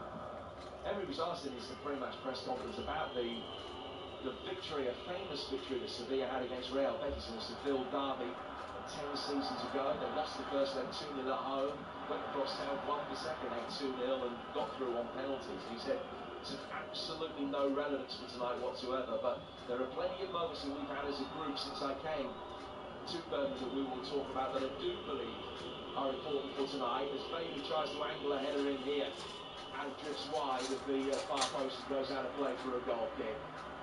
I don't think he was just talking Villa's prospects up for the sake of it. He'd come across as believing that there was a way that Aston Villa might be able to get back into this game, having dissected everything that happened last week. Yeah, obviously, Jim, goes without saying that he would have had a plan. And again, as I said, most facets of their game have been pretty thorough so far.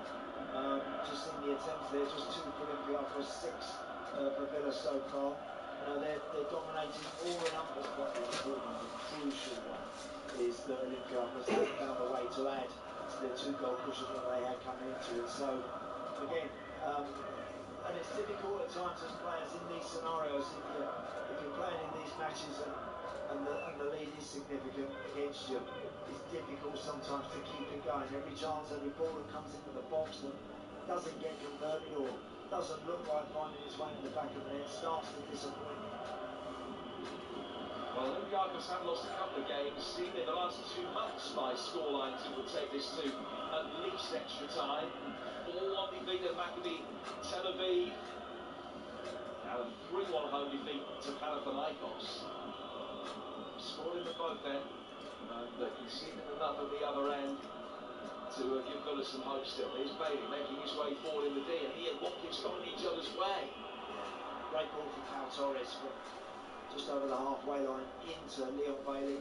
As you say, that first touch took him towards Ollie Watkins, and the pair of them not quite sure who's going to take the strike from the edge of the box, and unfortunately they both got in each other's way. It's Daniel Pedence back through the midfield for the Argentinian Eze. And Rexos and Rodinei, the right back, on ball for Olympiacos down the right-hand touchline. Pau Torres is going to be able to mop things up for Villa and go back to his goalkeeper, Eddie Martinez. Martinez quickly working it outside the penalty area for Diego Carlos. Diego Carlos, a member of the Sevilla side that won the Europa League in 2020.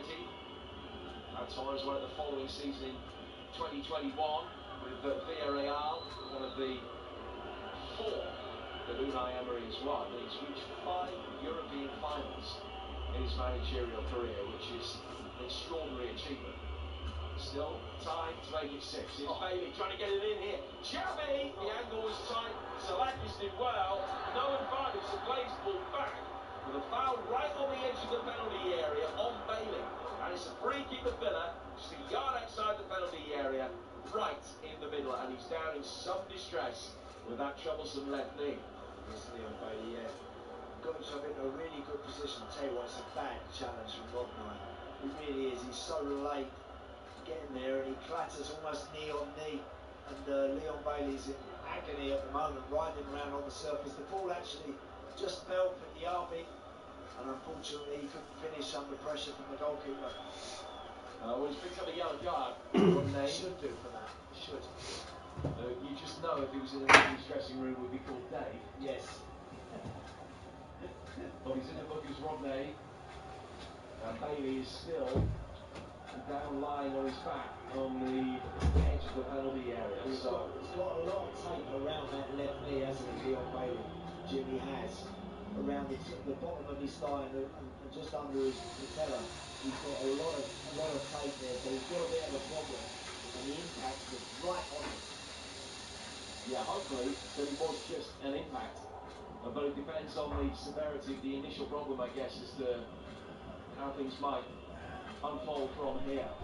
Just seen a rerun of the goal there. Kini, the left back for Olympiacos tonight, hasn't even got over the halfway line, I don't think. I think he's done it once in the game to great effect. Where they had that little 2-on-1 situation. Pedence with the ball, he runs beyond him, come back, and he'll probably finish it. Well, Atalanta have taken the lead against Marseille. Adamola Lookman scored his 12th goal of the season. It's a 2-1 aggregate lead for the Italian side, hoping to make it to Dublin to take on Leverkusen in the Europa League final. Leverkusen themselves 0-0 on the night, stood 2-0 up at home to Roma. Atalanta leading Marseille by a goal, and Olympiacos leading this one 1-0. Bailey has finished receiving his treatment now. He's back on his feet and will just hobble away. Doesn't have to leave the field because it was a yellow card offence that caused the problem, so he doesn't have to go off the field for the obligatory 30 seconds. Villa have had plenty of time to assess how they can make the most of this free kick. Yeah, well, again, it's in a really good position. It's pretty much central. Just seeing the referee there, putting the white chalk line down a couple of yards behind the penalty spot for the Olympiacos players to retreat to. So yeah, it's actually in the D, in the edge of the box. It's just about a yard or two off centre. So it is a good situation. Sometimes it can be a little close when the ball's there to get this one up and down. I'm not sure what the decision was, Jim, whether it was direct or indirect. We're about to find out, of course. But Olympiacos getting everyone in the wall. They've got every man back there behind the ball, trying to make sure that they've got the numbers to defend this situation. Yeah, they've got 5 in the wall, and Chiquinho lying down behind him in the draft excluded position. Douglas Luiz, Digne, McGinn, and Watkins, the Brains Trust, who is standing over the ball, just assessing exactly the best way to try and take full advantage of this. Villa could get one back now, leave themselves the task of needing 2 for an hour. You just never know. I don't know that you just made the point to me, Andy, that I don't know that Leon Bailey's going to be able to continue here. He's limping really badly. He's walking away. He's not involved in this free kick at all. We've got to look at the Douglas Luiz, John McGinn, all around the ball, Ollie Watkins. We're just trying to make sure that the Olympiacos players are staying 10 yards away from it. There's 1 or 2 that don't look like they are. Villa have got a 3-man wall as close to the Olympiacos 5 as is allowed. It could be Dino with his left, it could be Douglas Luiz with his right. Villa need to make something happen with it. Douglas Luiz just chips it over the mark. As I mentioned, it's too close. What they should have done there is move it a yard. Move it to one side, and then you can eliminate the wall anyway. Yes, you'll have people coming out to charge you, well, you have to live with that, but if you shift it a yard, you can put your head down and really hit it. Whereas Douglas Luiz there, because he's quite close to the edge of the box, trying to get it over the wall, just chipped it over the top. Really tame effort.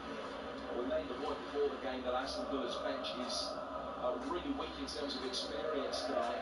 Longley and Robin Olsen, the only players on the bench for Villa this evening, who could name 13 subs, but they've only named 10. They're the only ones of the 10 that have even started 10 games for the club in their careers. In terms of forwards, they've got John Duran, who's started 9 in claret and blue. They've also got Amari Kellyman, who makes Premier League debut for the last 15 minutes at Manchester City. He's a forward of the youngsters that come on, but you can imagine Duran or Kellyman, unless they switch things around completely to accommodate any problem for Leon Bailey. It feels as though Villa have a passenger at the moment. Yeah, well, we're about 11 minutes away, just under now from half time, plus whatever time the referee wants to add on. So obviously Leon Bailey would be great if they could just get him into half time, because he is such a key player. He's so clever in those moments when Villa can beat that press and release it. He's such a danger, but only if he's right. If he's not right, then they're going to have to make that change. Again, they're under pressure by the press. Goes back for his goalkeeper. Long ball over the top from Martinez. Watkins trying to head it on for Javi, who's got the inches pace, but Rodinei had enough of a head start. And he'll play it back to his goalkeeper, Salakis. And then Rodinei, getting the return ball, clears it upfield towards halfway. Don't win it back. The possession still very easy to come by. It's in the 70s still. Another free kick is given. Challenged by Al-Kabi. And Villa will take that on the left-hand touchline. It was Douglas Luiz, good check from here, and then Al-Kabi kicked him on the Achilles.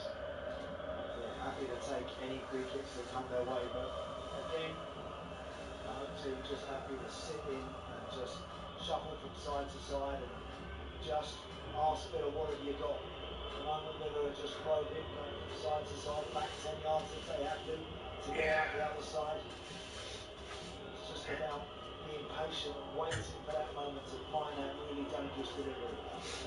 That's Orange works it for Bailey. Just breaking into a jog for the first time since he picked up that bang to the knee. Good movement from him. Conser back in towards Bailey again. Bailey just trying to cushion a little through ball towards Watkins, but it ran past him and goes into the hands of Salah. Yeah, when Villa tried to thread things through the middle, Jim, it's ever so congested in there. It's really tight. And a chance for a counter here. Because it's not tight at the other end, with Villa keeping that high line, so Pedence has got plenty of room with which to work, and he sets up for Tunis, who's struggling really sweetly with a right for an effort. Diving to his left, Martinez can make a couple for himself. Yeah, nice play again from Daniel Pedence. Just that ball was clear. John McGinn just failed to control it. Went back to a red shirt, Yeboah in the middle of the park, switched it out left to Pedence. His ball across to the edge of the box. Now for Tunis. The shot was decent, but good save from Martinez. Bailey picking up possession, turning in the midfield, finding Cash. Cash has won himself a free kick as he got past Keeney, and then I think Chiquinho came in and blocked Cash's run. So Villa have another free kick in a promising position. This one not quite a shooting area because it's right level with the right-hand edge of the box. Not too far outside the penalty area. Might be able to work something clever here. Yeah, I'd like to see him put this in the box, Jim. I think that from these wide areas, when you get the chance to clip something in, between penalty spot and the edge of the box, do it. So they've got the perfect scenario here. John McGinn, Douglas Luiz, both out on this right side. It's about 10 yards in from the sideline and about 23, 24 yards out. Chance for John McGinn with the left foot to wind something towards that penalty spot. Left-footed, he plays it into that exact area, and they got a corner nose. Diego Carlos that got the last touch. He was flicking it on towards that far post area, but nobody coming in behind him could get there in time. It's another half-decent opportunity that comes to nothing. Yeah, they've got some big lads defensively, Olympiacos. They've got some presence in there when it's knocked in. David Carmo there, I think, making sure that he leapt to get something on that to prevent Diego Carlos from making that all-important first contact. But I think now, the situation as it is, I think your football has to be patient, yes, but when you get wide, when you get a chance to deliver, it's got to go in the box. And Javi has the opportunity to do exactly that now. He's got past his man, he pulls it back, and that is a corner as it's blocked by the retreating Heze. Close to actually taking a touch off Watkins, and the referee has said that that's what happened. As Heze put it out of play for what he thought was going to be a corner, just brushed off the side of Watkins' boot, and a goal kick is the decision. Yeah, really frustrating that is for the Villa players. I'm a little more frustrated with the position Diaby got in there, because he was one-on-one, backing the defender into the box, skip past it, gets to the byline, and cut back straight to a red shirt, unfortunately. He needs to find a teammate. When you get in those dangerous positions now, they've really got to make it count. Well, the disappointments of last week, exacerbated by what is happening in Piraeus tonight, but still could be a very successful week as far as Villa are concerned. They're going to be in the Champions League next season if Spurs lose to Burnley on Saturday. But events you can hear that game. It's not on UK TV. It is on talkSPORT 2. Kicks off at 3 o'clock. Spurs, Burnley, Saturday afternoon. Major ramifications for the relegation battle as well, of course. Here's Javi on the edge of the penalty area. Back towards Watkins, he's got himself back on side. He's played in and just too far ahead of Cash, who, had he been able to slide and make contact with that, would have been able to steer it in. But instead of sliding to get there with his feet, he almost attempted a diving header and made no contact. Oh, yeah, that's so close. Really good play from Villa, though.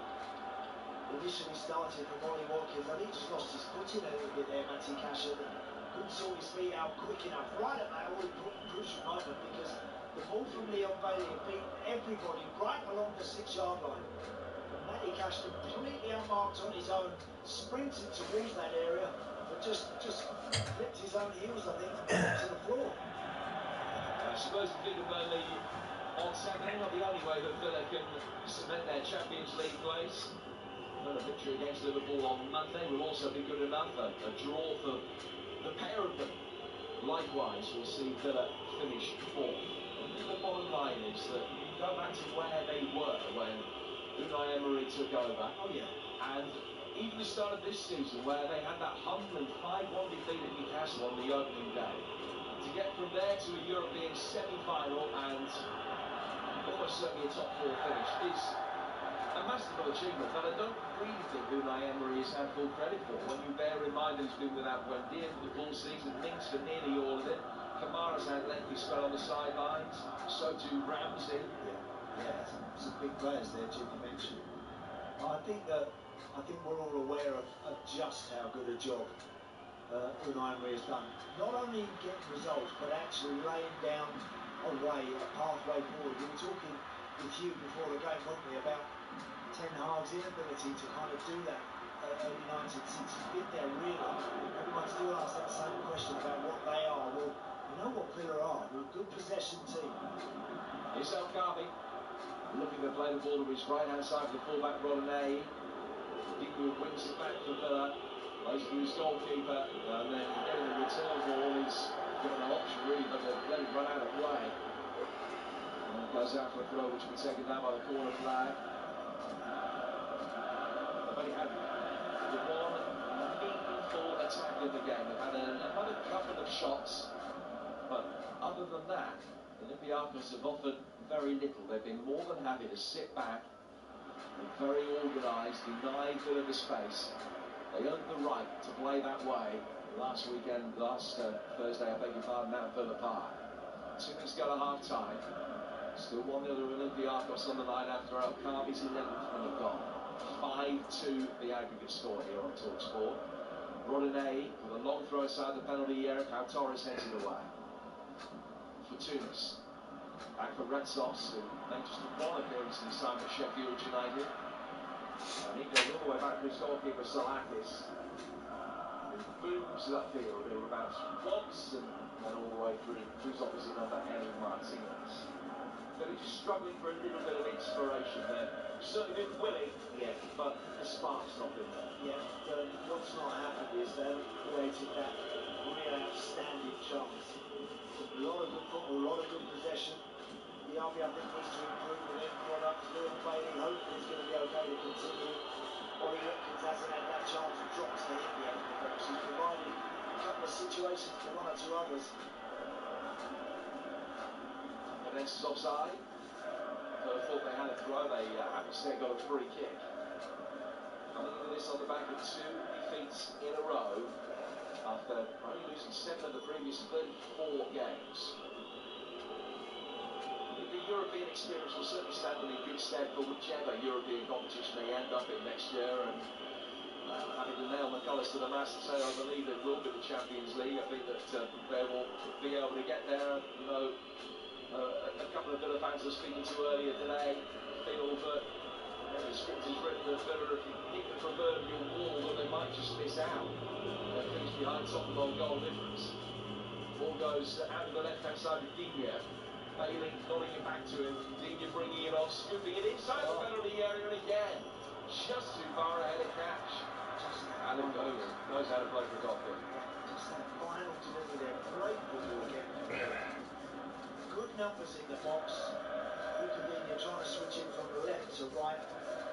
One point back to another to Matty Cash. Just overhits it and skips out for a goal kick. I don't think Unai Emery's going to be critical of his players at half time. I think he's just going to say, you've got to keep going, and if we get one, I think we can get another one. And then if you get that second, then anything can happen. But they've not done a lot wrong. They've just got caught on a turnover, really. Olympiacos punished them very well, I must say. But really, everything other than that has all been from Aston Villa. We're into 4 minutes of added time at the end of the first half. Goes to the ground. He was offside anyway.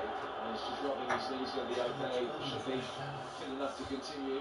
Villa started tonight needing to win by 2 goals away from home to get through to extra time. Same situation for Roma. Away to Bayer Leverkusen. They've taken the lead. Leandro Paredes has scored that goal from the penalty spots a couple of minutes before half time. In 45 minutes of ill discipline, there have been 5 players booked in the first half. And I remember Leverkusen unbeaten in all competitions all season. Won 9 out of 10 where they, I'm remembering it right from earlier, that we were told they were 100 to 1 on to qualify for the final. Well, they find themselves a goal down on the night, still 2-1 up on aggregate, but they're so desperate to get through this season with an invincible record in all competitions, which would be simply extraordinary. Yeah, breathtaking, but that would be. But they've got their hands full now tonight, certainly, so they've got to manage that situation first. They came back from a worse position much later, earlier in the European run against Karabakh, though. Still be confident of being able to get a positive result there tonight. Scored a couple of very late stoppage time goals to keep the unbeaten run going in recent weeks. It's Cash trying to get it forward for Villa, but a great degree of confidence maybe. Heze and then Podence will be able to clear it and knock it upfield. But back it comes from Villa again. Yeah, I just think that Matty Cash had a chance to put it in the box. You know, he's playing a bit further forward, not naturally, usually he's coming on to things. He's played enough times as a kind of right midfielder this season, but it's not what he's best at. He likes to gallop beyond someone and then get put in and get stretched to the byline. Douglas Luiz trying to slide the ball forward. Listen, Watkins is clear. Bailey, who looks okay actually the last 4 or 5 minutes, gets it forward towards Watkins. Now McGinn. And he'll play it outwards into the left-hand side of Digne. First time warning from him. Watkins flicking it on. A defensive header from David Carlos steered it away. Jab is going to be able to pick it up on the right-hand touchline. He plays it back for Esposito. Douglas Luiz is 15 outside the penalty area. Chips inside the box. Two mistakes clear. Goes back out to the bit of left. There we come again. Next phase of play. Luca Digne. Onto his favourite left foot. Finding David Luiz in the middle. Got a minute of the first half to go. 1-0 Villa trail. Consa back out for Xavi. To Douglas Luiz again. What they'll give for a goal late in the first half like they got last week. Xavi. Resisting the temptation to try and take his man on. Just crossed it in. He hits the Dents. Knows how to play for a Villa throw. Again, Xavi there. Get beyond the Dents. Take him on. Looking for the easy option. Dropping back on his left foot. Going back to the football player. He's got to make more for his team. He's got to get beyond his man and try and provide a cross or two. Costa takes the throw again. Left footed shot comes in. Well saved Salakis. He's able to bundle away and get it over the bar. Really well struck by Bailey with ferocity from about 25 yards out. And Salakis making his most difficult save of the night so far. It actually took a little direction of Rodinelli on its way through. And Villa get a corner right at the end of this first half. Yeah, really good strike from Neil Bailey. That would have been lovely. Had that deflection. You've got to see it whistle past the goalkeeper. As it is another corner. And this will be the last action of the first 45 minutes. Villa looking to equalise on the night. Bailey taking it, sweeping it in. Heads going up for Diego Carlos. Who's there? It's cleared outside the box for Douglas Luiz. Back out towards Digne. 4 minutes are up. Crowd letting the referee know that is the case. And then Villa give a free kick away. And Douglas Luiz boots the ball away in his frustration. And he's going to get a yellow card. Yeah, again, that's what happens, you see. He's just lost his cool there, Douglas Luiz.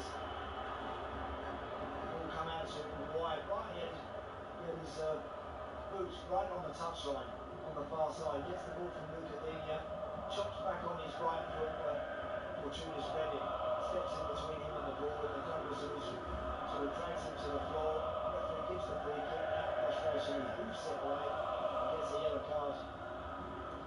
I wonder, just about a change at half-time now for Villa. Maybe John Duran, purely in terms of just giving another dimension up front.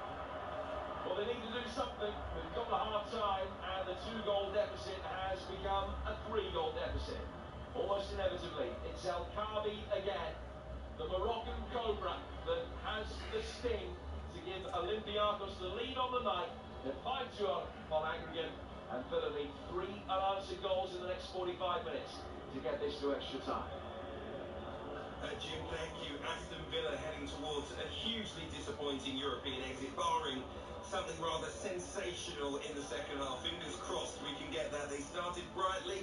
Despite going behind, they've really grown into the game, and you wouldn't put it against them getting something out of it, avoiding defeat, maybe even winning the game. But will it be the 2-goal win that they need to take it to extra time? It's kitchen sink time, I think. Andy Townsend, it was positive. It was a positive start. They've had good possession. The first goal, all important, and it went to the man that scored a hat-trick at Villa Park last week, Ayoub El Kaabi, 33rd of the season in all competitions for the Moroccan, and that has really changed the complexion of things. It's changed it massively, Hugh. I think the way that Villa have gone about it has been the right way. Good composure, taking the sting out of the tyre, trying to just quieten and deaden the atmosphere. Difficult because obviously you can imagine what the atmosphere is like there tonight. But I thought they started the game very well. Always looked the more progressive, always looked the more likely, and then just got caught napping a little bit. The ball got turned over. The back three was right up close to the halfway line. A ball from right back to left wing to the Dents. Good overlapping run from Kini. I don't know where Matty Cash was. Certainly wasn't tracking the run. But Kini gets to the byline, cuts back, and El Kaabi at the back post just stabs it in first time, and Martinez can't scramble across the line to stop it. So a huge blow, a massive blow. It's an incredibly tough situation they find themselves in, but they've been playing okay. They really have. Absolutely, they've had 75% possession in the game, rather remarkable away from home. 9 attempts at goal to Olympiacos' 3, only 2 on target at the moment so far from Aston Villa, which is really where they need to improve. And you mentioned John Duran as a possibility coming on at half-time. I tend to agree with you. As I said a moment ago, it is kitchen sink time. Yeah. What that would do to the dynamics of Unai Emery's tactics, I'm not quite sure, and the approach, because they've tried to play through the middle, that's not working. They tried to play round them, hasn't worked as well either, but maybe that makes it easier if you've got bodies in the box to worry about. Get it wide, get it in, see if we can cause some havoc. I think the delivery at the moment, when it comes into Ollie Watkins, when he's surrounded by some really big guys back there in Red Sos and David Carmo, it's got to be perfect. It's got to be almost right on his head. I think when you've got someone like John Duran, then all of a sudden Ollie Watkins can come alive at what might drop, what might fall, what might just bounce around, bobble around in and around that penalty spot 6-yard area. So at some point, I would think that John Duran, because of the lack of options in many ways that Unai Emery has on the bench, at some point that's going to happen, whether it's at half-time. Personally, I think at the situation they find themselves in June, I would do it now. I don't think Diaby's been that great. I think, again, he's been a source of frustration. He gets into good areas and rarely seems to be able to find a teammate or produce a ball of any real quality. So I would personally do it now. I'd get him on and see where it goes from there. Finally, mentality, absolutely key. We saw Douglas Luiz just get put, a little bit of frustration kicking the ball away just before half-time. Villa have to keep their heads here. Of course they do. I mean, it goes without saying that, and it's easy to get frustrated. You know, I've done it. I've been in that scenario myself in matches, two-legged matches like this, European matches where it's not quite going your way and it's not quite happening for you, and you can easily lose your rag and find Douglas Luiz can find on a yellow card, he can get his marching orders. That would be a great shame. Hopefully, they'll find a way to get something to register in that first 10 minutes, and then again anything can happen. It really can. You know, this Olympiacos team, if they were placed under any real pressure, I'm telling you they would wobble. But at the moment, there's no real panic for them. I still believe. Fingers crossed, Villa fans, for a massive second half. That's your former captain, Andy Townsend, who'll be back with Jim Proudfoot very, very shortly for the second half. Just to let you know, elsewhere this evening, Atalanta lead Marseille by a 0-0 in the Europa League semi-final second leg. Atalanta 2-1 up on aggregate by Leverkusen. Could it be their first defeat of the season? They are 1-0 down at home to Roma, but they still lead 2-1 in the tie. And here in the Conference League at the break, Olympiacos a goal up by Aston Villa, 5-2 ahead on aggregate. One game in Super League this evening at the break, Warrington lead Hull KR by 18 points to 4. Let's get the halftime odds on talkSPORT with Ladbrokes. Odds update on talkSPORT with Ladbrokes. We play together. Terms and conditions apply. 18 plus BGamblerAware.org. So, in our game where Olympiacos lead by a goal, for them to go on to win is 8-13 with Ladbrokes. The draw now 12-5. Very possible. And even an Aston Villa win could happen. They are 4-1. Those are the latest odds with Ladbrokes. 18 plus BGamblerAware.org. Odds update on talkSPORT with Ladbrokes. We play together. Terms and conditions apply. 18 plus BGamblerAware.org. Well, Aston Villa have been diligent in their task so far, but they haven't really been dynamic enough, and they need something special. Ayub El Kabi putting another dagger in the hearts of the Villa fans. As it stands, Olympiacos are on their way to their first ever European final. They lead 1-0 on the night. On aggregate, it's a whopping 5-2 lead, but don't go away, because we could get something very special here tonight. Kick off on talkSPORT with Ladbrokes. We play together. Terms and conditions apply. 18 plus BGamblerAware.org. We play together. Terms and conditions apply. 18 plus BGamblerAware.org. Switch to EE's ultra-reliable full-fiber broadband for only $29.99 a month and pay absolutely nothing up front. Oh, nothing? Not a thing.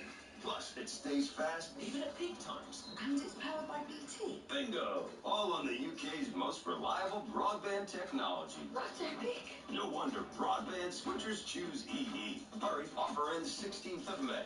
New customers, 24 months, 43.7% UK availability. Terms apply. Price increases on 31st of March each year by £3 a month. Get the KFC 20 Hot Wings bucket for just $7.99. You heard right, that's just 40p per per win. A serious-sized bucket for a seriously small price. The 20 Hot Wings bucket deal for just $7.99. Do the deal until the 9th of June, only at KFC. Available until the 9th of June 2024, subject to availability. Participating restaurants only. See website for full T's and C's. Don't know where to start your next paint project? At Wix, find all the inspiration and help you'll need. Plus, Dulux standard 2.5 litre coloured emulsion was £21, now 15. Terms apply. So you're Betty, the famous talking parrot. Yes, mate. Check out talkSPORT Bet Broadcast Boost. This Saturday, Fulham versus Manchester City. Manchester City to win both halves, and Erling Haaland to score 2 or more goals. Current price 19 to 5. Broadcast boosting price 9 to 2. Amazing. I can see why you're called Betty.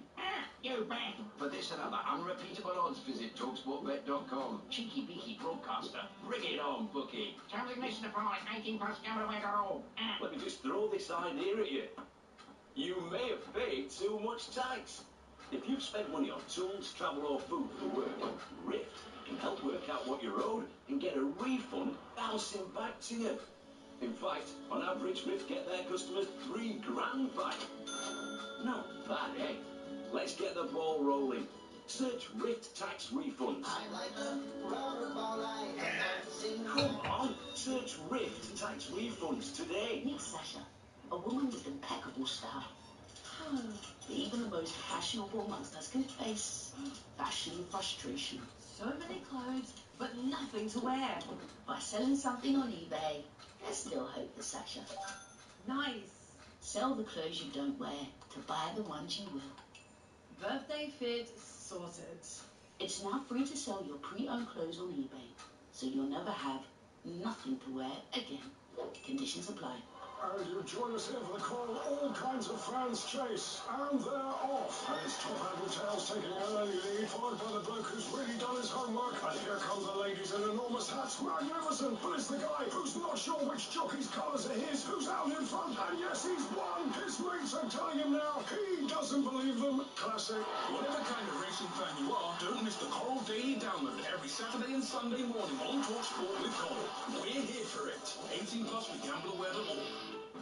Europa Conference League live on talkSPORT with Village Hotels. With 33 locations across the UK, Village Hotels have everything under one roof for a great breakaway. On 1089 and 1053 medium wave, online, on your mobile and on your smart speaker. talkSPORT.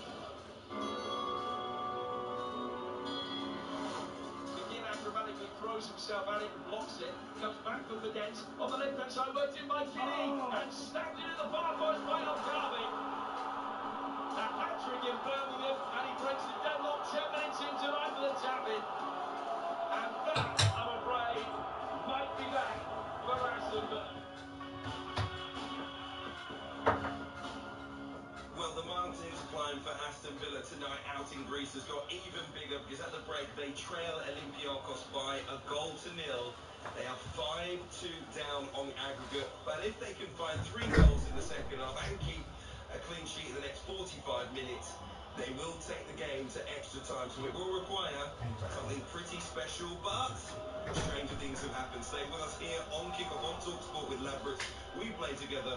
Terms and conditions apply. It's 18 plus. Be gambleware.org. And remember, we have a host of live football coming for you over the next few weeks, but certainly this weekend as well. Doncaster against Crewe tomorrow night, 8 o'clock exclusively live on talkSPORT 2, the League 2 playoff semi-final, second leg. On Saturday, we'll return to Premier League action here on talkSPORT. Exclusively will be at Craven Cottage at lunchtime as Fulham host Manchester City. City can move to the top of the Premier League table. Game Day Live will follow at 2:30 with Adrian Durham, Danny Mills, Mickey Gray and Perry Groves alongside him. Over on talkSPORT 2, we'll have Burnley's trip to Spurs. That is exclusively live on talkSPORT 2 and is not on UK TV. And 7:45 on Saturday night, MK Dons against Crawley. That is also a League 2 playoff semi-final, second leg. Plenty of big games on Sunday, exclusively live here on talkSPORT. We will have both of the first legs from the Championship playoffs. Norwich taking on Leeds United is a midday kickoff to see if Daniel Farke's side can get back to form and get a very important victory before they head to Ellen Road to keep themselves on track for a place in the Premier League, or will the disappointment of finishing them as it has been for so many teams. And by the way, they hate the playoffs, Leeds United, so we'll see if it's a very different campaign this time around. At 2:15, West Brom take on Southampton here on talkSPORT. And at 2:30 on talkSPORT 2, we will have the Women's FA Cup final between Tottenham Hotspur and Manchester United. So a very big day on Sunday across the talkSPORT network. Let's look ahead to the second half and head back to speak to the former Aston Villa captain, Andy Townsend. I know you mentioned you would want to play John Duran and make that change right at half-time. And I mentioned to you maybe how that would change the tactics. I know you said you would take possibly Diaby off. Is there any other way you think Aston Villa may change their shape here to get more bodies forward? Do we think we could see three at the back, for example, wing backs? What could they do? Well, we've had that, Hugh. We have had three at the back, really, when Villa have had possession, and Cash and Dina have been really high and wide. So we've seen enough of that. We've seen enough that Villa can get into wide areas and get something in the box. But at the moment, Retsos, David Carmo, Iborra in the central midfield position, those guys, Rodinei as well, is also a big, powerful lad. Those guys are able to pretty much deal with whatever's coming into the box. I think they need something a little more significant in there. Now, look, Villa are at that point now where it's all or nothing to me, and I think if it was still 2, I could understand perhaps Unai Emery thinking, I'll just see what's going to go on for 10 or 15 minutes. But because it's 3, it's like, look, it just sends out the message that we're going to have a real go here to try and make something happen. We have to put it in the box every opportunity. Yeah, you play your football. Yes, you keep it in the middle of the park. But when it goes wide, half a yard, deliver it, whip it in, get it in there, get some bodies in and around. Get Watkins running off of a bigger guy to maybe just anticipate where that's going to drop. I know you've witnessed some special nights as an Aston Villa player, but also, of course, watching them in the years since you've represented the club so proudly. If they can turn things around here, if they can come back, where would that rank amongst the nights that you've experienced? Look, it would rank right up there. It would be such an incredible turnaround. It really would. It's going to take some doing, Hugh. First and foremost, let's try and get one on the board. Let's see if Villa can just find something to get themselves back on level terms on the night. I would have hoped to see a little bit more from the likes of Ollie Watkins. What have you made of his performance? Again, closely marshalled. Whenever that ball's come into the box, he's had a couple of big lads, big centre-halves, very, very close to him. Again, worked hard and has looked decent. Had one little potential header at the near post he might have done a bit better with, but hasn't really had that brilliant opportunity yet to really make it count. Right, the players are back out there for the second half. I have not given up on this. Villa fans, keep the faith. Let's see if your players can deliver something which would live long in the memory. A mountain to climb, as we say. Olympiacos 1, Aston Villa 0, 5-2 on aggregate. The second half live on talkSPORT with the former Aston Villa captain Andy Townsend and Jim Proudfoot. Hugh, thank you very much indeed. So, 45 minutes for Aston Villa to score 3 unanswered goals. Olympiacos' home record this season in the biggest games has not been great. We've lost at home to each of the top 3 in the Greek league. They have had a 4-1 home defeat in Europe over the course of this season. It's just a question of whether Villa can do themselves justice over the 45 minutes that remain. So we're back underway. Olympiacos in their red and white striped shirts are keeping from left to right in this second half. Villa immediately defending and setting up, Andy, seemingly with much more of an orthodox back 3 in the second half, potentially. Yeah. Well, look, it might be. We'll see. We'll see exactly how it pans out. Again, as I said, they've switched quite nicely from a 3 to a 4 when they're in possession and they're out of possession. But we'll have a look. We'll keep an eye on that shape. The ball comes inside the penalty area and Hezia knocks it further clear. Now Aston Villa trying to release Ollie Watkins, who's given a shove there by Carmo, and the referee says no foul. Come on, that has to be a foul. Carmo's just bundled Ollie Watkins to the floor. Well, it's a typical Ollie Watkins run, actually, down into the channel, where he was favourite, actually, to get there first. Carmo, like, leans into him really heavily. And I think that's a free kick, and he didn't get it. And that was much more than just going shoulder to shoulder. Now Olympiacos working a long ball over the top of this high Villa back line. El-Kabi scored 4 goals in the tie. This is 14 he scored in Europe this season. Laying it back for Iborra.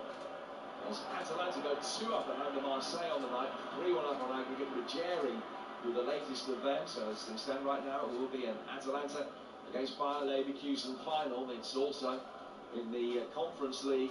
It's going to be Fiorentina against Olympiacos final. As things stand right now, Villa have got 43 minutes to do something about that, with Martinez having the ball at his feet inside the penalty area now. Takes it towards the penalty spot, stops, checks, goes back out towards the right-hand side, and now they play for McGinn. Yeah. And they're able to pick their passes at the back. There's no threat, no pressure, no squeeze at all from Olympiacos. They're hoping to just squeeze as the ball goes further forward, like they just did there. But again, this time it's Leon Bailey once again on the receiving end of a challenge that was a little bit too heavy. There's Iborra that came in from the left-hand side. It might actually have been Retsos that caught him from behind. And the free kick has gone Villa's way. No changes made by either side ahead of the second half. I'll run through the 2 lineups for you in a moment. Villa then with this free kick, which John McGinn stands over. Douglas Luiz is there as well. It's McGinn just clipping it inside the penalty area, and the bounce too hot for Cash, who came to meet it, and it bounced straight over his head, almost vertically, right back up in the air once it had landed, and it goes out of play for a goal kick. Villa lining up Martinez in goal. It's Cash, Conson, Diego Carlos, Torres, and Digne. And Bailey, McGinn, Douglas Luiz and Javi with Watkins up top. Olympiacos Salakis in goal. Rene, Retsos, David Carlo, Kini, Hesse and Iborra, Fortunis, Chiquinho, Fidens, and El-Kabi. Olympiacos defending so narrow as a back 4, but Villa just haven't been able to make the most of any width whatsoever. Javi to Cash, who will try and do so now. Taking on Kini, who's just stood in his way. Cash goes to ground, looking imploringly at the referee. The Watkins one isn't going to get back.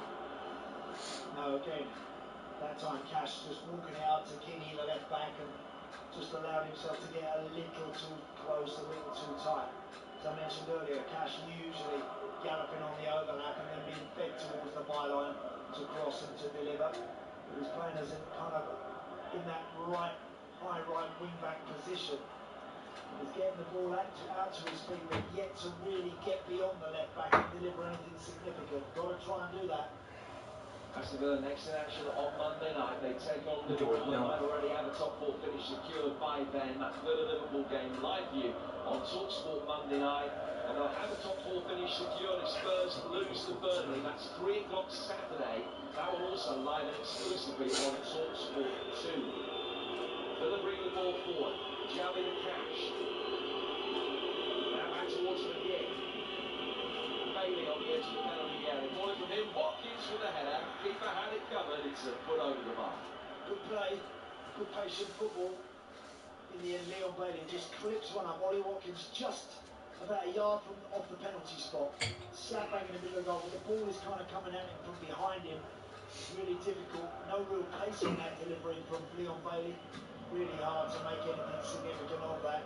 Gets his head on it, but unfortunately just sails over the bar. Very similar to what we saw at the start of the night. Villa on the front foot, asking the questions, but yet to find that real situation at the top of the field. Maldini's just picked up a bang in the face that was inflicted by one of his teammates accidentally. And Olympiacos will be able to play the ball forward in behind him. He's back on his feet and recovered back in position, but Fortunis still has it for Olympiacos. 5.5 minutes gone in the second half. Fortunis with the left-footed effort. Martinez can make a comfortable save. Diving to his left. Not ticking down pretty quickly though. 40 minutes now for Villa to score the 3 goals that will take this to extra time. Yeah, Fortunis there cutting in off the right side along the 18-yard line on his left, but doesn't really hit it. Comfortable save for Emi Martinez. But those raids, those little chances and situations for the home team, very few and far between. Listen, things happen. Even this week, Tuesday night was at Bolton for a thrilling League One playoff semi-final, and Barnsley started the second half in the same position that Villa are in now. 3 down on aggregate, seemingly down and out. Looked as though the last 45 minutes was just going to be a Bolton celebration. Barnsley got 2 back and left themselves with 15 minutes to score the third, which in the end ultimately wasn't forthcoming. But Villa aren't out of this yet. Clearly, they need the first of the 3 to come relatively quickly. Exactly, yeah. It should live right Martinez getting out towards Pau Torres. Too far outside the penalty area. We've got all of the playoffs coming up for you on the talkSPORT network over the course of the next week or so. We already know what the League One final is going to be. That will be a week on Saturday. Southampton take on Hull. League 2, the semi-final second leg tomorrow night as Doncaster take the 2-0 lead in their match at home to Crewe. That was live on talkSPORT 2 tomorrow evening. The second leg of the MK Dons Crawley tie Saturday night on talkSPORT 2 at 7:45. It's a game that was supposed to be taking place tonight, but got delayed to Saturday after the first leg was postponed. Here's Javi, played forward by the Villa number 19, but he's lost it. And it's been won back by Olympiacos. Now good strong footing. Bailey can bring it away. Bailey playing it through the midfield for Watkins. A bit more space for McGinn. He's got Cash making a good run forward to his right-hand side. That's a cynical foul by Daniel Pedence. Yellow card for him. He turns, takes the yellow card in good grace, and then berates the rest of his teammates to put him in a position that Pedence was forced to trip McGinn. Yeah. Well, they're going to do that. They're not going to allow Villa to get away from him. Good turn from John McGinn, travelling at speed across the halfway line. Just lifting his head, about to slot the ball maybe for Bailey or Watkins. But then just brutally upends and gets the yellow card, but they're happy to do that. 10th yellow card of the season for him. And then Villa, from the resulting free kick, effectively passes straight out of play. The throw will be taken on the Olympiacos left. Not quite as bad as that, but pass is just going astray, and you sense that self-confidence is a commodity in short supply at the moment for Aston Villa. Ball picked up by Pedence on the left-hand touchline. The referee's spotted the infringement, just gone out of play then. Yes, it had. Off Chiquinho for a throw that Villa will take. 9 gone second half, still 1-0 Olympiacos. What I would say, Jim, one thing that happens when you play a productive build-up like Villa tend to. Good chance here. We'll just see where this goes. Cash placed down the line, and the ball sails inside the penalty area. I think it was a missing cross rather than a shot. It was certainly more effective as a shot. Salatis had to take a couple of quick steps back, but his handball was a shot. Yeah, the army it was with that cross. Again, not good enough. What I was going to say, when they play that productive build-up, the way that they do Villa, the game really gets stretched. Olympiacos can allow Villa to have the ball, stay compact. Sometimes when you go back to front, you go a bit longer, then all of a sudden midfield players have got ground to catch up, and the game can become a little bit more open. There's a bit more room sometimes when Villa are prepared to go a little more direct. That's why I think the introduction of Durant might be a useful one for them, because it just enables you to go a bit longer. I know there's always the worry that you start giving the ball away and you start knocking it 50, 60 yards and it's all hit and miss stuff. I get that. But I just think at the moment they could do with another dimension to what they're doing, Villa. Well, they just need to mix it up, because at the moment it's not working. It's not. You've got to go down punching and just try something different. As they say about madness, it's just carrying on doing exactly the same thing and expecting a different result. Yeah. You know, they're working on, they've got most of the ball, they're being allowed, the guys in the back are under no pressure. Pau Torres, Diego Carlos, none of them. There's a mistake there from Esri Consta, throwing into McGinn. But then he's busy as ever. Remember him in a Wolves shirt, exactly the same there as what we've seen from them tonight. 55 on the clock. 5-2 Olympiacos, the aggregate score. Principal damage done at Villa Park this time last week, with the fight back late in the game. Villa got back from 2-0 down to 2-2. But the fact that they managed to score 2 quick goals last week will just give them a little bit of encouragement. 2 quick goals here would go down well. They need 3. They've got 35 minutes to score. Listening to Olympiacos against Villa in the Europa Conference League live on talkSPORT with Village Hotels. Visit villagehotels.com. Here's Carlos on the edge of his own penalty area. Back to Martinez, out to Pau Torres. Torres edging it down the line for Digne. Pau Torres taking it on again. Away from the first couple of challenges in the press. Ball forward towards Bailey. Bailey to Digne. Better from Villa as they make their way forward. And Duran, right on cue, is going to be coming on in a moment for Villa. Here's Carlos. To Javi. Out towards the right-hand side for Cash. Cash flicking it on. Couldn't get past Iborra. And Pedence will take it out towards the left-hand touchline, and he is then fouled by Consa. So, is it going to be Cash that comes on? Yeah, I think it might be Matty Cash, I do. He struggled a little bit in that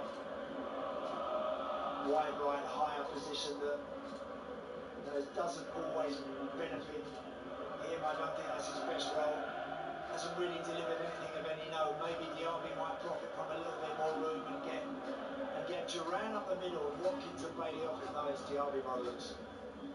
Well, that is a surprise, because if they were going to take a winger off, you'd have thought it would have been Bailey, bearing in mind that he picked up that bad knock to his left knee. I know he looks all right, but even so. So Javi off, and Jean Duran is on.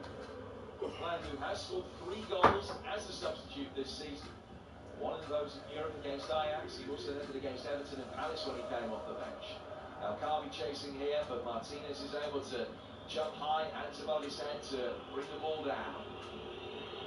And Justin Duran to make himself an Aston Villa hero. Yeah, he's got to be busy and he's got to pressurise Retsos and David Carmo. He's got to make sure that anything that's knocked up in the air towards those guys, and they've had the better of all of that coming in against Watkins. Well, that's got to change with John Duran on the field now. He's got to attack things in the air.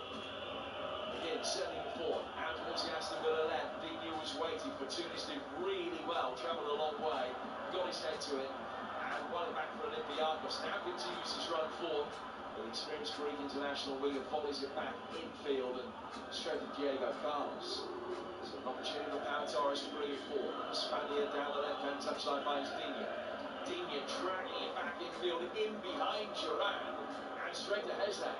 And now Pedence, the smallest man on the pitch, will bring it forward. And a chance on the left-hand side for El Carmen to make something happen. It is ball back in, just too far ahead of Hezek. They'll recycle into Tunis on the edge of the penalty area. Right footed shot into Pau Torres. Then Iborra down towards Hezek again on the Olympiacos right. And that gone in. It was lights out Aston Villa, but they just about live to fight another day. They do. I don't mind it actually when Olympiacos really start to attack, because now look, there's space for Villa to counter. And Duran trying to make the most of it. Maybe square to his right hand side. Duran goes for goal. Keeper spilt it. But coming back, David Carmo is the quickest to react and heads it behind for a corner. Yeah, listen, when he just come on the field, John Duran. Hardly got his second win yet. Decent switch out to him. His wide left cuts in towards the edge of the 18-yard box. Steps a yard in the box, hits it, kind of toe ends it really. Straight towards the goalkeeper, comfortably safe, but out for another corner. An hour gone. First corner of the second half. Villa split of the night without reply. Douglas Luiz to take it from the left-hand side. The right-footed instrument. Pau Torres is forward inside the 6-yard box. Standing in front of the goalkeeper. Salakis, everybody else making runs in from deeper. Works short towards McGinn. Changing the angle on the edge of the penalty area. Lays it back with Digne. Flicked in left-footed. Poor delivery. Easily headed away. Villa will be able to win the seconds, but they're back on halfway when they do so. Oh, McGinn stumbles. He's got away with it. He fell over, but just got back on his feet in time to stop Chiquinho having the opportunity to basically run unmarked from halfway to the edge of the penalty area. Yeah. Just a heart and mouth moment there for John McGinn. Thankfully, okay. Villa working it down towards the right side of the area for Cash. Another corner. Well blocked by Iborra, who then acts as the cheerleader, urging the crowd to find some volume. Better run from Cash. Another corner for Villa. Again, really good run for Cash. Excellent work. But having got there, he allows that cross to get blocked. Stand it up, clip it up, beat that first man. Provide that little bit of class and quality that's required now. Villa looking for an equaliser on the night. It's a starting point for their recovery. Consa with a header to open the bar. Too much on it. just in towards the near post area, 4 or 5 yards out. Good leap, miles above everybody else.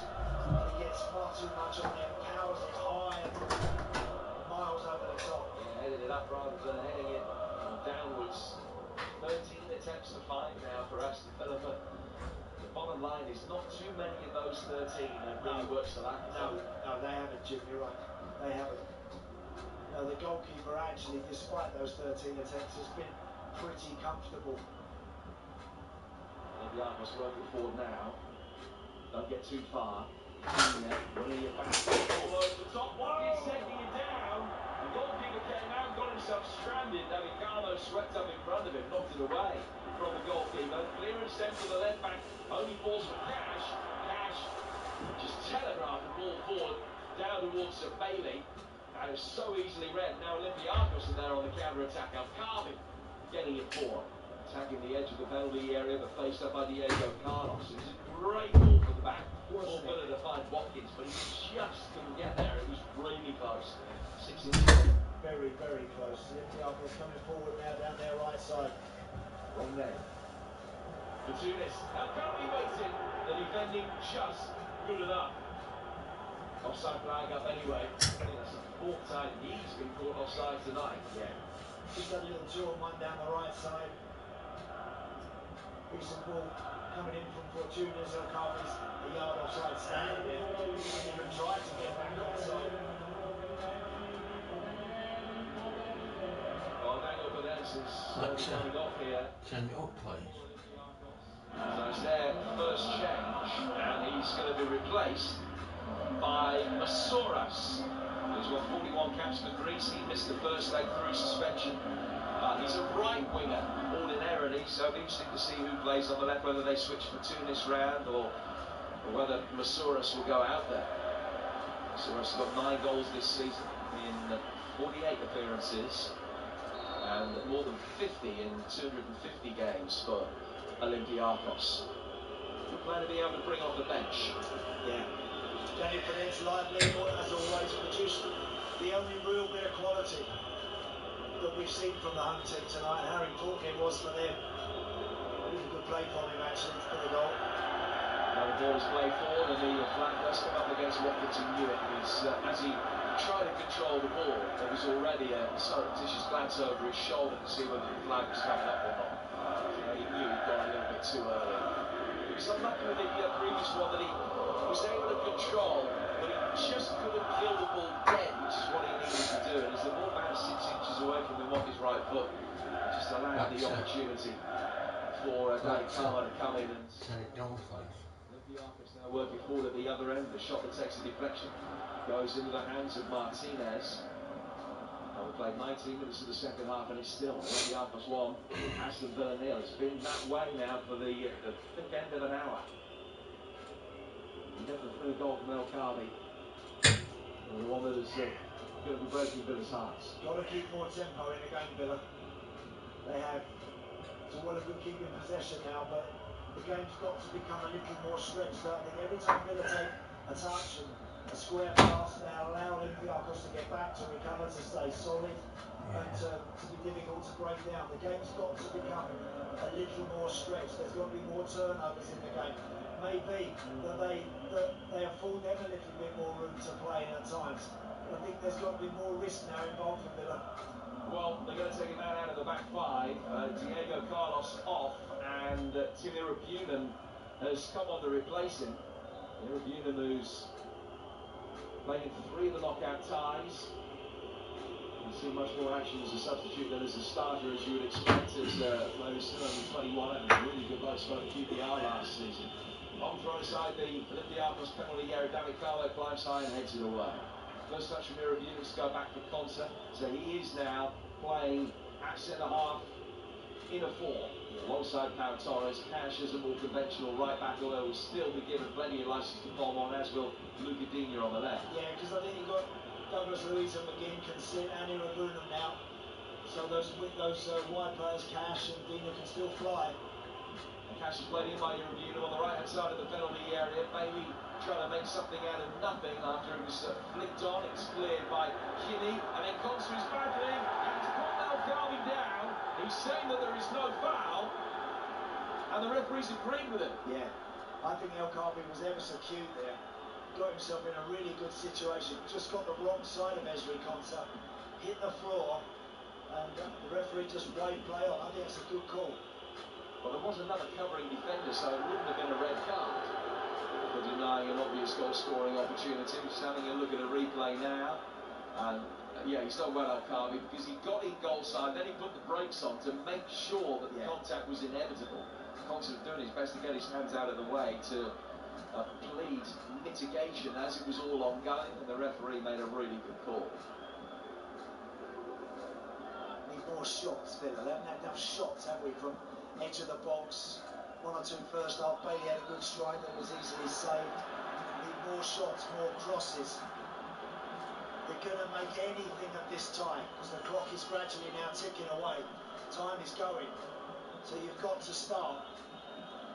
Not abandoning your principles, we've got to start to try and find other ways, other solutions, in order to try and just get a goal on the board. Kinney has been booked for a foul on Ollie Watkins as he was climbing high, led with, I was going to say led with his arm, it was almost leading with his fist, but he did catch Ollie Watkins, who's back on his feet okay. We're midway through the second half. Villa still need 3. Time fast running out. Douglas Luiz swinging a free kick in, and it's headed by one of the defenders back towards his own goal, and Salakis can make an easy save. Yeah, to his credit there, Ollie Watkins. There was an arm in his face. Didn't make a meal of it, bounced back up on his feet. That's because of the way that the game is. And now the ball is played over the top of the other end, and Emi Martinez comes out. And play stops because Martinez is down hurt. The player that he's colliding with is down hurt as well. The referee has given a offside free kick Villa's way. Yeah, I think an offside flag has gone up, Jim. Against Masouras. Yeah, well, it's Masouras that was running through to a ball, and Emi Martinez was 30 yards outside of his box. And there was Masouras is just offside at the top of the screen. And there's a real coming together. Martinez's foot is really high. I think he actually does make good contact with the ball, in all fairness to him, but the foot is so high. Had he not been offside there, Masouras, that would have been an interesting one. Well, Martinez, as you say, the first contact was with the ball. He was just able to side foot it away, but then his foot on the follow-through and just caught the arm of Masouras. And it would have been a decision for the referee to make. Had play been allowed to continue, the referee decided there was no foul. Martinez was lying on the ground 30 yards out, and the ball was at the feet of Chiquinho. Anyway, the offside flag was up, tall academic. 20 minutes to go. And here's Douglas Luiz in the heart of the midfield for Aston Villa. And another Olympiacos player has gone down off the ball. It might be Iborra. It's gone out of play for a throw. The referee is giving it Villa's way, I think. The assistant referee said that the last touch came off for Tunis. Meanwhile, Iborra is now sitting up, but feeling his ankle a little bit gingerly. Martinez comes across to help him up. 70 gone, Olympiacos 1, Villa 0 here on talkSPORT. That's 5-2 to the Greeks on aggregate. Now get this, Bayer Leverkusen 0, Roma 2. Oh, incredible. 2-2 on aggregate, and Paredes has scored again. That's it, indeed. So 1 in each half for Leandro Paredes. And Bayer Leverkusen unbeaten in all competitions all season. They've gone. At 2-0 down. Sack it. Get rid. They're 2-0 down. Oh. Xabi Alonso's washed up. Amazing, isn't it? 18 minutes to go. But Roma 2-0 up there. Remember, they were 100 to 1 to qualify from that semi-final, having been 2-0 down going into it tonight. But Bayer Leverkusen still with time to fight back. If they get one back, they will still be going through. And of course, extra time they could go through on penalties, but they won't want to lose the unbeaten record. If they go through on penalties, it would still count as a defeat. Iborra's back on his feet and is making his way down towards this near touchline. Emery is are saying that this is all taking far too long, and he's motioning, he's making a pillow out of his hands to put his head on it as if to indicate he's fallen asleep. She's dying of boredom with the amount of time that Olympiacos are taking. Very true, and right in front of Unai Emery, who's still gesticulating towards Iborra coming off the field. Fortuna's not happy, the Olympiacos skipper with the Villa boss. Now play does restart with an Aston Villa throw. Douglas Luiz finding Cash. Cash playing it out towards the Villa right-hand side for Bailey. Bailey controlling the ball on the right-hand touchline. He's put under a little bit of pressure. He's played it back for Cash. Cash now to Konsa. Remember when they had that brilliant win at Arsenal, Aston Villa? They did score 2 goals in the last 5 minutes of that game. But they need 3 now with 18 to go. Plus stoppage time. And as Unai Emery has implied, there should be a fair bit of it. Here's Konsa. Goes down towards the right-hand side again for Aston Villa. Bailey trying to turn inside. Gets it away from Belkavi, who's back defending now. Irabunan back for the blonde-haired Cash. Konsa will take over. Konsa goes to his left-hand side and the ball will be played for by Pau Torres. He's 15 yards outside the penalty area. Goes down towards Cash again. Cash making his way forward. The booze and whistles just indicated that Villa in sustained possession. Ball chipped inside the penalty area. Watkins trying to get the jump on Rexos, couldn't quite. And then Douglas Luiz has lost out. And a chance for Chiquinho to bring the ball forward, and Irabunan knew the danger of letting him play the next pass. So he's fouled him, and he's going to get a yellow card. Yeah, just a little bit of confusion there. Irabunan and Douglas Luiz. Just a little bit hesitant, the pair of them. From there, Chiquinho just nipping in, making sure that he gets the wrong side of Villa substitute, draws the foul. That's exactly what they want, Olympiacos. Every time the game stops now, it gives them a chance to reset, get a breather. It's the perfect scenario when you've got 3 goals in your back pocket. A reminder that coming up this weekend, Fulham against Manchester City, 12:30, the next instalment in the title race. It's Game Day Live, the award-winning Game Day Live, starting at 11, 12:30 kick-off, Fulham against Manchester City, and then Spurs against Burnley, talkSPORT 2's exclusive game, 3 o'clock in the afternoon. Sunday, the Championship playoffs start. It's Norwich Leeds, followed by West Brom Southampton, both of those games live right here on talkSPORT, kicking off at 12 and 2:15 respectively. We've also got the Women's FA Cup final on Sunday. Spurs against Manchester United is on talkSPORT 2. Now Olympiacos have just made a change. Iborra's not able to continue, and Andre Horta, who came off the bench in the first leg, is the man that has come on to replace the Portuguese defensive midfielder. So he is on for the final probably 20 minutes or so of playing time. Villa still needing 3 to take this to extra time. It's going to be extraordinarily heroic if they pull it off from here. But where there's life. The ball played by Cash. To Konsa. It goes out towards the right-hand side of the midfield. Back he goes to Konsa again. Villa still struggling to really be dynamic enough, as if the lack of time isn't little consequence for them. Certainly not panicking, you give them that. Ball played forward. Cash will take it on the half volley. Heads it down. Can he pull it back? He can towards the near post. Smuggled away before it got to Watkins. And out of play for a corner. That was better. Brilliant run. Great run from Matt Cash there. Excellent run. Really good switch from Konsa. Cash has got his head down, sprinted behind that Olympiacos line, which was held quite high. Got right to the byline, fired it back to Ollie Watkins, who was closely marked at the near post. And like everything pretty much for Villa tonight, it's just not falling for them, and it's out for another corner. Matt and Cash were doing well. That was a good ball in, and well defended that time by Rexos, who was well defended, you're right, Jim. Just nipped in. Cash was with his head down on the hoardings in frustration. He thought that might have been an assist and a way back into the game. It is another corner after another Olympiacos player nearly triggered for injury. McGinn played the ball back, left-footed ball swung in, but Bailey's cross just hit Maxouras and goes straight out of play for a throw. Throw which can take it over on the Villa right-hand side by Cash. 15 to go. On back now will make it decidedly interesting. Ball thrown towards the near post. Comes to the penalty spot. Punches off the head. Cash trying to whip back.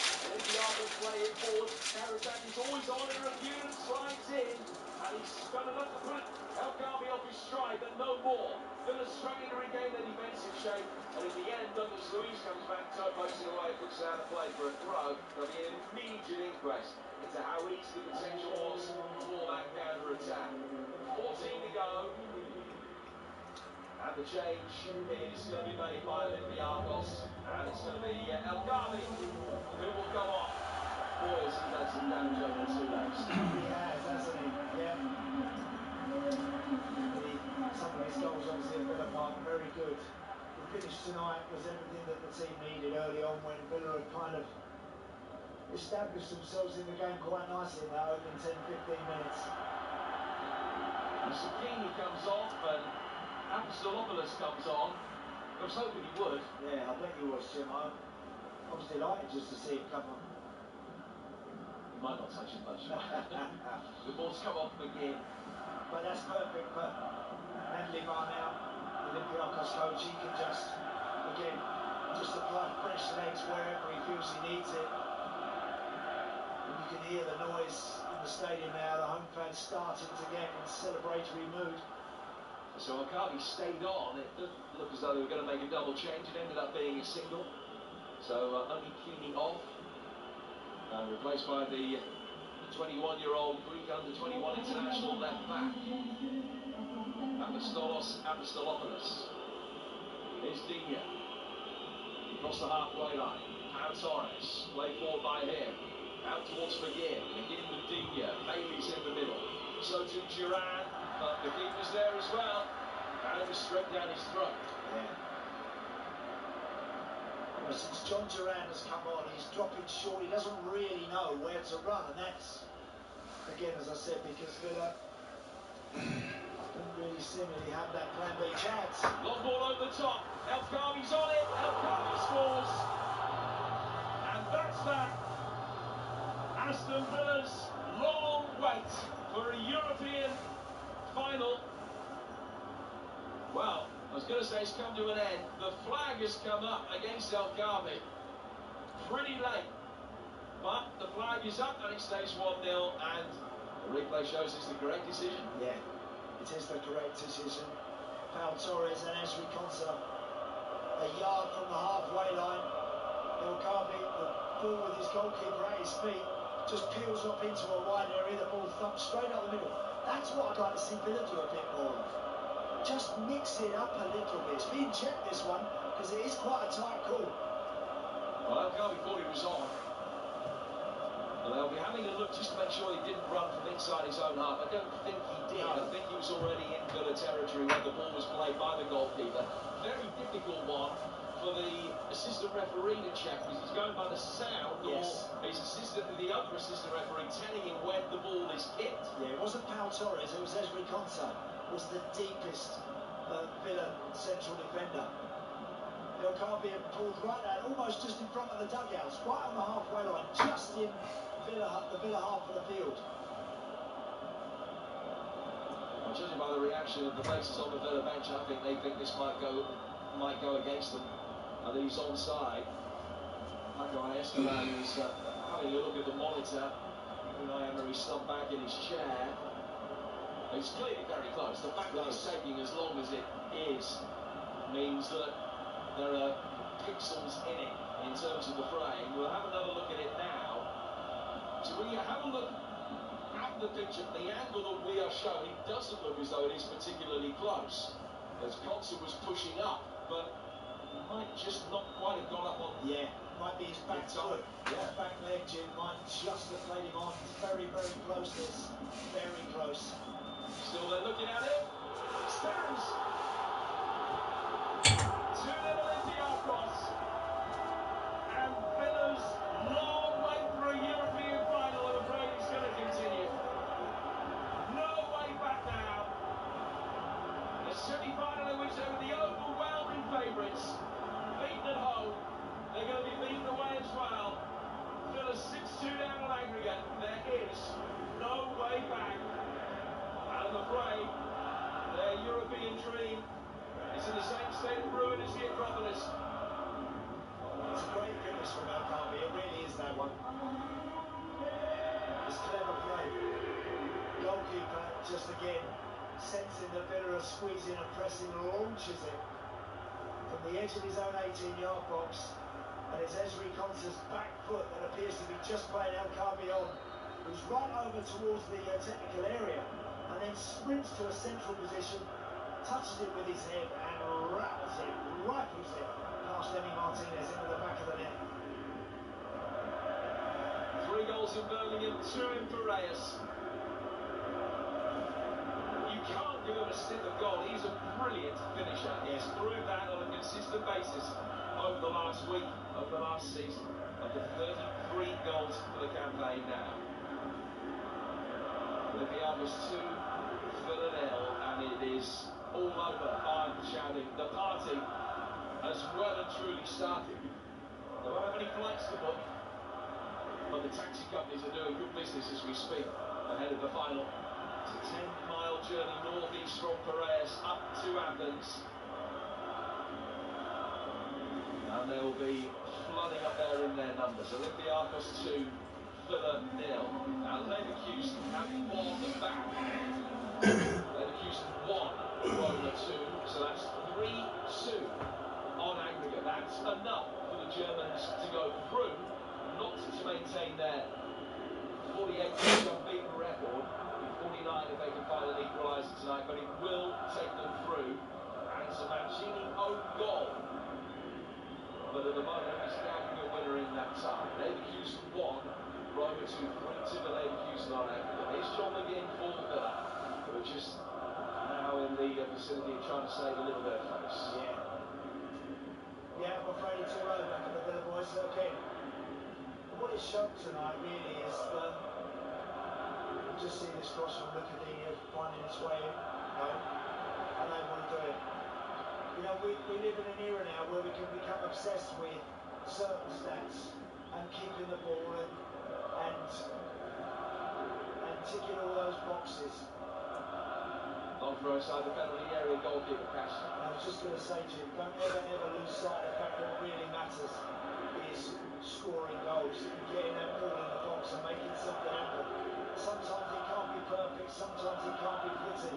If Villa have been guilty of anything, obviously the first thing was a poor performance by their high standards, but guilty of anything tonight, keeping the ball good shape, yes, but without a cutting edge. If you haven't got a cutting edge in European football, you ain't going to find a way through. I'm afraid they've just come up short in that respect tonight. Well, the situation will give Unai Emery the opportunity to hunt some youngsters. Now we're going to see Kellyman come on very shortly. We're going to see Kessler Hayden come on. They have both started games in the past. We're also going to see Finn Monroe, the young left-back, who'll be making his first team debut in a European semi-final. Yeah. Well, again, now for Unai Emery, yes, give the youngsters some experience, great for them, but also just leave a bit in the tank for his senior boys who've got to go again at the weekend to make sure this top 4 spot. I think it'd take something dramatic to happen for Villa not to get there now, but they'd love to make sure of it this weekend. They face Liverpool Monday night, and we are there. You'll hear it here on talkSPORT with the kick-off at 8 o'clock, build-up starting at 7. As Douglas Luiz brings the ball forward, plays it out towards the Aston Villa right-hand side now for Bailey. 85 gone, Villa need 4 goals to get us to extra time. Douglas Luiz dragging the ball back, playing it to Irabunen. Go forward by here to the feet of Girard. Irabunen again. Douglas Luiz to McGinn. McGinn has got Dini making a run in off the left flank. McGinn works it back the other way towards Irabunen. Down towards the right-hand side of the penalty area. Chance of Bailey to try and deliver a cross. Dropping his shoulder, trying to go around the outside. And goal kick is given, well defended by Amstelopolis. Villa will now make the changes. The youngsters coming on would have much rather they've been in completely different circumstances at all, but how good to see the likes of Kate Kessler-Hayden, Amari Kellerman getting minutes. What a special moment this will be for Finn Monroe. Yeah. For his family as well. You think of all the schlepping about, going to sessions from a very young age without a shadow of a doubt. What a reward it is for the player to finally make his first team debut. at the age of 19. Amari Kellerman has experienced that before. He's only 18. This is his 5th Villa appearance since they signed him from the Derby Academy. Kessler Hayden's actually played more than 80 senior games in his career, but it's only his 4th in an Aston Villa shirt. But a good moment for him. Great moment for the young boys. Good luck to them for the rest of the game tonight, and indeed their careers. Let's hope they have long and successful ones in Villa colours. Strangely, the way the game has gone, Jim, tonight, the fact that Olympiacos look like they're going to get over the line with a very handsome 4-goal cushion means it's a lot easier to take this defeat in the semi-final. Had it have been by the odd goal, then it would have been so much more difficult, I think, to swallow for the Villa lads. But over the 2 legs, they haven't done well enough. The first leg was a real poor effort from them, it's got to be said. Much better than what they showed at Villa Park a week ago. Tonight they've done all right, they just haven't been able to find a cutting edge, and they got done a couple of times on the counter. So it's a lot easier to take. When you've been well beat, you just have to take it on the chin and move on. Just a little bit of housekeeping, those substitutions. Kessler Hayden coming off for Cash at right back. Monroe coming off for Digne at left back. And Kellyman has replaced Bailey on the right wing. We've got 2.5 minutes to go. Olympiacos 2, Villa 0. It is going to be an Olympiacos-Fiorentina final in Athens. It will be live on talkSPORT. It is going to be May the 29th. Cash, Douglas Lewis, I beg your pardon, in the midfield, playing the ball out towards the right-hand side. Chance now for Kessler Hayden to deliver, and his cross takes a deflection and goes behind for another Aston Villa corner, which McGinn will come across to take in the 89th minute. Olympiacos 2, Villa 0, 6-2 on aggregate, and the better side are going through over the 2 games that Villa can't have too many good plays. No, and I think that actually tonight, the way that things have gone for the home team, they've done it right. They defended deep. They've never been stretched. They've never really looked like being stretched. There's a yellow card there for John Duran, as we saw Retsos hit the floor. Look at the striker that's come on, and I'm afraid that's pretty much the only time he's come in contact with anything, I think, so far. He's ended up getting a yellow card for that. So corner to be taken on the Aston Villa right-hand side. Swung towards the near post, potentially dangerous flick out of Douglas Luiz coming in the back post, trying to get the decisive touch to help it over the line. There's been a clash between Douglas Luiz and one of the Olympiacos players as both went for the ball. Play allowed to continue. Good advantage played again in the midfield as Rodney was fouled. And the Olympiacos captain, Kostas Kouchounis, can bring the ball forward. And then he, in turn, is fouled again in the centre of midfield by Monroe. And it's going to be a free kick to Olympiacos. Atalanta will be in the final of the Europa League. They're 3 up on the night against Marseille. They scored a third in the 5th minute of stoppage time. That's 4-1 on aggregate. Bayer Leverkusen in the 2nd minute of stoppage time in their game with Roma. Still 2-1 down on the night. 3-2 up on aggregate. So they're going through, but they're going to lose the unbeaten run. It's going to end at 48. Unless they can find a late equaliser, you wouldn't put it past them.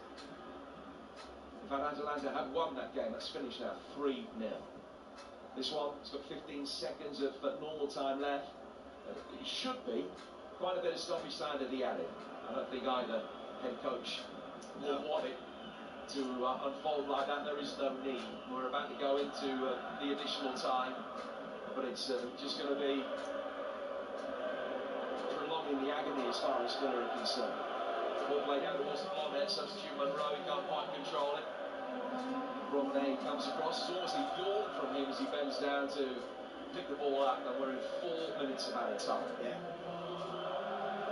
Incredible atmosphere in the stadium right now, as you can imagine.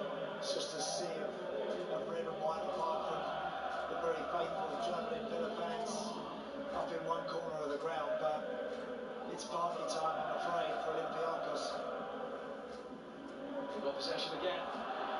And Algarvy's in again. He's on a hat-trick, checks the ball back, trying to get away from Kessler. Hayden on the edge of the penalty area. But in came a strong challenge from Consa. And Villa surviving. He was away there. Certainly was Algarvy, but having got the wrong side of that Villa back line, he then tried to take it onto his left foot, which gave Consa a chance to have a nibble at it and recover. Jenny O'Hara and Jason Cunley taking your calls next on the Sports Bar. 3717223333. You send the boys a voice note as well. We'll get through Had Your Sound National Radio. Fellow fans, what have you made of this European campaign? What have you made of these two ties? Is it to show a few frailties in the Villa side, or is it purely down to fatigue and the horrendous injury problems that have affected your club over such a long period? Andre Horta brought down on the edge of his own penalty area, 2.5 minutes of stoppage time to go. And they've got 3.5 minutes of stoppage time to go in Leverkusen. They're playing 7 minutes there. And it's still 2-1 to Roma, but 3-2 to Leverkusen on aggregate. And as it stands, it's going to be Leverkusen and Atalanta in the Europa League final.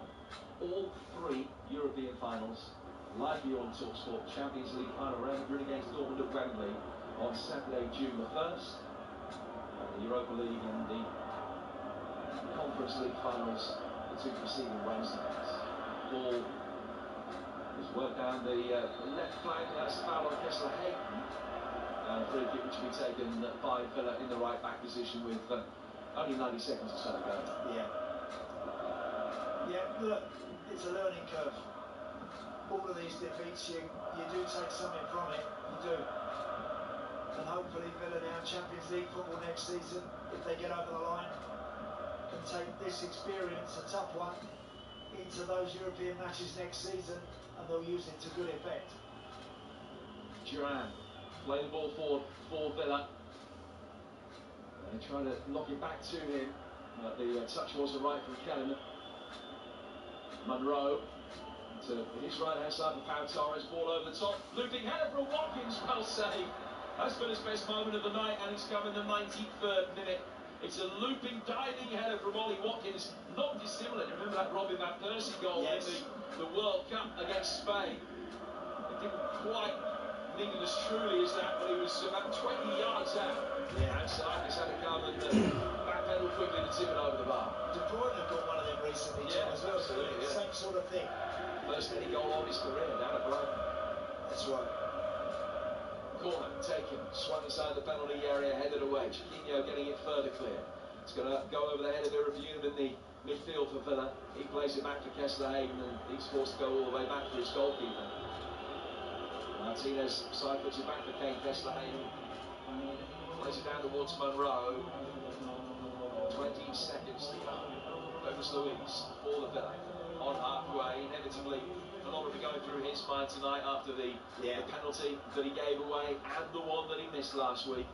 How different things might have been, but ultimately it just wasn't to be.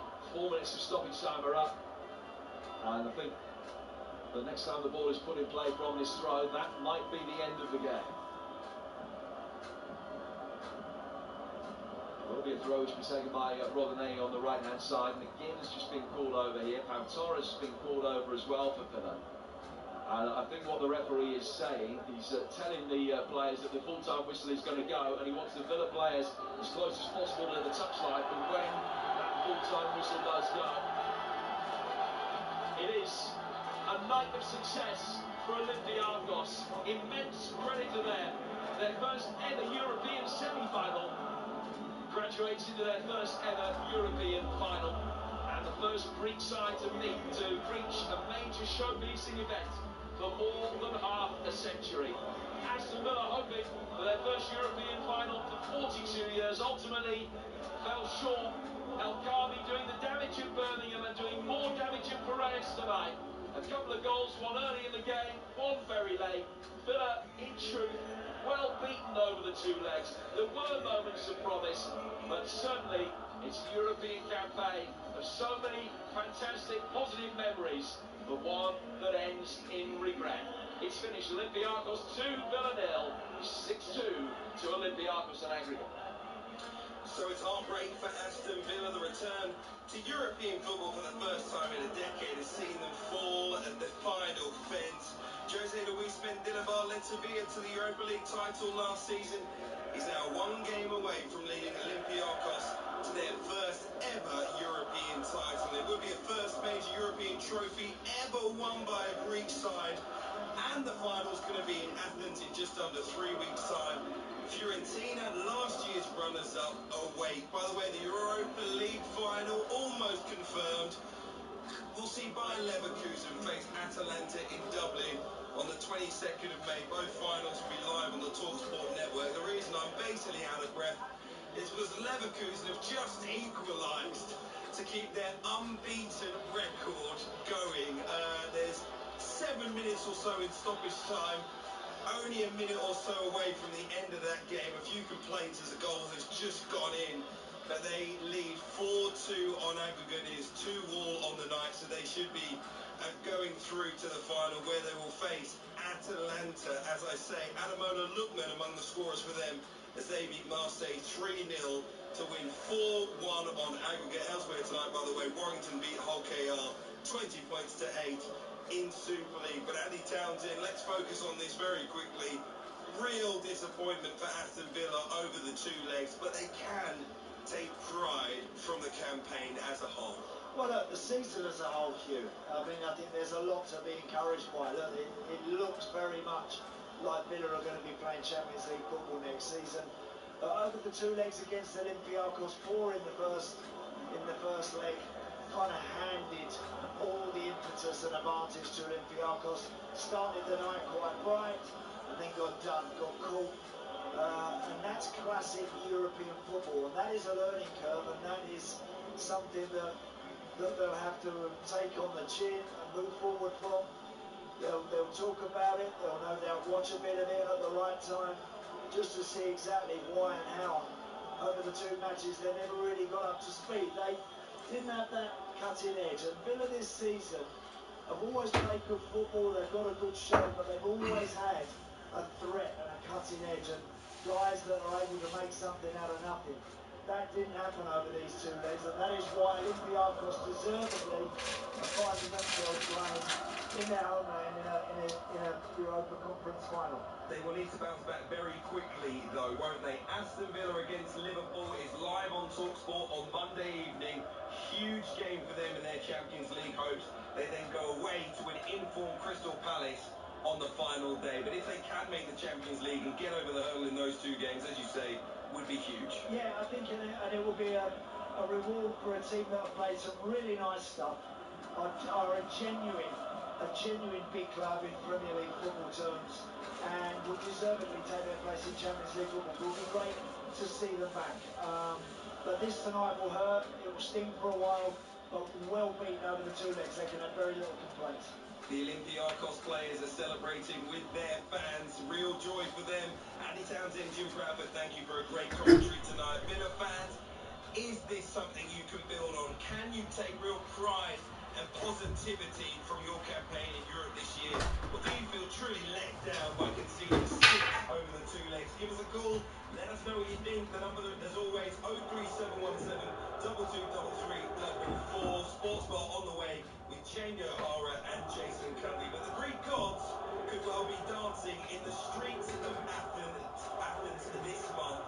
Olympiacos are through to Europa League Conference final, and Aston Villa are out. Your reaction up next with talkSPORT. The number 03717 223344.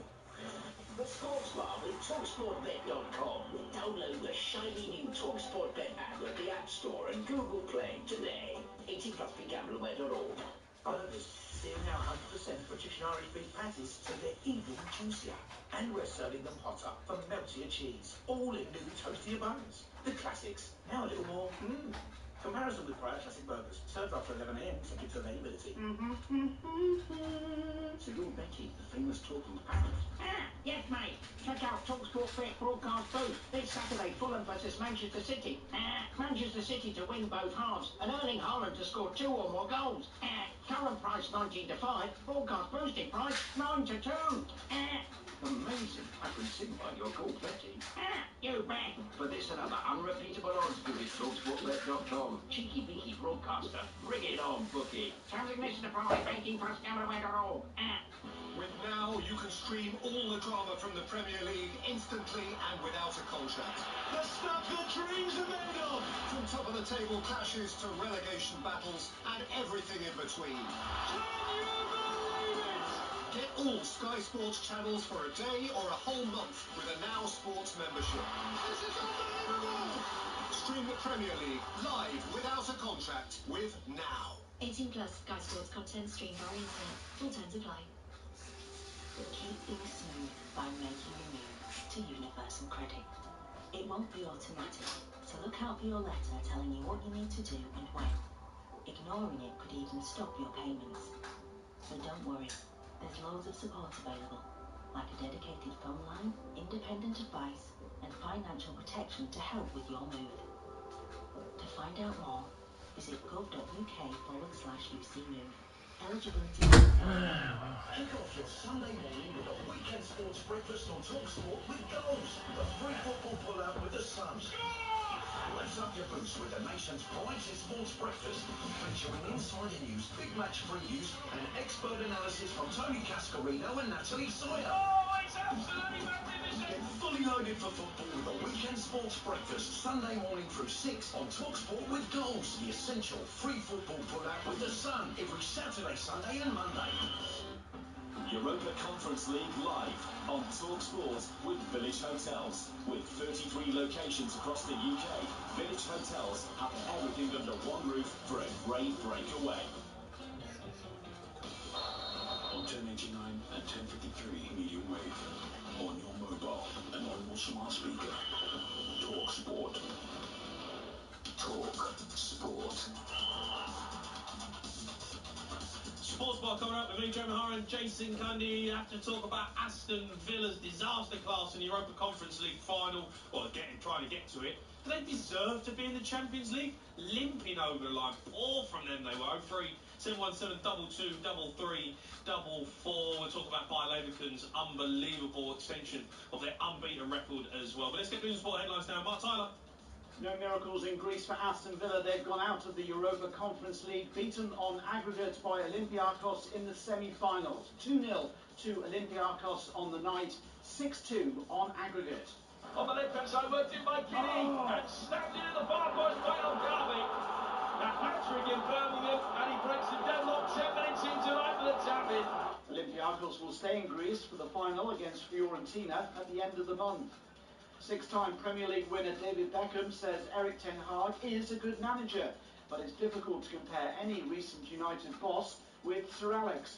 Bex was speaking to talkSPORT at tonight's premiere of Amazon's documentary about Manchester United's treble-winning 1999 campaign. We all know that Eric's a qualified manager and a good manager, and he has the right motives, but you know, I think that we were lucky in our day. 2 major footballing bodies have threatened FIFA with legal action and mass revolt if the 2025 Club World Cup isn't rescheduled. The World Leagues Association and World Players Union FIFPro have signed a letter to Gianni Infantino in which they've labelled the footballing schedule as now beyond saturation. Disappointed, but we've moved on. That's Nuno's reaction to Forest's failed appeal against that 4-point deduction. They face Chelsea on Saturday evening, 3 points clear of danger with 2 games to go. Jorginho has signed a new contract at Arsenal. The Italian midfielder's current deal was due to expire at the end of this season. There's more at talksport.com. talkSPORT News. Israel's military says it has the weapons it needs for its operation in Rafah after the US threatened to cut off some supplies. And the Bank of England has once again kept the base rate of interest unchanged at 5.25%, and that could mean a rate cut next month. talkSPORT weather with QuickFit. We're focused on the road ahead with over 300 EV trained centres. Find your local EV trained centre at quickfit.com so you can drive away happy every time. Another dry day with plenty of sunny spells on Friday, feeling very warm with light winds. On 1089 and 1053 medium wave, on DAB, online and on your smart speaker. The Sports Bar on talkSPORT. Right, fans, here we go with the main event of the evening.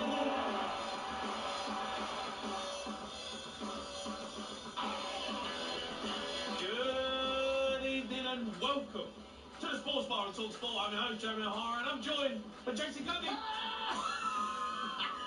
Does anyone see Aston Villa? Good evening. Can you hear me? You're going to win a meeting. Stay in Collymore, Witten train station. Gabby. From the horse. Can you hear me, Gabby? Can you hear me? You're going to win a meeting. The whole suite. Darren Bent, Martin O'Neill, the Aston Tavern, Tom Hanks, Prince William. Can you hear me, Willie? Can you hear me, Willie? You're going to win a meeting. Fergus Aston, Ozzy Osbourne, Aston Barbers, Tesco's near Villa Park, the whole farm, JD Furniture Shop, Aston Villa Club. Can you hear me, Andy Townsend? You're going to win a meeting. Something's wrong with you. Villa are dumped out of Europe as they're taught a lesson over the two legs by Olympiacos, 6-2 on aggregate. Villa's season petering out a little bit. They can't win the Conference League. They don't deserve to be in the Champions League. Shambles from you lot. Birmingham fans, this is your chance to have some fun. Why don't you come on? Because Gabby was giving it the big one. Why don't you come on and laugh at Aston Villa? 03 717 22 33 44. Despite almost half the league being in Europe this season, England have not got one single team in any of the finals. So we overrate our sides in this country a little bit. Big weekend of Premier League football coming up as well. Arsenal fans, have you ever been more confident ahead of a game against Man United? All that, plus the sun is out. So we want your barbecue shockers. When have you put on a Barbie and an absolute stinker? 03 717 22 33 44.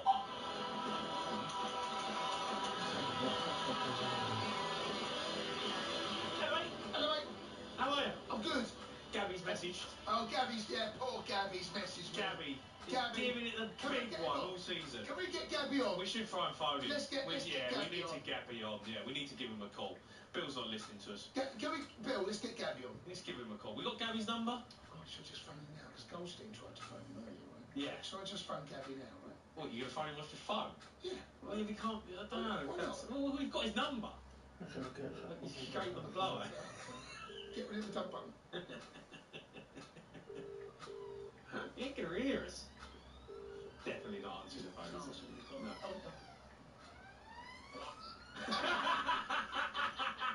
All right, Gabby! Up the Villa! Up the Villa!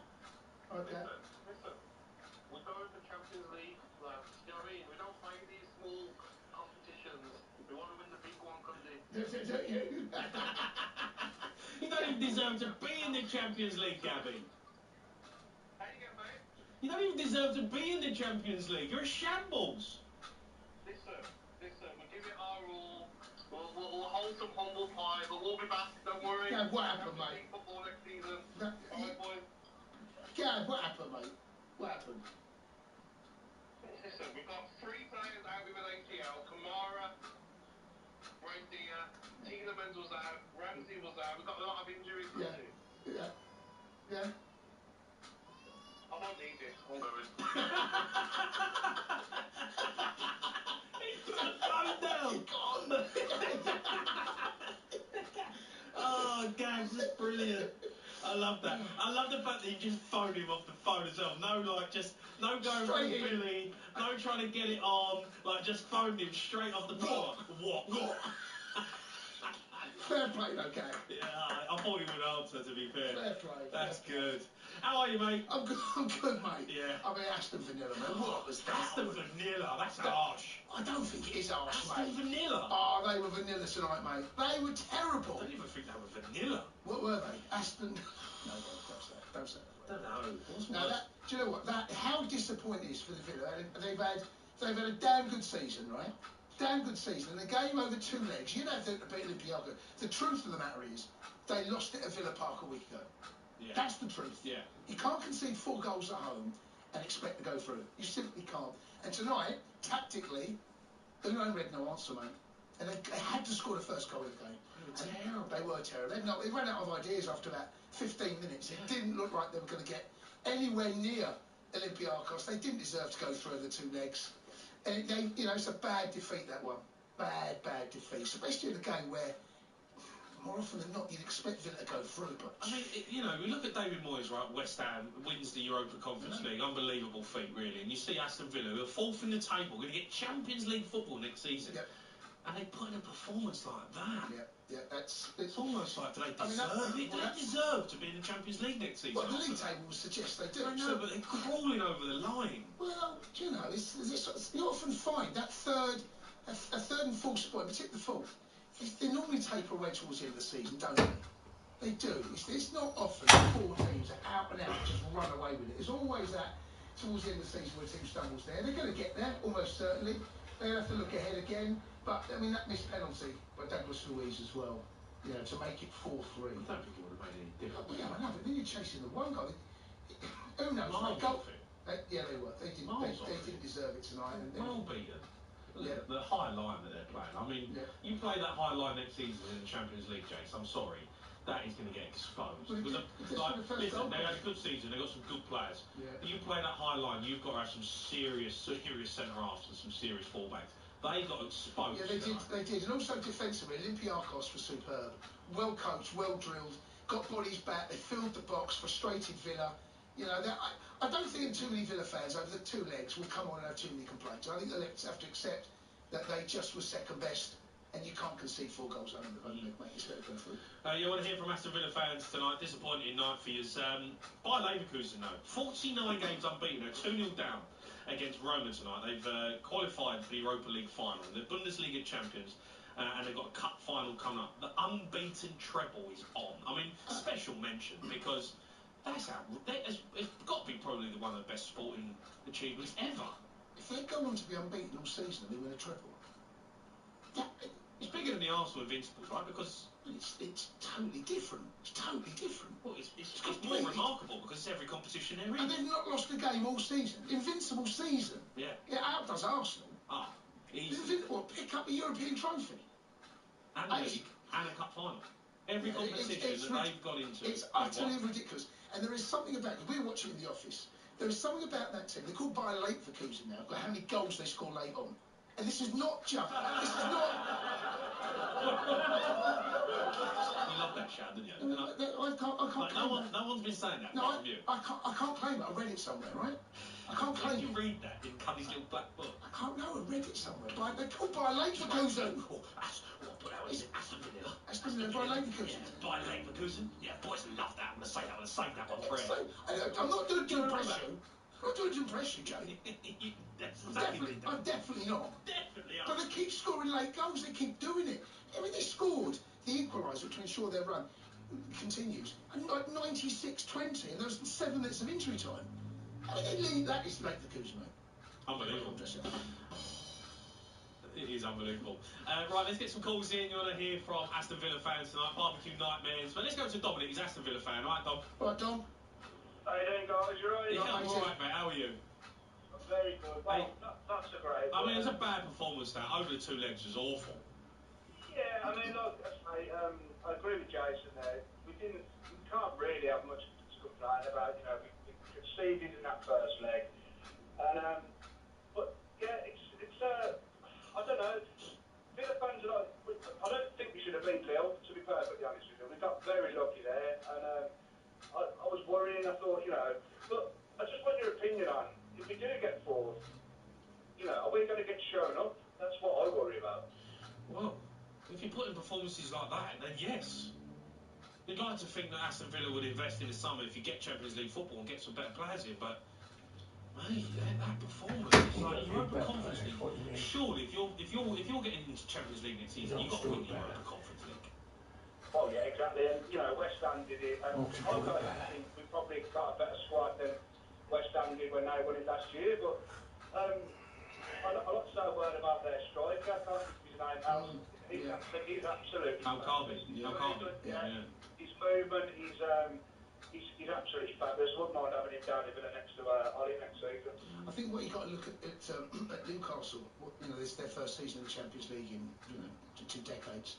They end up, they come unstuck. You've got to go in there prepared because you're up against a different level, a completely different level. But Unai Emery knows his way around Europe. That's the biggest surprise. Is Unai Emery's record in Europe, how stellar that is. I know, but he's Olympiacos manager. He won it. He won the Europa League last season. So he's done much. After that first game against Newcastle this season, if someone would have said to me, you're going to get to the semi-finals of European Cup and you're going to get Champions League, I'd have picked their fans up. So Yeah, I mean, you look at it like that over the course of the season, you say it's been unbelievable. So, yeah, we can come in here, we can have a little bit of a laugh and a joke, and we can dig his out because, you know, but really and truthfully, you have had a great season. Semi-final, you go out, you're gutted, but, you know, if you get fourth, I mean, fair play to you. But I just want Villa in the summer, if they do get fourth, which I think you will now, you have to invest. And Unai Emery is going to have to look at this high line with the players that he's got. You're playing, you know, if you're playing a high line like this, you're going to get exposed. You come up against some big teams because you're going to get big teams as well. Because you're going to be seeded probably fourth. Oh yeah. Good away days anyway. That's the main thing. Yeah. Well, like you said, still a little bit of bad season, Dom. You'd have taken that. Yeah. There was exactly. Hi Dom, top man, mate. Let's go to Darren. He's an Aston Villa fan. Hi Dazza. Right, Daz. Hey guys, how you doing? I'm good, mate. How you feeling? Actually, I want to pick the blames out of you guys, to be honest. I'm the last caller. Cool. Okay. It's my first time on Sports Bar. I've actually been on with Jim White, and I've been on with you, Jamie and Gabby. On the phone in? Game day? Yeah, with my granddaughter, granddad in the background, and you made some little remarks, you know. Sounds right then. Sounds like me, yeah. Anyway, well, welcome, mate. Thanks for coming on. So the previous caller said about West Ham last year. I had a look a few weeks ago. I mean, I'm not even surprised West Ham won it last year. They didn't even play anybody until the final. Come on, Daz. Daz, you're coming across a bit bitter, Daz. Mate, you're playing Olympiacos, mate. You're fourth in the Greek division. You'll be interested in this because Chelsea will be playing them next season. But Daz, come on, you're coming across a bit bitter, matey. No, we've got Divock. I love the baby cell, man. Amazing. It's amazing. I ain't heard that in years. Divock, FCSB, who are they? Good team. Good team, mate. Good team. Solid. Good team. Yeah. AET, Lanarka, that's a bloody airport, isn't it? Yeah. Good team. Kent. And then AZ Alkmaar, who we smashed 4-1 away. You've just been beaten. You've been beat 6-2. Yeah, who was Spurs played this season? Daz, this is Daz. You're not helping your bitterness here, are you, Daz? You're not helping yourself, mate. Come on, do you know what, Daz? I think I'd rather you call another show, mate. The way this is going. No, it's all right. Go back to White and Jordan, Daz. No, it's all good. Anyway, just like to say, actually, to me, you're a better player than O'Hara back in the day. I don't know what game you've been watching, pal. No, it's that goal for, was it Tottenham or Ipswich? Can't remember. Daz, what's the tackle? Daz, I think what you should do is actually give West Ham some credit. Because you found out how difficult the competition is to win. West Ham fans listening to this, give a little bit of credit, Daz. Yeah, I'll give West Ham credit, because I don't mind West Ham. They're one of my favourite clubs in London. Yes, they wear good colours. It comes to the Champions League next season, to be fair. Like, you know what? We're not going to be Celtic, are we? We're not going to be Man United. It could be Celtic. And what's even better, we're not going to be Spurs. So we got to the final, mate. I mean, Spurs. We got to the Champions League final. When was that? Oh, we got there. That's his bitterness. No, mate. We got there. Levels that admit the bitterness. You just got knocked out by Olympiacos, Daz. You can't be coming in here giving it the big spuds. He is giving it big licks and big spuds, isn't he? You are. Just quick story, though. Just very quick story. So, you know the day of the playoff final when Villa went up against Derby, yeah? We were flying to Crete. Yeah. And I took off 5 minutes from the end of that game, Villa winning 2-1, which was cruel. And then a few days later, I sat at the bar with some Spurs and Liverpool fans for that Champions League final. And the best thing that came out of that, I turned around to both sets of fans and went, we just got promoted and made more money than both clubs. Yeah. So my point is, we got promoted, what is it, 2019? Right. And this is Spurs' second season finishing below the Villa. Daz hates Spurs. Oh, yeah. Why do you hate Spurs, Daz? Do you know what? It's a Kane thing, and he ain't even there. You hate Kane? He's not even there. He plays for Bayern Munich. I mean, God, that guy just takes trophyless everywhere, doesn't he? What's wrong with that? NFL. What's happened, mate? You know what? What's I happened, don't think Daz? it's the Man City. I don't think it's the Man City, Harry King. They won't win anything. Bit harsh, what's Daz on about? Daz had too much sun. He's been in the sun all over the beard. He's got sunstroke. It was hot today, wasn't it? It was hot, but Daz is. Daz, thanks for your call. Let's go to Pete. He's Aston Villa fan. All right, Peter? Pistol? Pete? Pistol Pete? Pete? Hello, Pete? Pete? You know, it's Pete to say hello. Hello. Excellent work. Well done, Pete. Yeah. All right, Pete? Hello. Hello, mate. So, right, would either of you two swap your position at Chelsea and Tottenham for where Villa are? What, in the league? Yeah, we're going to finish fourth. Yeah. Albeit we could smash. Yeah. You've been embarrassed tonight, Pete. You've been embarrassed. We've been embarrassed. Would you swap where Villa are for where Chelsea are? In the league? Yeah, of course you would. So, as a season, you'd swap it, yeah? Yeah. I mean, I'd be crazy to say no, wouldn't I? Absolutely, but we're Aston Vanilla, aren't we? Well, you are Aston Vanilla at the minute, Pete. You've gone on vanilla, mate. Well, don't you think? You're a one-man team. Yeah. Don't you think you've gone a bit vanilla? Towards the end of the season? Right, he's catching up with us a little bit, but we've got enough comfort over Tottenham. We're going to finish in the Champions League. But it's a shame, really, isn't it? Because you're absolutely crumbling. Jamie, do you really think you're going to beat Man City? No, I don't think we're going to get the top four. I think Aston Villa are going to get it. And I just, do you deserve it? Obviously we do. After watching tonight, you're going into the Champions League. You're putting in a performance like 6-2 against Olympiacos. The Champions League next season. You might be playing Real Madrid. Well, absolute rubbish. I agree. But look at your last four results. Would you be better off in there? Pete, it's not our fault you had your pants pulled down tonight, Pete. Come on. Don't take it out on us, Pete. It's not our fault. No, I'm not taking it. I'm just... It was a little bit... bitter Daz and a bitter Pete. Come on, boys. You know, you've had a good season. You've just come up against... Well, certainly tactically a better manager than anyone. I'm not excited to see Villa though in the Champions League next season. After watching that tonight, I'm not excited to think that Aston Villa are going to do anything in the Champions League. So, I mean, you're killing... these teams, like Newcastle, done it this year. Aston Villa are going to do it next season. You're killing the top 5 spot for the Champions League. We've got no one in the final. We've got no English teams.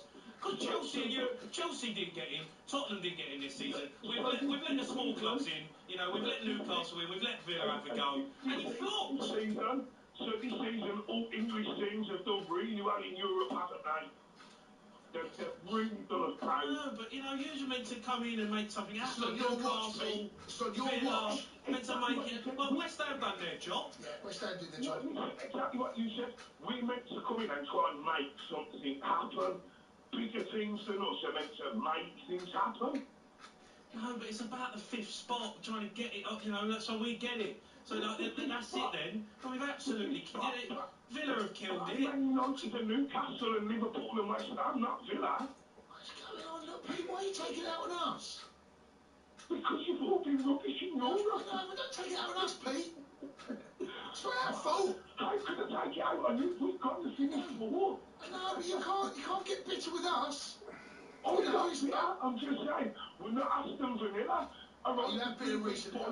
Been a bit vanilla.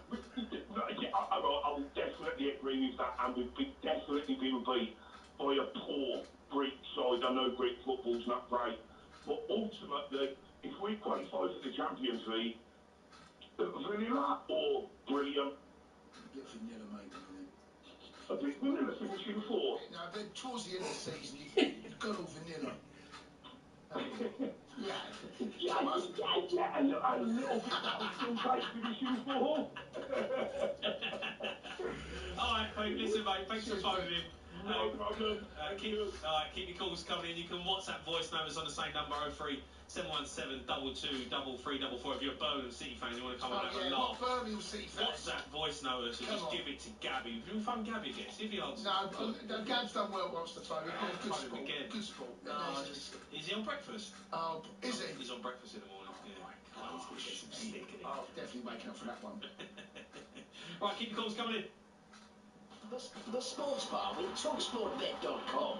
Belting broadcaster, brilliant bookie. 18 plus begamblerware.org. Plus begamblerware.org. Hi, Sam. Yeah, just picked up my van from Renault Trucks. No, it's not a truck. It's my traffic van. Bought it from Renault Trucks. They do vans too. Diesel and electric. Yeah, check online for open times. Loads of their dealers do extended servicing hours. £10 price. Dropped it off after work yesterday and picked it up first thing this morning. So no time wasted. Go to RenaultTrucksTraffic.co.uk. You can book a test drive for a new traffic van too. £10 price. We know how to put on a show. That's why they got me Chris Rock. £10 price. We don't just bring you a welcome offer. We bring you a deposit match of up to £200 cash and 100 free spins. Did you hear that, people? 100 free spins. Get ready for the golden era in online casino. BetMGM, it's showtime. Minimum £10 spend. New customers only. Wagering requirements and conditions apply. 18 plus. Please gamble responsibly. Pre-order the new Google Pixel 8a on EE with the best of Google AI, so Google AI? Yeah, it's got best take. Groupix are perfect. EE's the only major network That has it in Halloween. and I can save 336 quid All on the UK's best network. for over 10 years. what they said. Maybe that's why more photography lovers choose EE. Introductory offer ends 1st of July 2024. Eligibility, credit check and terms apply. Credit by EE only. Group metric, best network. Verify all claims at ee.creditcare/terms. With Now, you can stream all the drama from the Premier League instantly and without a contract. The stuff that dreams are made of! From top-of-the-table clashes to relegation battles and everything in between. Can you believe it? Get all Sky Sports channels for a day or a whole month with a Now Sports membership. This is unbelievable! Stream the Premier League live without a contract with Now. 18 plus. Sky Sports content streamed via internet. Full terms apply. With so many holiday homes on Booking.com, there are so many different me's I could be. I could book a beach house in Cornwall and be relaxed me. I could book an apartment in Paris for cultured me. I could book a villa in Tuscany and be foodie me. Needs a holiday me loves all those me's. Book whoever you want to be. Booking.com. Booking.yeah. With LV, I can get my car insurance from just £299, which is just the kind of price I'm looking for right now. And if I'm hit by an uninsured driver, I won't lose my no-claim discount, because insurance is simple when it's me and LV. No wonder we're rated excellent on Trustpilot. Get your quote today at lv.com. 10% of new customers pay £299 or less August 2023 to January 2024. Uninsured driver promise is non-fault accident only. Other vehicle and driver details required. The Sports Bar with talkSPORTBet.com. Belting broadcaster, brilliant bookie. 18 plus begamblerware.org. Drive. Tomorrow afternoon from 4 on talkSPORT. TalkSport Drive with me, Darren Bent, and me, Andy Goldstein. Sports radio that's guaranteed to go the distance. Move up through the gears, all the day sport. Daily football debate, plus a bootload of banter. Watch the lights, release the clutch, strike! talkSPORT Drive with Andy Goldstein and Darren Bent. Tomorrow afternoon from 4 on talkSPORT. The fastest football on the way home. That's going to come back to haunt me, that one, isn't it? Spill ball, Daniel Pedence is going to chase that, but the man on loan from Wolves is going to get there on the edge of the penalty area. He breaks inside the box, McGinn acrobatically throws himself at it, blocks it, comes back for Pedence, on the left-hand side, worked in by Kinney, and stabbed in at the far post by Algarve. A hat-trick in Birmingham, and delight with David. And that, I'm afraid, might be that for Aston Villa.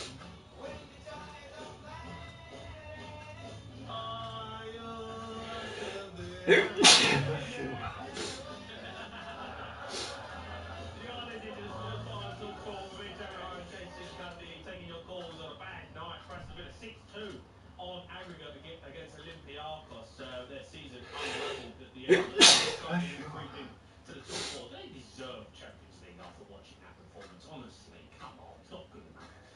03717 223344. Birmingham fans, you can get involved as well. We can have a laugh at Gabby, I'm sure he's listening.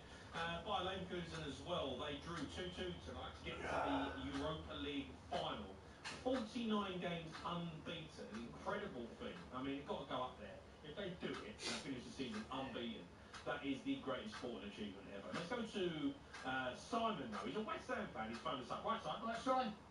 Yeah, evening, chaps. How are you, yeah, I'm interested, not a bitter West Ham fan, but I'm very interested in the Leverkusen thing. It's play until they score. They lost that game. That was gone. It is an absolute 100% fix. And fair play to the Villa fans and whatever. Town Blue side, unlucky, but we're still the champions of Europe. You are, to be fair, I think of that fair play, and it shows how hard it is to actually win. But Si, come on, mate, Leverkusen, they scored in the 97th minute. I know it's late, but what they've scored in. Do you want me to do it? So the last 5 matches, 92nd minute equalised, 89th minute equalised, 97th minute equalised, 96th minute equalised, 97th minute equalised. It's play until they score. It's an absolute minute can't count, can it? It's an absolute fix. The whole thing's a fix. You can't fix the 89th minute if they score. Hang on, no, 92, 89. So what do you think happens? What do you think? 97, 96 and 97. Sorry, what do you think happens then? You're saying it's a fix. What's the fix? Oh, I think they just like, oh, look at it. Oh, it's obviously I'm not going to knock it. It's a fantastic thing. It's a fantastic. The first thing you kicked off, Si, you said, I'm not bitter, right? Oh, you said it. No, I'm not bitter. But it's a fix. You are. You sound very bitter to me. No, all right. I went to the away game. All right, I went to the home game with Drew. Right, they're a good side. There's no doubt about it. And I'm not bitter about it because but I don't think it's the team that wins the team that takes over our mantra. Yeah. It's like, okay, great, we've been knocked out for the team that's won it. They didn't need any time to beat you, did they? No, because they didn't. They drew. But they did. They locked it in the last seconds. Come on. It's a fix. They scored in the 89th minute against you. It did. It's a total fix. What's wrong with that? What do you mean it's a fix? They scored in the 89th minute. Yeah, but look at all the others. Listen, I'm just... Listen, it's a total fix. Unfortunately, but all the other sides who think we've won a 2-bob cup or a plastic cup, whatever, we won it. They won it, mate. All out. Yeah, you're still the holders. We're still the holders until who got through? Olympiacos and Leverkusen. Leverkusen in the... Yeah. Well, I still had a room there just in case we got knocked out a while back. But I still got my room in Dublin if anybody wants one, whatever their team wants. I'll charge them up. Hold on, you booked the room. I booked the room months ago just in case. What do you think's going on? In Dublin? For the final. Of course. The final's there. Do you want it? How much you selling it for? How much you pay for it? How much you pay for it? We'll talk offline. No, let's talk right now. How much you pay for it? Let's do the deal now. I haven't paid for it. I put it on points. You got it for nothing. Well, not quite for nothing. How much do you want for it, right? There's a few... I don't know. It's a late... It's a top-notch hotel. It's the top Hilton chain. Why don't you just go out there with your mates and, get on it? No, actually, that's exactly what we're going to do. That's what you should do. That's exactly what we're going to do. Exactly what we're going to do. No, exactly what we're going to do. Exactly what we're going to do. Cheers, Bitter Simon. So we've had Bitter Daz, Bitter Pete, and now Bitter Simon. Cundy, why am I watching you on TNT Sports too? That was Phil Daisy. Oh, is it? Why are they replaying it? It's a border. How are you on the... Look at your massive forehead. See, the other guy is wrong with. Andy Jacobs. Is that Jake? It's Finn. He's a comedian. What? Finn. I can't remember his second name. It's not Jake Whitehall. It's not Jake Whitehall. Oh, right. Okay. Oh, Andy Jacobs on there. Oh, his Chelsea shirt. People are listening to this.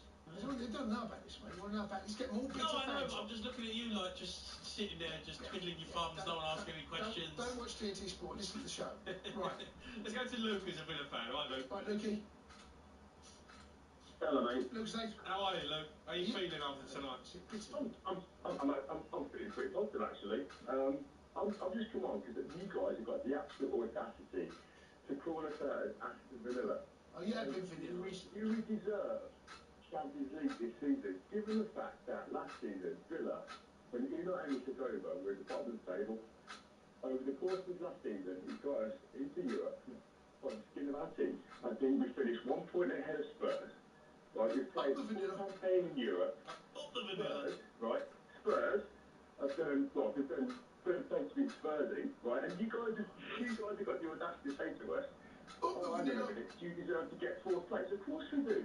And an absolute paper-thin squad towards the end of the season, with 3 ACLs, players dropping like flies towards the end of the season. We absolutely deserve to be exactly where we are. Yeah, you've had a good season, look. Good play, Villa's Town. It's a good season, mate. It's a great season. It is a great season. But if you don't win the Europa Conference League, like, do you know what I mean? Come on. If you don't win the Europa Conference League, come on, Lukey, and then you go and play in the Champions League next season, it's almost like, really? Well, if you're in a similar position, whether it be Spurs or Chelsea, and that can get back to, let's be honest, right? Given the amount of investment you guys have had, top 6, what a load of nonsense. All this top 6, I can't get my head around it, right? We are where we are through sheer tenacity, through the quality of those. What happened to it last week and tonight? What happened? Where'd that tenacity go? Look at the starting 11. Look at the bench.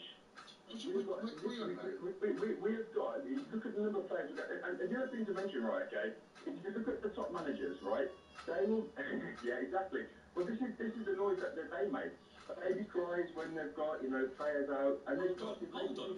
You're going on about the starting 11. Unai Emery will not say in front of the press once, he's not going to moan about the number of players out or anything like that. What do you mean? Hold on, here's your starting 11. Martinez, Cash, Torres, Konsa, Diego Carlos, Lucas Digne, Leon Bailey, Douglas Luiz, McGinn, Diaby, Watkins. Your best team. It's a good team, that, Luke said. That's not our best team. It's a good team, though. Who's missing? Who's missing? Morgan Rogers, for a start. We've got... Still a good team. You just signed him. Again? He's only just started playing. He didn't have him at the start of the season. Look at the players to come. Let's be honest, right, okay? Look at the start of the season, right? We had an absolutely fantastic squad. We've got Mings, who was out in the first game. We've got Buendia, who had an awful ACL in pre-season just to start. He's had to rebuild. He's brought in players, loan players. He's done wonders, Emery has, right? Okay? And now we get to this end of the season, and absolutely, it's really hard to say. Nevertheless, look at what they've done. Look at what they've done this season. It's an incredible achievement to get to a final, and also, on top of that, to get to a fourth place finish. Yeah, that's an absolutely fantastic achievement. Yeah, who said that?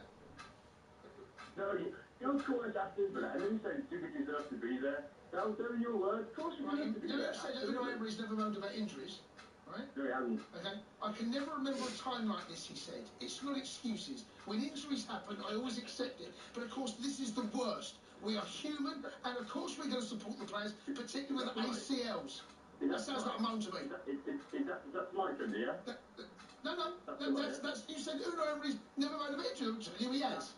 That's tonight. If you won the clock back, multiple game weeks ago, right? You've got players like Potts. You've got players like you've even got players. You've even got managers. You can never remember a time like this. His words.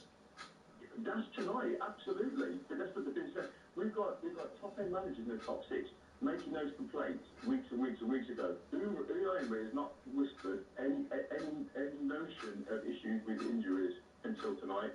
And No, that's not tonight. That's not tonight. Well, when is it? That's not tonight. This is historic. No.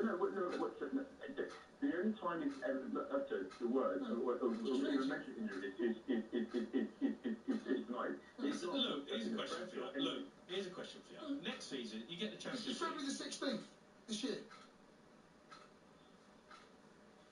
16th. We shouldn't do with that. I'm I'm just reading. I don't know who didn't ask the question, but I'm reading quotes of him saying, moaning about injuries. Nonsense. Is there a black and white? Is there? Seldom. Lukey, do you think you're equipped for next season in the Champions League? Right now.